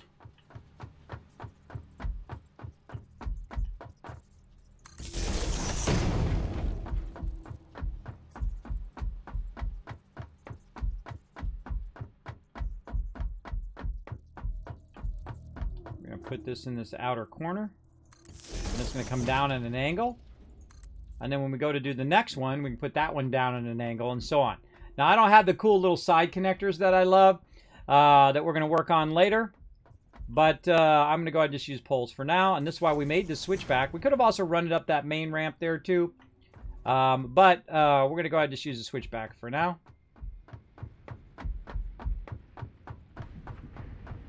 And we might be able to tie into that power down there. Let's just see. Oh, wire too long. All right, let's stay right here. Oh, out of wire. Out of wire right at that moment. All right. All right, let's put a bench in. Make me some more cable.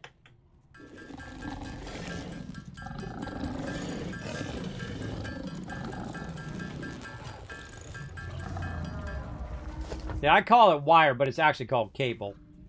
It happens. Okay, grab this.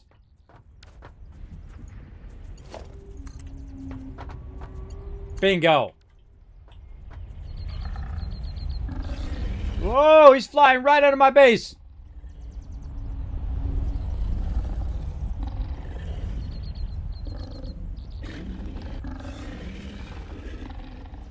Cool. I put that at the perfect height. Wow, that was just luck, everybody. Look at that. He literally flies right next to it. That's cool. I'll have to make a little glass area there where when you can watch him fly underneath the base. Oh, that's cool. That will do in glass. All right, that's cool. So now I've run the power up there. Let's check our power, how it's doing down here. And that's out of resources. And there we go. We got that going. Let's pump this into here. Right there. Now, a smart thing to do, once you pumped your biofuel in here, put your biofuel nearby. So you don't have to track it down later on. You know it'll be right in there. You grab it out of there, pump it in there some more. Okay, so we got those running. We've got this running. We've got all of our basic nodes up to the upper side. We also have our power now ran up there. Just some temporary layout of our power. We'll come back later when we have all the other cool parts of our power where we can do stuff on the side. By the way, if that flying falcon guy there, at least I call him the falcon, runs into you, he will knock you or you'll go flying away. So be careful. Be careful if he does run into you. Okay, so now we got our power up here. Now the cool thing, and the reason why I ran the power like I did, was that it runs the power by where I'm working over here. So I can go ahead and now run this power down to the end of here and work on some of my other stuff that I wanted to do. So let's get it over here. And, out of concrete again. But I don't have to run all the way to the bottom. Actually, I should have made a connection over there and I could just run that way. Maybe we'll do that here in a minute.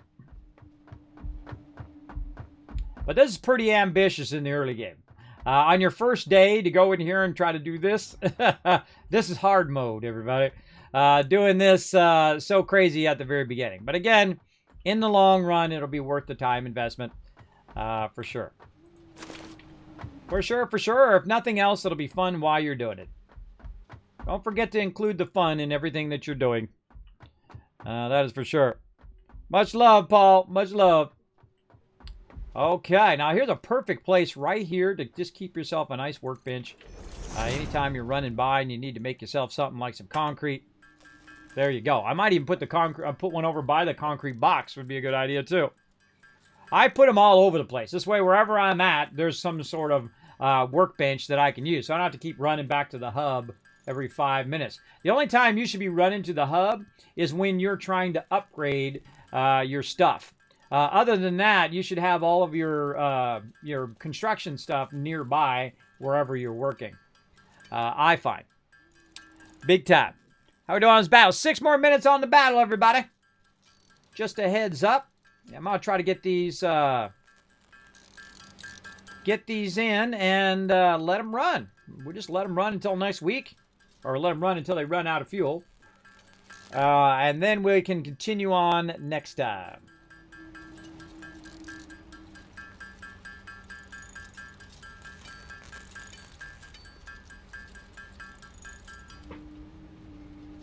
Okay, there we go. Why go to it when you can bring it to you?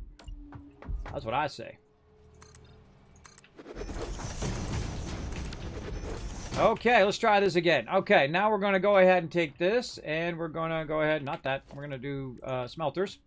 So we have 2 regular nodes, 2 normal nodes. This is 60 and 60, this is 120. So we're going to need a smelter, and a smelter again. Which way are we doing this one? We're doing this one. Let's go ahead and add these in here. We're doing this one that way, and then that one is going this way. It's good to know which direction you're actually going to be going in this direction. So if I start to build stuff, it's not going to block. Though I could always change it later. No big deal. And I'm already out of concrete. Okay, let's build some smelters. So we'll go ahead and we'll build them up a little bit forward here. And we're going to build 4 of them. Like this. Okay, and then we're going to say splitter from this one. And we can take this front part out. Right here, splitter. Right there. And, man, I gotta get used to having that on that other key now. There. Oh, wait, no, this is too close. That is way too close. Because it's going to interfere with my splitter on this one. So let's put that way closer.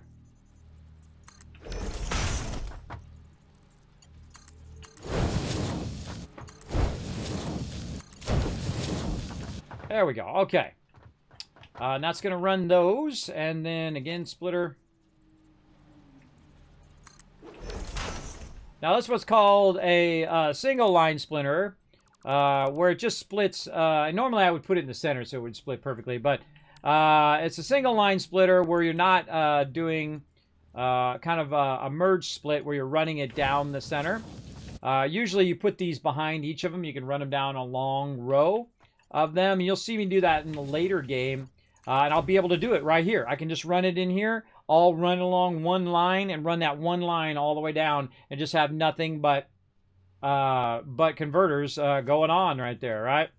And that's what it's all about. It's about that later version when you have that ability to do that. That's going to go there. I'm going to put this over here. Both of these. And we're going to go tell it what this stuff is all about. Do iron. And iron. Oh, and there it goes.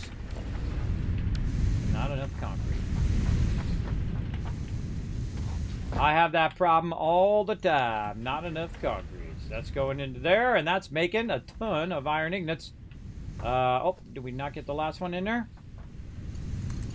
Didn't get the last one on there. There we go. Okay, that's looking sharp. Got that running. Let's go work on the next one.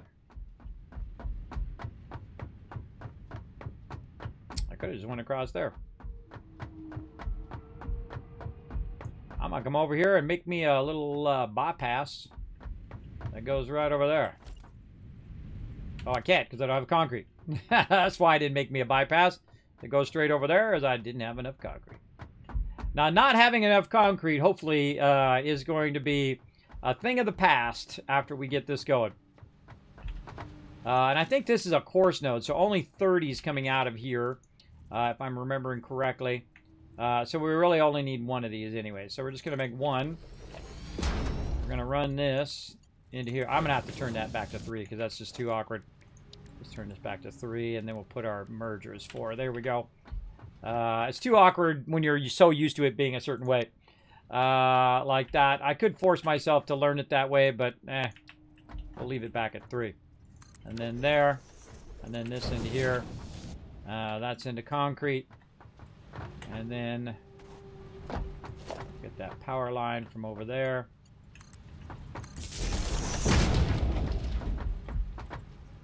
And here. Okay. And there it goes. Now here's the cool thing, right? So it's only producing 30, but since it's been running and backlogging a bunch of it, a whole bunch of it is going to go in there, and it's actually going to run at its higher rate because it has a bunch of it already backlogged. Now, also what I can do is take the bunch that I have on me and have it in there doing it. Also, I can make a separate one and just throw it in there and have it doing there as well until it runs out. I could make another area for it as well. But let's grab a little bit of concrete here while it's working and see if we can go ahead and make a cross bridge here. Not quite enough. Not quite enough.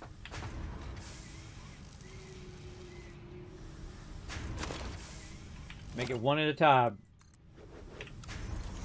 Turn off a zoop. All right, we'll try to get this cross bridge done. Then we're going to take a break after this battle. We got about 15 seconds, everybody. 15 seconds. Get it going on. Now, again, you don't want to run every node at the very beginning. You just do your basic nodes. You get all your basic stuff set up so you can forward your expansion, forward your what you call it, forward your thing, your technology. There we go. Forward your technology so you can get that going on. All right, now we can zoop. Zoop those last two. No? There we go. Okay, now I can walk back and forth from over there. Okay, now all I got to do is one more thing. I got to find me a penny. Have you seen my penny, everybody? I think I left it down to the bottom. Down the bottom or right off over here. Wah-ha-ha! I think there's a penny down there. Let's get it. Zero fear of dying, everybody. I don't need to impress nobody by not dying. I enjoy doing funny stuff like that. See? It was faster for me to fall, die, run out, grab my stuff than it was for me to walk all the way down. Absolutely. Okay, so now we're going to let this run, and it's going to produce a good amount of stuff. Let's see how we're looking on our power. Man, our power is looking pretty sharp, though our max cons is pretty high. Right now, though, we're not really producing that much over here. Down here, though, we do have some resources that we need to pick up. Now that I remember, we can pick up all of this. Take all of this out.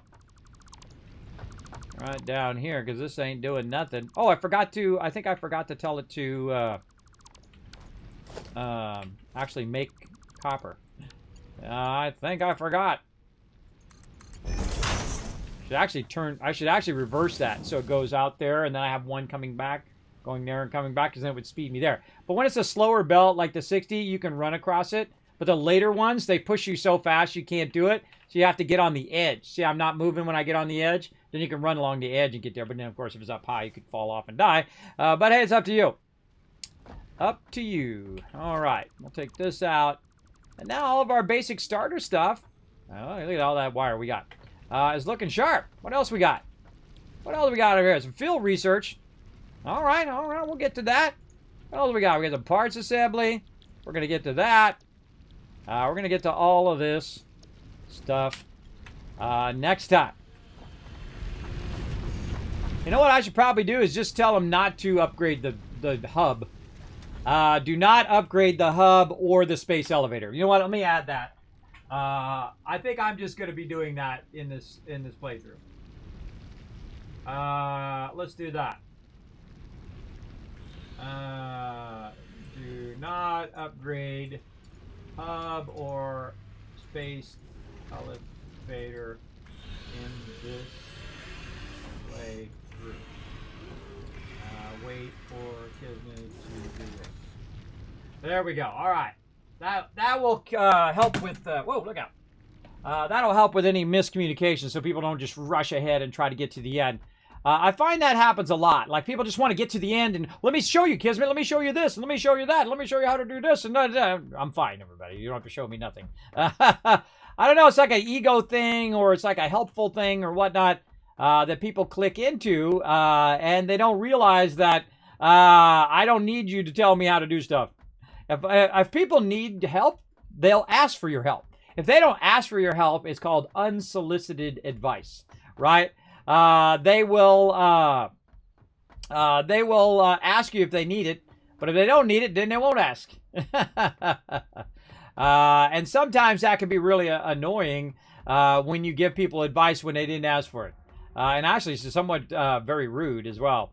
But there's like a fine line between being helpful and that kind of stuff, and then also being rude about it by like, oh, well, you're doing that wrong, and let me show you how to do it right. You don't want to be doing that, everybody. Don't be doing that. All right, copper over here. I forgot to do all of this over here. Copper stuff. Let's get that fired up. That's over there. Why is that not got any power? Why is 0 power? I can check this power and see if it's disconnected. Yep, disconnected. I don't see any capacity there. So there's a power line I forgot to connect somewhere. Let's go see where it's at. Again, you're always tracking down these little things. Oh, I think I took it out the cross connection. I bet you I took out that cross connection down there when I did that. But this is working over here. No, that's off too. Yep, that's what I did. I took out that cross connection when I took out that other pole, when I took out that extra stuff. I'll bet you that's what I did. Let's run down and go check a look. Again, you'll do that kind of stuff all the time. That little, oops, I took that thing out. I meant to leave that in kind of stuff. But look at it, just pumping all that up there. Easy peasy. Easy McPeasy. No, it's connected. Ah, but look, no line going that way. Oh, wow, even my copper's going to stop. Well, I'm glad I saw that. That means this is not even our max cons out here. I'm definitely going to have to add another power thing. If this is not our max cons, then, I mean our max power, then we're going to have trouble. Where's this going? That's going up there. And this needs to get back connected to that. We can see it from here. All we have to do is look and see if that starts to go up that thing. And if it starts to go up that thing, now it takes a bit for it to kind of power up. But there it goes. You can see it. Just barely. You can see it starting to go back up the thing. So we know that has power. We know if we went to that and then that went to there, that's gone all the way back to the top again. And we're good there. But let's check our power now. What's needed? Oh, okay. So now we got our power all the way up. And our max cons are actually only 56. Okay, so that's fine. That's fine. Because I'm using all of the machinery at once right now. One of the things that's tougher when you are playing the game is when you have all your machinery running all of the time. You can actually set it up, and I've done this where it's a super efficient playthrough, where you set it up where it makes so much of one material and then it stops. Because you only need so much as you're progressing. So it'll make a bunch of plates. When it fills up one box, it'll fill the box up, fill up the line, fill it all the way back until it gets to the original source, and then all of a sudden, all of that machinery will turn off as it gets filled, and then you're not using that power. So it's like an automatic shut-off. It's a great way to do that as you're leveling up if you want to speed through and get it going. So it definitely helps a lot if you like to play that way instead of involving yourself in a very hard mode here in the long run. And we're going to run back over here.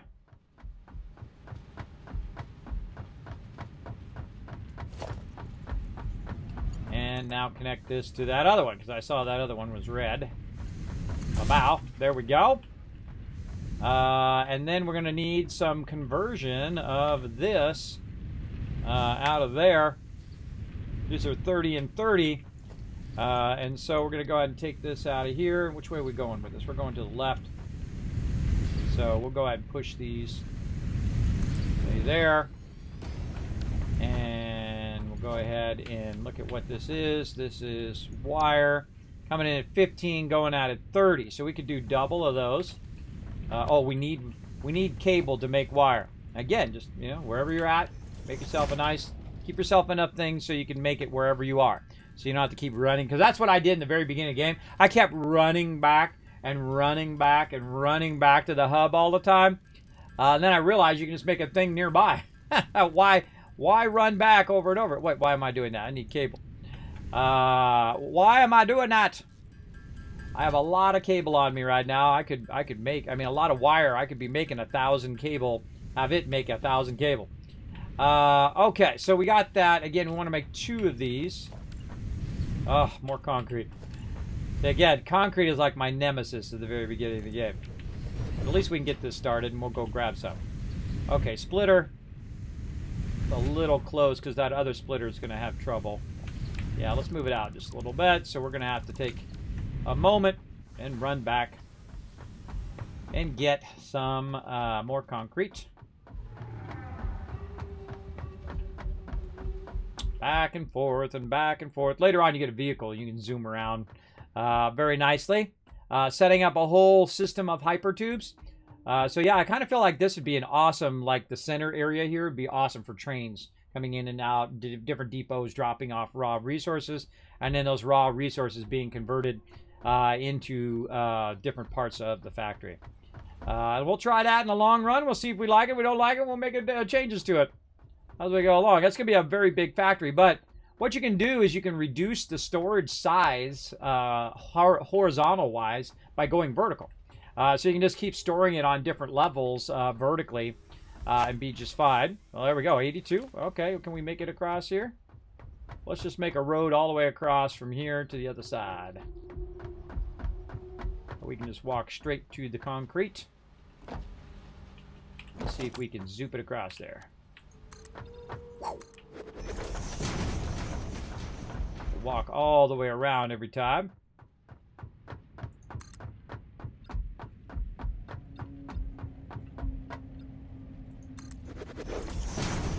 That only leaves me with 5 left. I can only make 1 more foundation.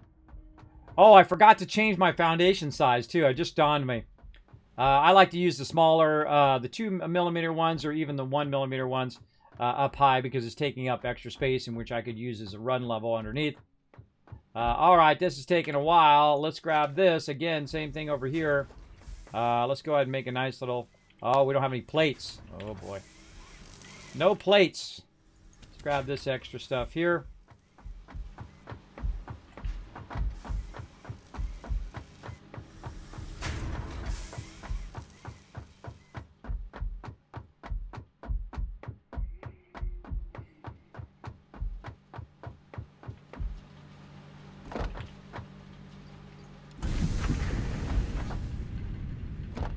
Grab some of that.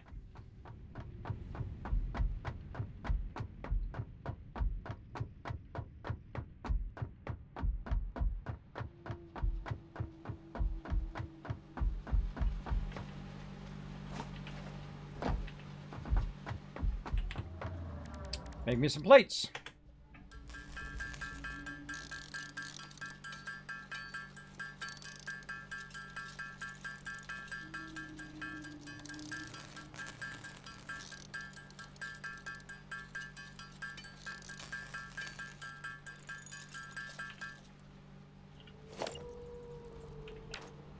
Okay, we got enough. Okay, and we need concrete is what we need. Kind of feel like I should tap that other concrete. That was a coarse node, so it's going really slow. There's another node over there that I could run over here and run up as well. And then that one's probably maybe a normal node. But if it's a coarse node, I could run the coarse node to this coarse node and combine them, merge them, and then run them up on a single line and do it there. But we'll see how it goes. There's 26 there. And now, while we're here, let's go ahead again, make that bench right over here. There we go. There we go. Now, oh, I could have just made concrete over there, too. Now that I think about it. We'll make some more. We're getting it going on. Hey, EBB in the chat. What up? Hey, Kismet, and Happy New Year to all. May 2022 be the best to you all. Yeah, we're going to get it going on. We're going to get it going on big time. Gigabit coming in. Do you run mods? No, I do not. I do not run mods at all. 0 mods. I don't need it to be easier. Though there are a lot of awesome more mods out there. I highly suggest it if that's your thing. I never play with mods until way after release. because I like to play the game as intended, as the base game. I don't even use alternate recipes in the game. I know, right? Because someone who's watching might not have that alternate recipe, so they can't do whatever I'm doing. So I won't even use those as well. Now, I do love mods, though, at what I call the in cycle of the game. So when I've already done everything in the base game, and I've done this, that, and the other thing, and I feel like I've got it crushed and got it going on, kind of like Fallout 4, where I played through 5 times for 2,000 hours and felt like I did just about everything could be done. And then I played through with mods. So it made 4K textures. I had a little motorcycle I drove around on. Really fun stuff like that. Then I feel like it's mod time. It's kind of like DLC, but for free. Yeah, so big love to all the modders out there, by the way. Big love. Big love to the modders. Okay, and again, we're going to do our constructors. We're going to need to push this out a little bit. We're going to be doing doubling up. Let's go from this side this time. And do a splitter. Like so. Getting dark in here. Turn the light on. What? Really? I locked it in. I lined it up, but no good. It lined up to that one and not up to that. That happens.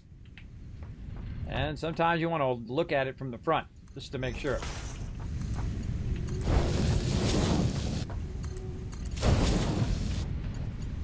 And this is going to go into there.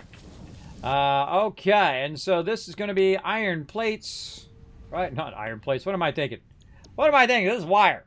So 15 wire there. And no, stop it. 15 wire. There we go. Right like that. Right into there. Wire and wire. Bring our power forward. Line it up right here nicely. One into there. One over to there. And bam! Oh, bam! Making that wire. So these two right here are making the wire. Or I mean making the ignits. And then this is making wire. Now another thing that I'm going to do, if I have enough, probably not enough concrete still. Oh, see, concrete, such a chore here in the beginning. I might have enough to add a little bit more. Well, that's as much as I've got right there. Oh, it's so sad. I need more plates. What's that? More plates. Now this is not going to be a problem after we get all of this set up. We'll have plenty of plates and plenty of rods and plenty of wire and cable and all of that stuff. And I could sit here and just let it run, because if you roll over the cursor and hit spacebar, it'll just keep running that thing, right? You roll your cursor over that crafting thing, you hit spacebar, it'll just run and run and run. Now this is something you probably want to do in the early game. Just put down a bunch of those little mini extractors and put those down, get about 1,000 of everything, and then just let it convert. And then you don't have to keep running back and forth a lot like I do. But I like to think it out as I go. So it does help me in that long run. In the long run, it'll work itself out. Okay, then over here, we're going to go ahead and make some more wire. We're going to double up this wire as well. And, oh, reinforced iron plates. What do we need? Screws. All right, we can make 1,800 of those. We can certainly have a lot of those. Never heard of anyone so dedicated to the game. Really? You never heard someone dedicated to this game? Have you seen some of the builds in this game? They are insane. I mean, like 3,000-hour builds.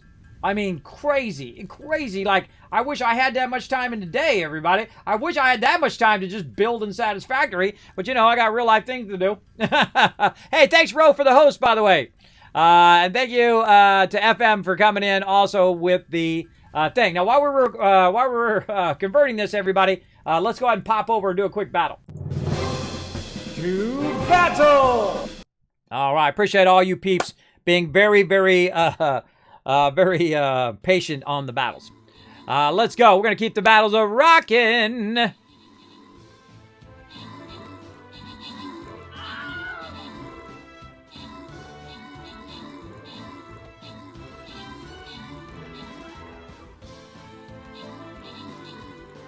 This is a thing I should do between battles, is I should be converting a bunch of resources. That's what I should be doing. This way, you guys don't have to watch me convert resources. I could just be, you guys be watching the battle. I'm converting resources, and bada bing, bada boom. By the time you come back, I got a bunch of iron plates and a bunch of screws ready to rock.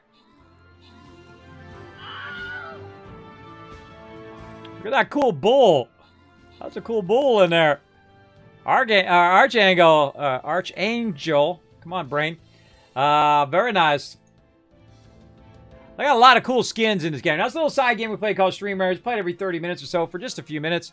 It's very, very fun, and it's free to play. You can play it on mobile and on desktop. You got iOS, you got Android, you got a laptop, you got a desktop. Very, very fun.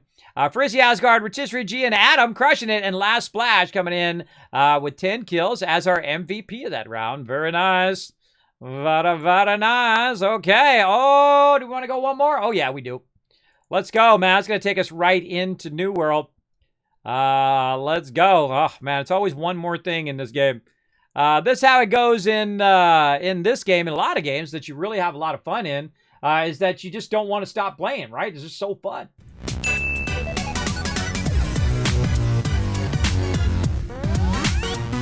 All right, I got that done. Let's make some more reinforced iron plates. Let's try 6 of those. And then, boom, we'll make another one here. Right there, and we'll do the same thing we did over here. Right over here, make sure we got our input set right. Oh, man, I don't know what it is with my splitters today. Come on, splitters, snap in there. I'm just not eyeballing as good as I used to. Ah, more plates. Alright, if I'm going to keep running back over that way, might as well just bring the bench to me. Instead of me going to the bench, bring it over here where you don't have to run over there every 5 minutes. I just made a bunch of plates, too. Strangely enough, plates take a real long time. I don't know why the plates take longer than the rods. You'd think the plates would be easier than the rods, and would go a lot faster. But, hey, you know, you do what you got to do. Now, we're going to go over there, and we're going to have it make us a bunch of plates, too.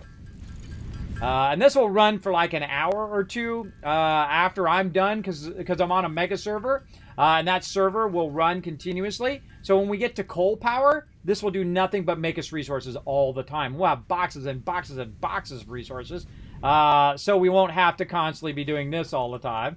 And this is like the beginning struggle. This is the pain before you get the reward later on. And again, we'll tell this to be wire, tell that to be wire. We'll go ahead and get this over here. Put this here. I love putting it on this. I think it should snap to that. I think it should, or a piece that comes together with both the power and that at the same time. I love to put that on there. All right, so we got those going. So we got wire on that side and wire on this side. Like, Kismet, why are you doing 4 wire? Well, actually, 2 of these wires we're going to actually make into cables beyond that. But you know what we need? More concrete. And we actually got a bad node at the very beginning here. We got a coarse node, so it's really slowing down our production over here. I'm really tempted to go get that other node and run it across over here and then let it do its thing. Now look, this is done over here too. We got to come back and get that going on. And there's more things I should be doing right now. I should be going and collecting more wood and leaves so I can be making more fuel, biofuel. I should be making more stuff, so it's doing that. I should be out searching for stuff to do in the MAM. I should be doing this, that, and the other thing, right? There's like 500 things I could be doing at any given time. I could be exploring. I could be looking for little worm guys, and that's what I love about the game. There is no wrong way to play the game. However you like to play the game, you go ahead and play it. It's your game. You paid your money. You go on the ride however you like to ride. For me, I like to challenge myself each time to do something different. And you know, after you played through the game 40 times like I have, you know, it's like you're like, okay, what am I going to do this time? Okay, this time we're going to try it like this, right? We're going to bring all the nodes back, and we're going to have a central little node spot. But I do need to get this started to a point. Man, more plates, more plates, more plates. That's all I need all the time, more plates. Should have worked on my plates first. Should have got my plates going over there instead of my copper, because then it would be making plates while I was doing this over here. But I could be over there making plates right now. In fact, I think I will. I think after this, I'm going to pop over there and make some plates. Let's go. All right, make me some plates so I can make me a crafter thing, because I know in a minute I'm going to need more plates over here. Okay, now this is doing a bunch of iron ore that we could be doing, and we got enough for. Oh, we don't have the plates itself. Okay. We don't have enough to do the thing because I didn't actually make the plates. I just made enough so I could make the plates. Oh, actually, well, here's what I can do. Hold on, we'll back up. Here's an idea. Here, we'll grab the stuff out of here. I already have a bunch. I guess I could use. Let's go back over here. Let's do this. Let's go make the plates. So we can make the thing to make the plates. I should probably start with plates. I got all sidetracked over here on this. But again, I could just walk away. I could just let this run and walk away and come back in 5 minutes. And then, you know, I could get 1,000 raw ore. And then just click on iron ore and just let it convert 1,000 raw ore. I think in a future playthrough, maybe we'll do that. What we'll do is we'll just sit and collect, 5,000 raw ore. We'll go ahead and hold it down, convert it into iron ingots, and convert half of it into plates and half of it into rods. But it doesn't matter how much you convert. At some point, you're going to run out. And that's why it's a good idea to have it automated. That's the whole point of why you automate it. Because in the beginning, it's not so bad to build it yourself or to make it. But later on, making 50,000 plates, I'm not kidding, is a lot. That's a lot to sit and make. That's like an hour or 2 hours of your time letting it run. But you could also just, sit and let it run if you want to. Okay, so we got this going. And this is 30 coming out of there. And I think that's 60 and 60. So we'll come out of there into the plate makers. And again, which side are we going from? We're going from this side, I think. Yeah, this side. So we'll do that. And the thing I'm looking forward to most... Oh, we already did smelters, yep. The thing I'm looking forward to the most is for it to make a ton of concrete over there. And then when I come in, I'll have a bunch of it all at the same time. And there we go. We'll go ahead and make some plates over there. Oh, God, we got 4 of these going. Why do we have... We have 2 nodes. That node really going at 60? That doesn't matter. We'll let it run. All we need to make some plates. Let's go, baby. Make me some plates. Make it now. Need to run some power. No room on that power pole. This one over here.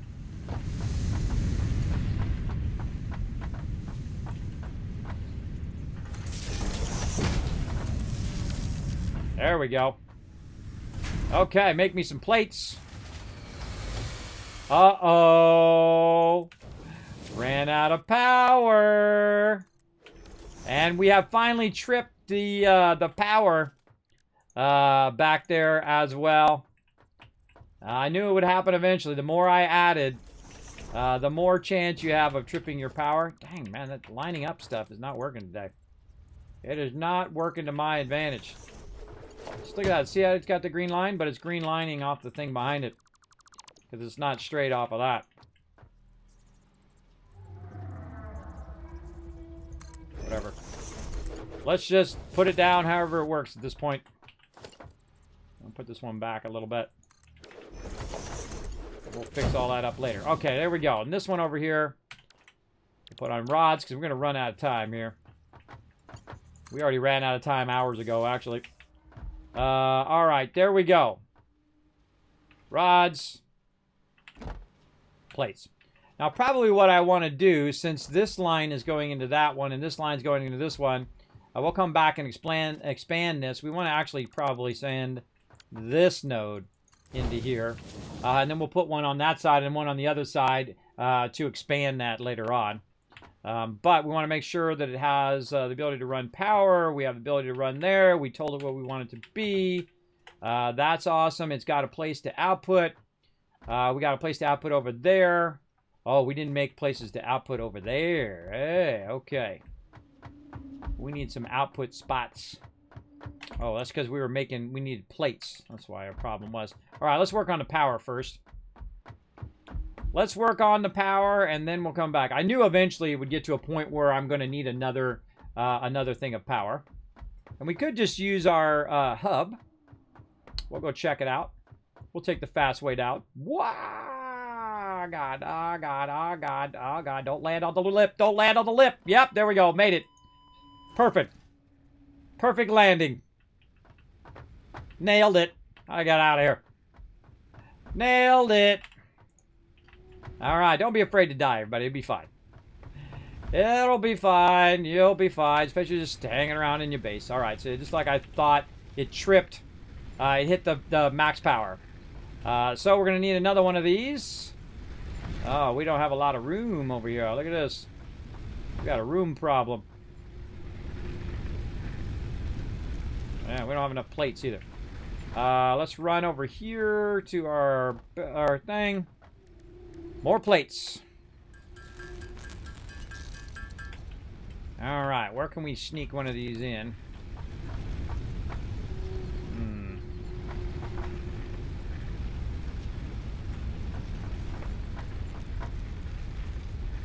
Weird, I can't align it, but if I push it into there, it'll work. All right, whatever.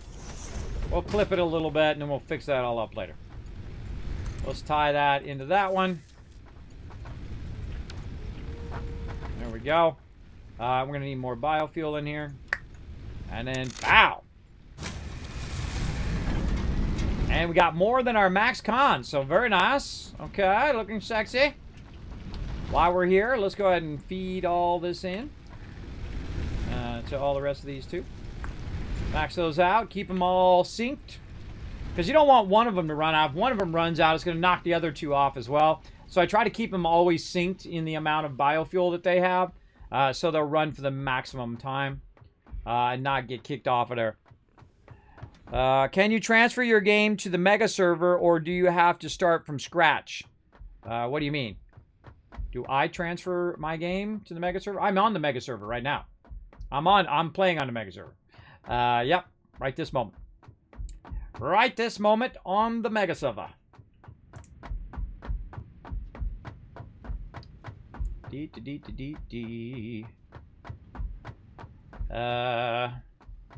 This is our new style that we're going to do in this particular factory, is to run all the raw ore, raw water, raw oil, raw everything into a raw storage area that's going to be actually built up into little mini buildings, kind of like warehouses. We're going to put we're going to warehouse all of our other resources, right? Every single raw resource, we're going to warehouse it up here on the top, and then we're going to run it to its appropriate places. That's what we got to do up in here. All right, power back on. Looking good. Let's go ahead and get a place to store this stuff. More plates. Do I have enough plates to make another one of these things at least? I do. Sweet. I can use some plates to make more plates. Okay, how many plates do I need? How many storages do I need here? What do we got? Wire. These we can merge together. It's coming out at 30 and 30. Oh, these got to go into the next step, too. Ooh, I almost forgot to do that. Yeah, I got to go into the next step there. Going to need more concrete here in a minute. Back and forth, back and forth. I don't think I'm going to have a break, everybody. I can't get this done. I'm trying. It would have been way more efficient for me to just sit and make a bunch of resources. But, oh well. Oh well. Oh, can you transfer your game? I thought you were talking about my game. Can you put your game into our mega server? No. You cannot.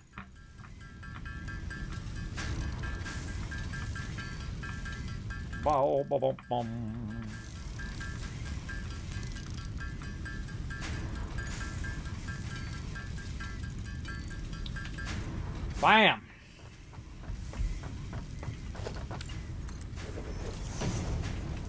Okay. Let's put one over here. Put two of these up here. Yeah, still don't have enough plates. Still don't have enough plates because I didn't actually make the plates. I made the iron ignis, which makes the plates. What happens after a while, you get real punchy, too. So you start like, did I do the thing or did I not do the thing? That'll happen as well. Especially when you do this for hours and hours and hours. It'll definitely start to happen. All right, let's go ahead and put a merger in here. More plates. Enough for 2 mergers.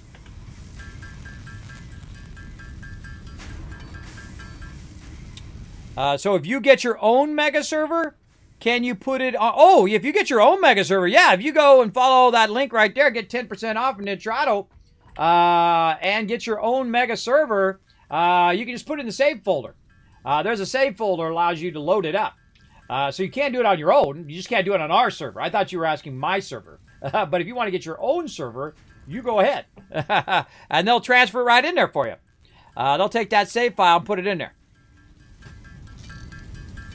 Because you're saying the mega server, as in my mega server, as opposed to, can I transfer my save game to my own server? That's a better way of saying it. I would understand it better that way. But then again, I get confused after about, 8 hours, 9 hours of streaming straight. That happens. I get confused. So confused. All right, what are we doing? Merging. Where's my green arrow? There it is. Bam. And then over here. Bam.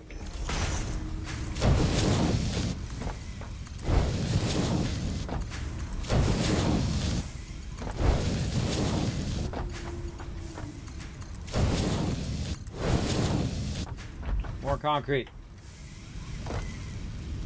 All right, well, we're getting there. Little by little. Little by little. Now, again, we're making a bunch of production that I know I'm just going to take out. A lot of this production is going to be taken out and redone. So you can have a separate storage facility, separate, thing that's just making plates, a separate thing that's just making iron rods, and stuff that over here making just concrete, and so on. But right now, we're just trying to get it so we can let it run so that over the next hour or 2 hours, when it's running, I don't have to be in game. It'll just run for an hour or two, and then it will just backlog a ton of resources. And then after we backlog those resources, we're then going to use those resources to upgrade and try to get to the point in which we can do coal. And once we do coal, then it will be running all the time, 24/7, constantly making materials, and we don't have to be around for that. Which is cool. Well, that is very, very cool. All right, so this is looking sharp. This is looking sharp. Now we got to take one of these, and we got to convert it from wire. Man, I should have went and got those plates. Let's go get the plates. This is the struggle in the early game. This is the struggle, the running out of resources all the time. But we'll scale it up to a point in which we never really have to worry about plates or rods anymore. Like in our last playthrough, we actually had I think it was 20 boxes stacked high, and it was all filled. All filled with plates and rods and everything under the sun. All filled up all the way to the top. Very, very nice. So you really didn't ever have to worry about resources after that, that's for sure. And we'll get to that point where we don't have to worry about most of the resources and whatnot. And usually happens in just about every game pretty quickly. All right, more of dish over here. And let's see. We want to take this out. We'll take this out. And we want to make another one of these. Over here, but we need some reinforced iron plates. Let's just take this over here where we're working.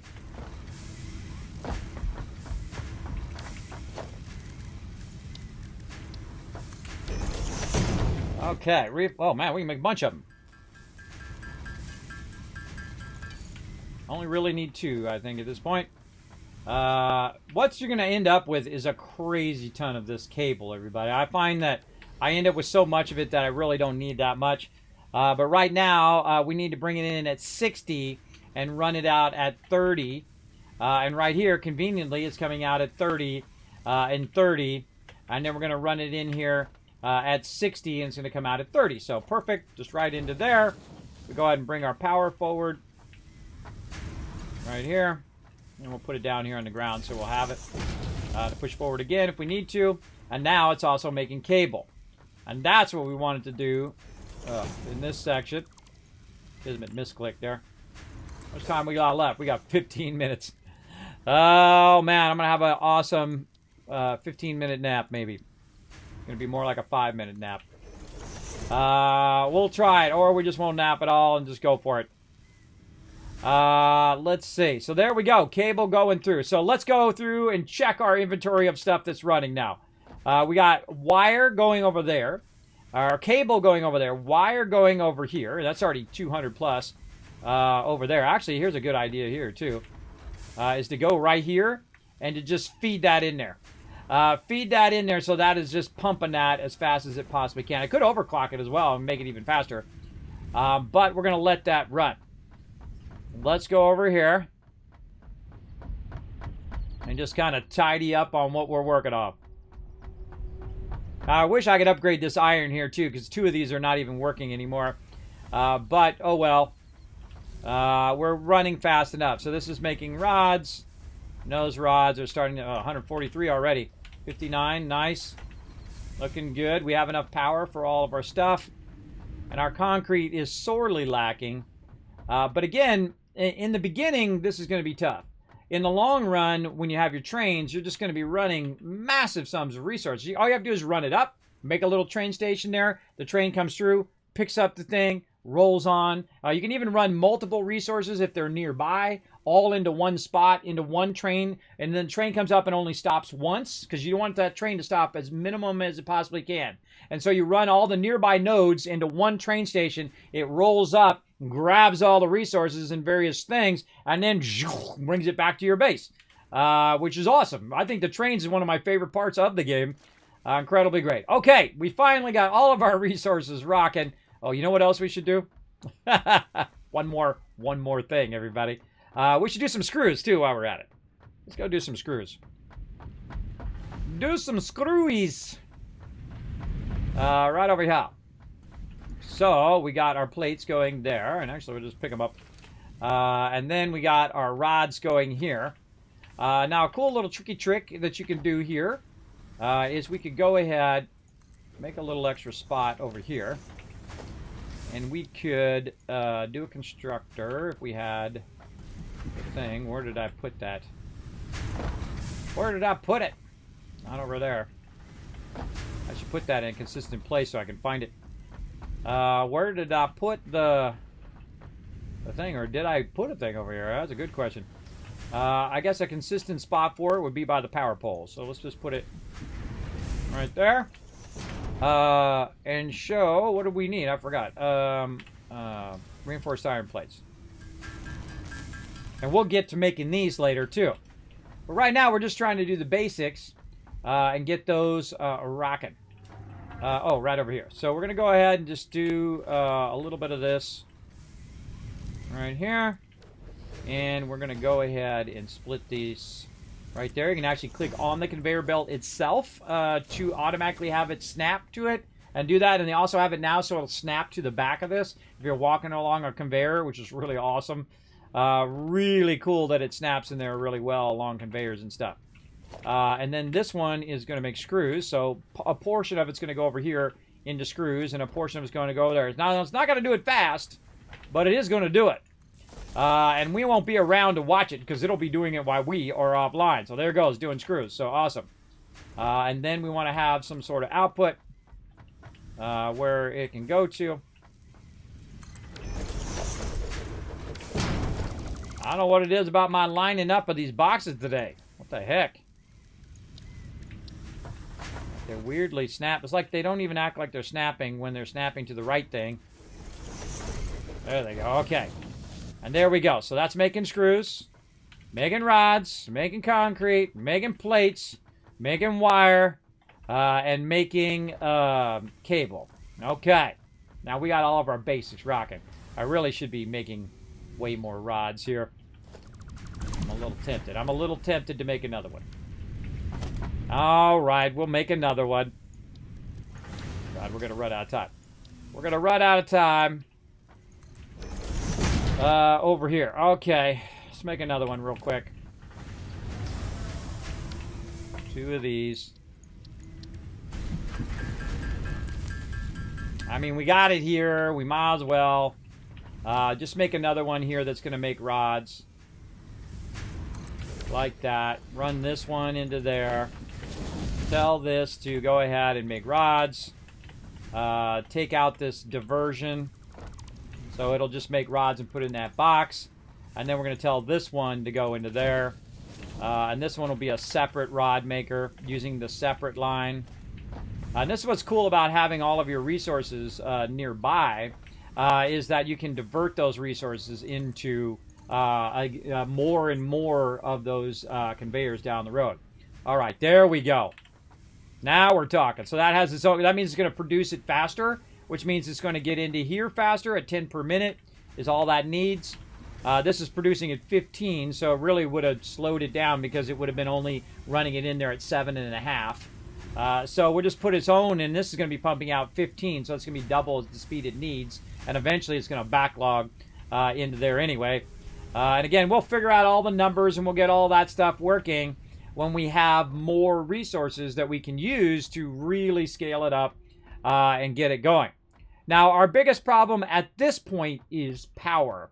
Having that power work. Now, let's go take a look for pennies. Oh, where's that penny at? Let's try to find it. Don't try to land on any of this stuff. Bam! Nailed it. I love how it always points me in an odd direction just to freak me out. Checking for those pennies, everybody. Just a faster way down. All right, let's check our power. How's our power looking? Okay, it's been going for a little while. It's looking sharp. Okay, do we have to make more? A little bit more biofuel. Probably a good idea to do some biofuel before we go. We got any in here? I think we took it out of there. Okay, hold on. Let's go. Let's take some of that out. Take it out. Cut it in half. Put half of it back in. Okay, let's be smart, everybody. Let's go ahead and, you know, since we're running over for an hour and a half, 2 hours, 5 hours, let's go collect some more stuff. This is how this game is, everybody. It's like never ending. Never ending. You can just keep going and going, and that's a wonderful thing. That's a great thing in a game, that you just want to keep going. You want to keep playing. And, you know, I've been playing for, I don't know, how many hours now? I don't know, 7 hours or so. And to me, it's only been a few minutes. It only feels like a few minutes have gone by, even though it's been quite some time. And that's cool. That's what you want in your games. All right, I'm going to speed up a little bit here, as you can see, and run around and just correct a crazy ton of this.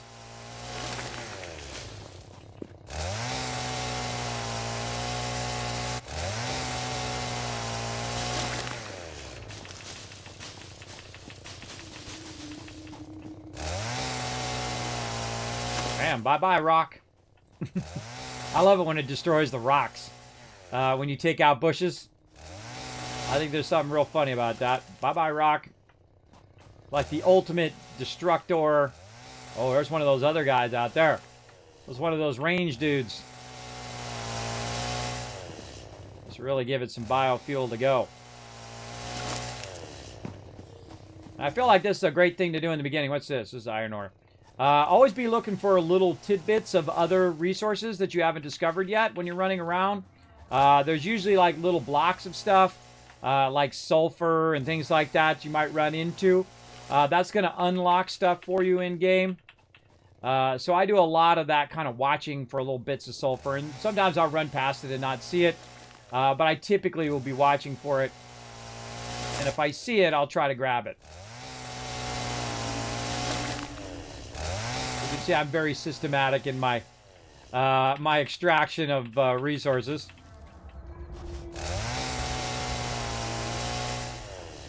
Just kind of walk from my base toward something else. Around the way here. I try to stay away from mobs or any other Things that are going to slow me down from my collection.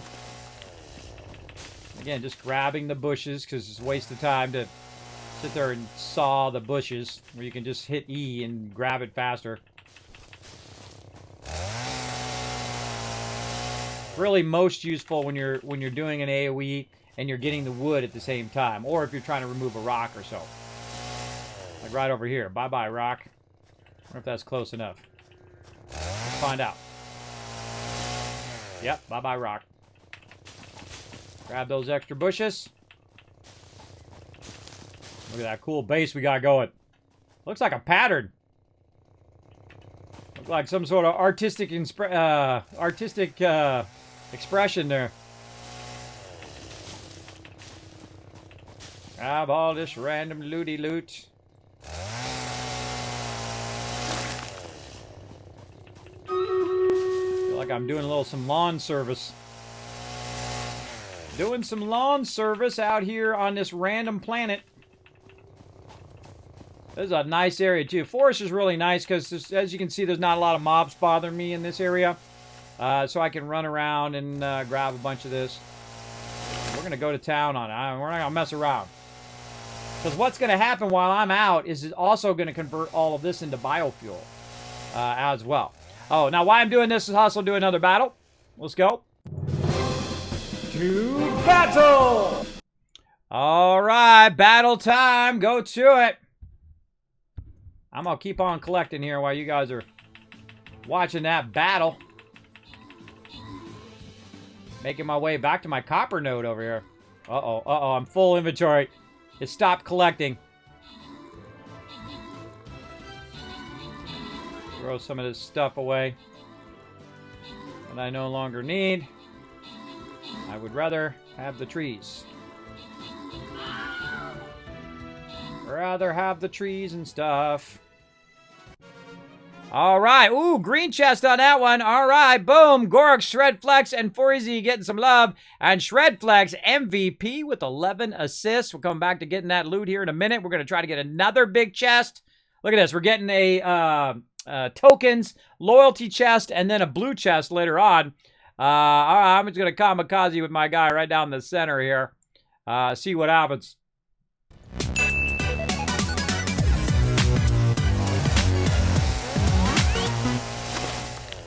All right, I'm still here collecting this. 2 minutes. 2 minutes left.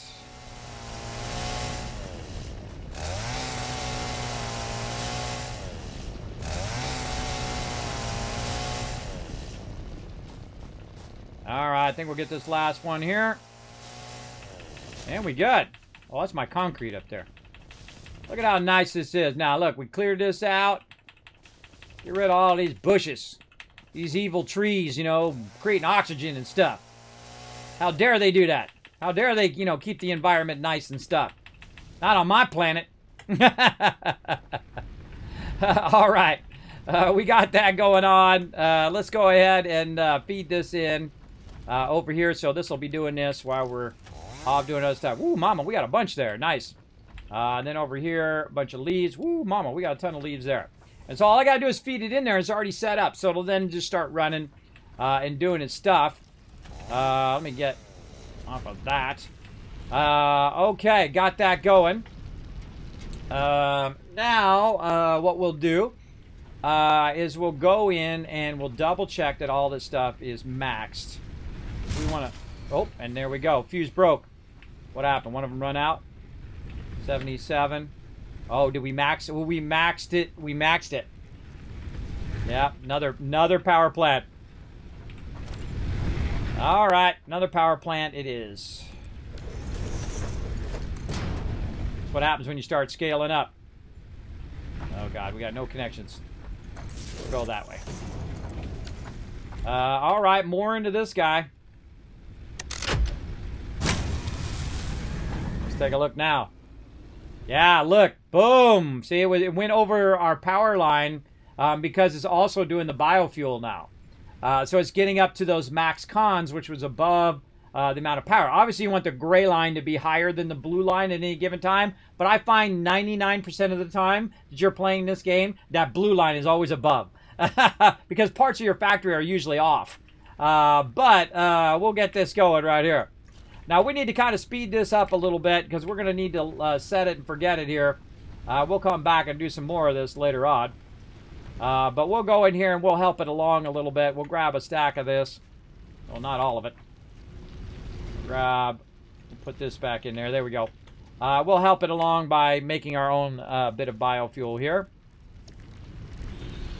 And then we're going to stack it into those 4 things, and then we'll let that run. And then come back to it next week. Let's see. Diamond tip chainsaw. I know, right, Techno? It's an interesting mechanic. I prefer if it was just per tree instead of AoE, but they made the trees worth more.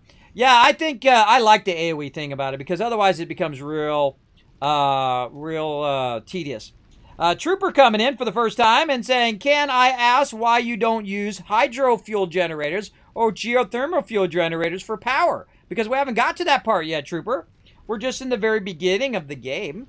Hydro fuel generators, aka coal power, or geothermal fuel power gets unlocked in the later game. We're just at the very, very beginning because we've restarted the server and got it going. Now, we will get to using those kind of power and whatnot later on. There are also a bunch of mods, by the way, for different types of power. You can do solar power. You can do all of that kind of fun stuff as well. But I don't have any of that unlocked. Yeah, just like what Techno said. Yeah, just got started.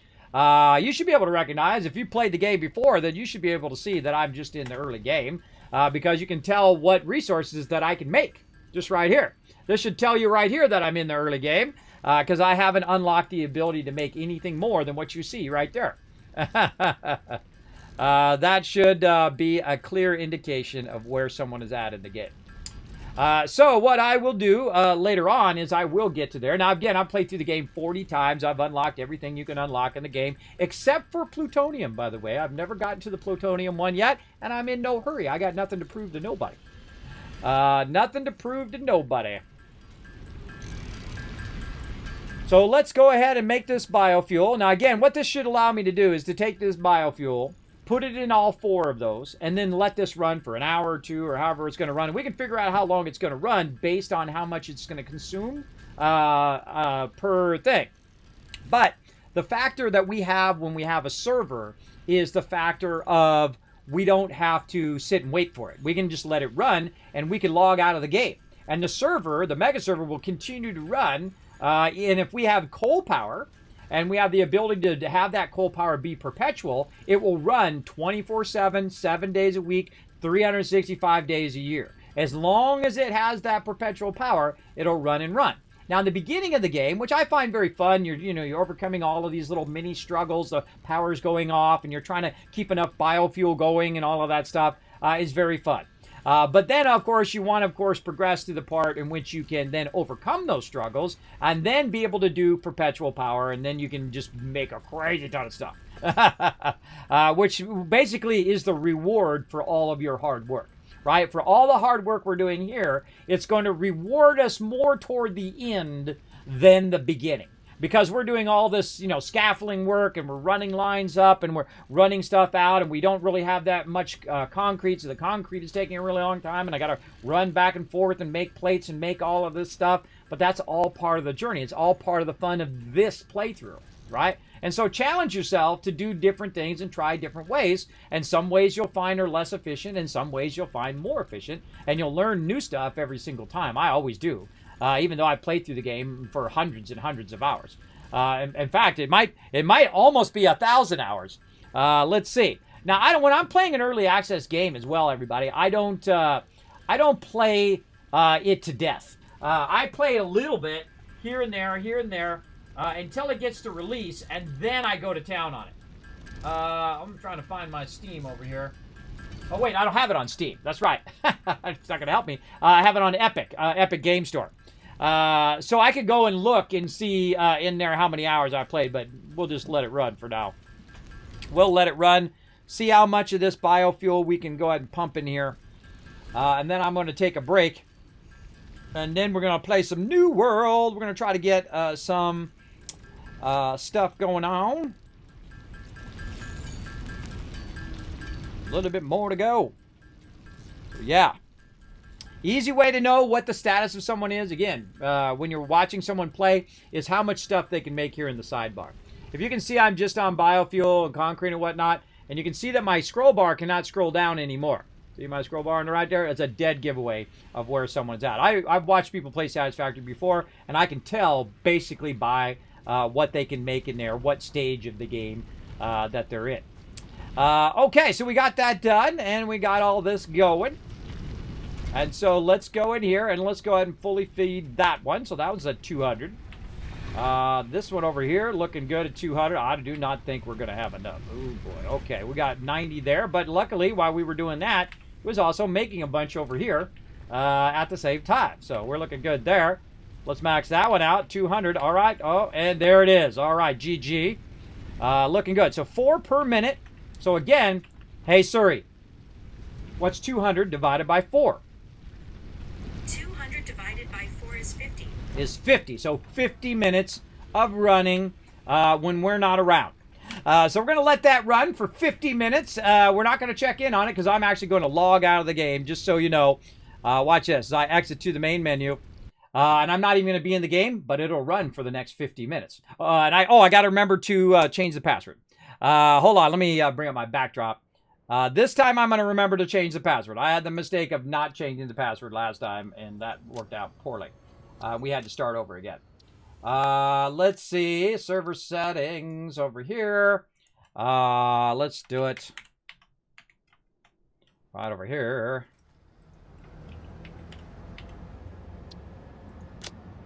There we go. All right. I think I changed it. I hope I did. All right. Awesome. Let's go ahead. Nope. Oh, press some buttons. Press the wrong buttons. All right, everybody. I'm going to let you guys enjoy some of the highlights of my stream.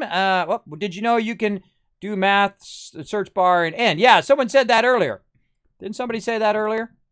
Who was it who said that earlier? Was that you that said that earlier? I did know that. Who was that? I feel like people say that to me all the time.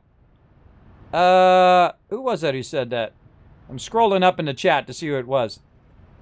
I do know that, but I would have to type it. You know what I don't have to do when I'm using Suri? I don't have to type it. And Suri, right here, she's sitting, this is $1,000, everybody. It's $1,000, and I use it for an egg timer, which costs you $1. That's what I use it for most, and occasionally I use it to do math for me, so I don't have to. So, hey, if she's going to sit there and do nothing for 99% of the day, she can do some math for me, and she can get busy, if you know what I'm talking about. You know what else she does? She also operates the lights. She turns my lights on and off, and she turns my TV on and off, and all of that kind of cool stuff. Did you know you can do that with Suri? You absolutely can with your HomeKit. Very cool. You get little connectors. You put it in between your plug and your light. And then those little, like, they're Wi-Fi connectors. Then you can just tell her to turn that stuff on and off. It's awesome. They're pretty cheap, too. You can check them out on Amazon. I can't remember if I put that in my... Did I put that in my thing? Hold on. I don't think I've added that to my Kismet.gg. Let's go look. To my studio equipment. That's what I'm trying to think of. Up on my website, Kismet.gg, I have, and I'll put that link in the chat for you, is my studio equipment. And so I have everything that I have here in my streaming studio, including my lights and all of that. But I don't know if I put those in there yet. I have a bunch of stuff to put in there to update that I added. Oh, they are in there. They are in there under graphics, video editing, and animation. They're called Voco Link Smart Plugs Wi-Fi. I wonder if they've gone down in price since I got them. Oh, my God. Whoa. Whoa! Oh my God, they're cheap. Oh wow, check it out. I'm gonna get. Oh, you guys should snatch these up. They're down 33% right here. Let's see. What is that? What is that called? Wi-Fi outlet controllers. It works on Android as well. Controllers. Bam! Right there. I bought mine for $30 each. So this is $9. So this is like $20 off. So we're originally $30 when I bought them. I don't know how long ago, 3 years ago or something like that. And now they're $10. You can get 2 of them for $20.99. So you're saving. You're not, actually, that's costing you more.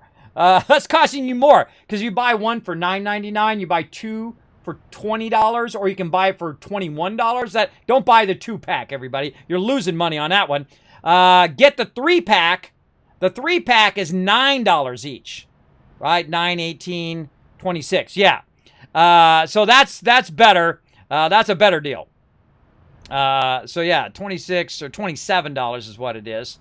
So yeah, that's about $9 each. Or if you buy 4 of them, you get it for $8.25. That's a sweet deal right there, everybody. So snatch that up. Go grab yourself some controllable lights. It also works with my computers. I actually turned my computers off too. My whole entire system, all 6 monitors, all 3 computers, all my Xbox, all of that stuff, because all those little lights and all that little stuff are costing you change, everybody. Every single night that thing just runs, every single day that's just running, that adds up to big money over an entire year. That's called leeching. It's leeching your power all day, every day. And the electric company loves that because you know what? It's putting money into their pocket for no reason, just so you can have that little light on your monitor. It's stupid.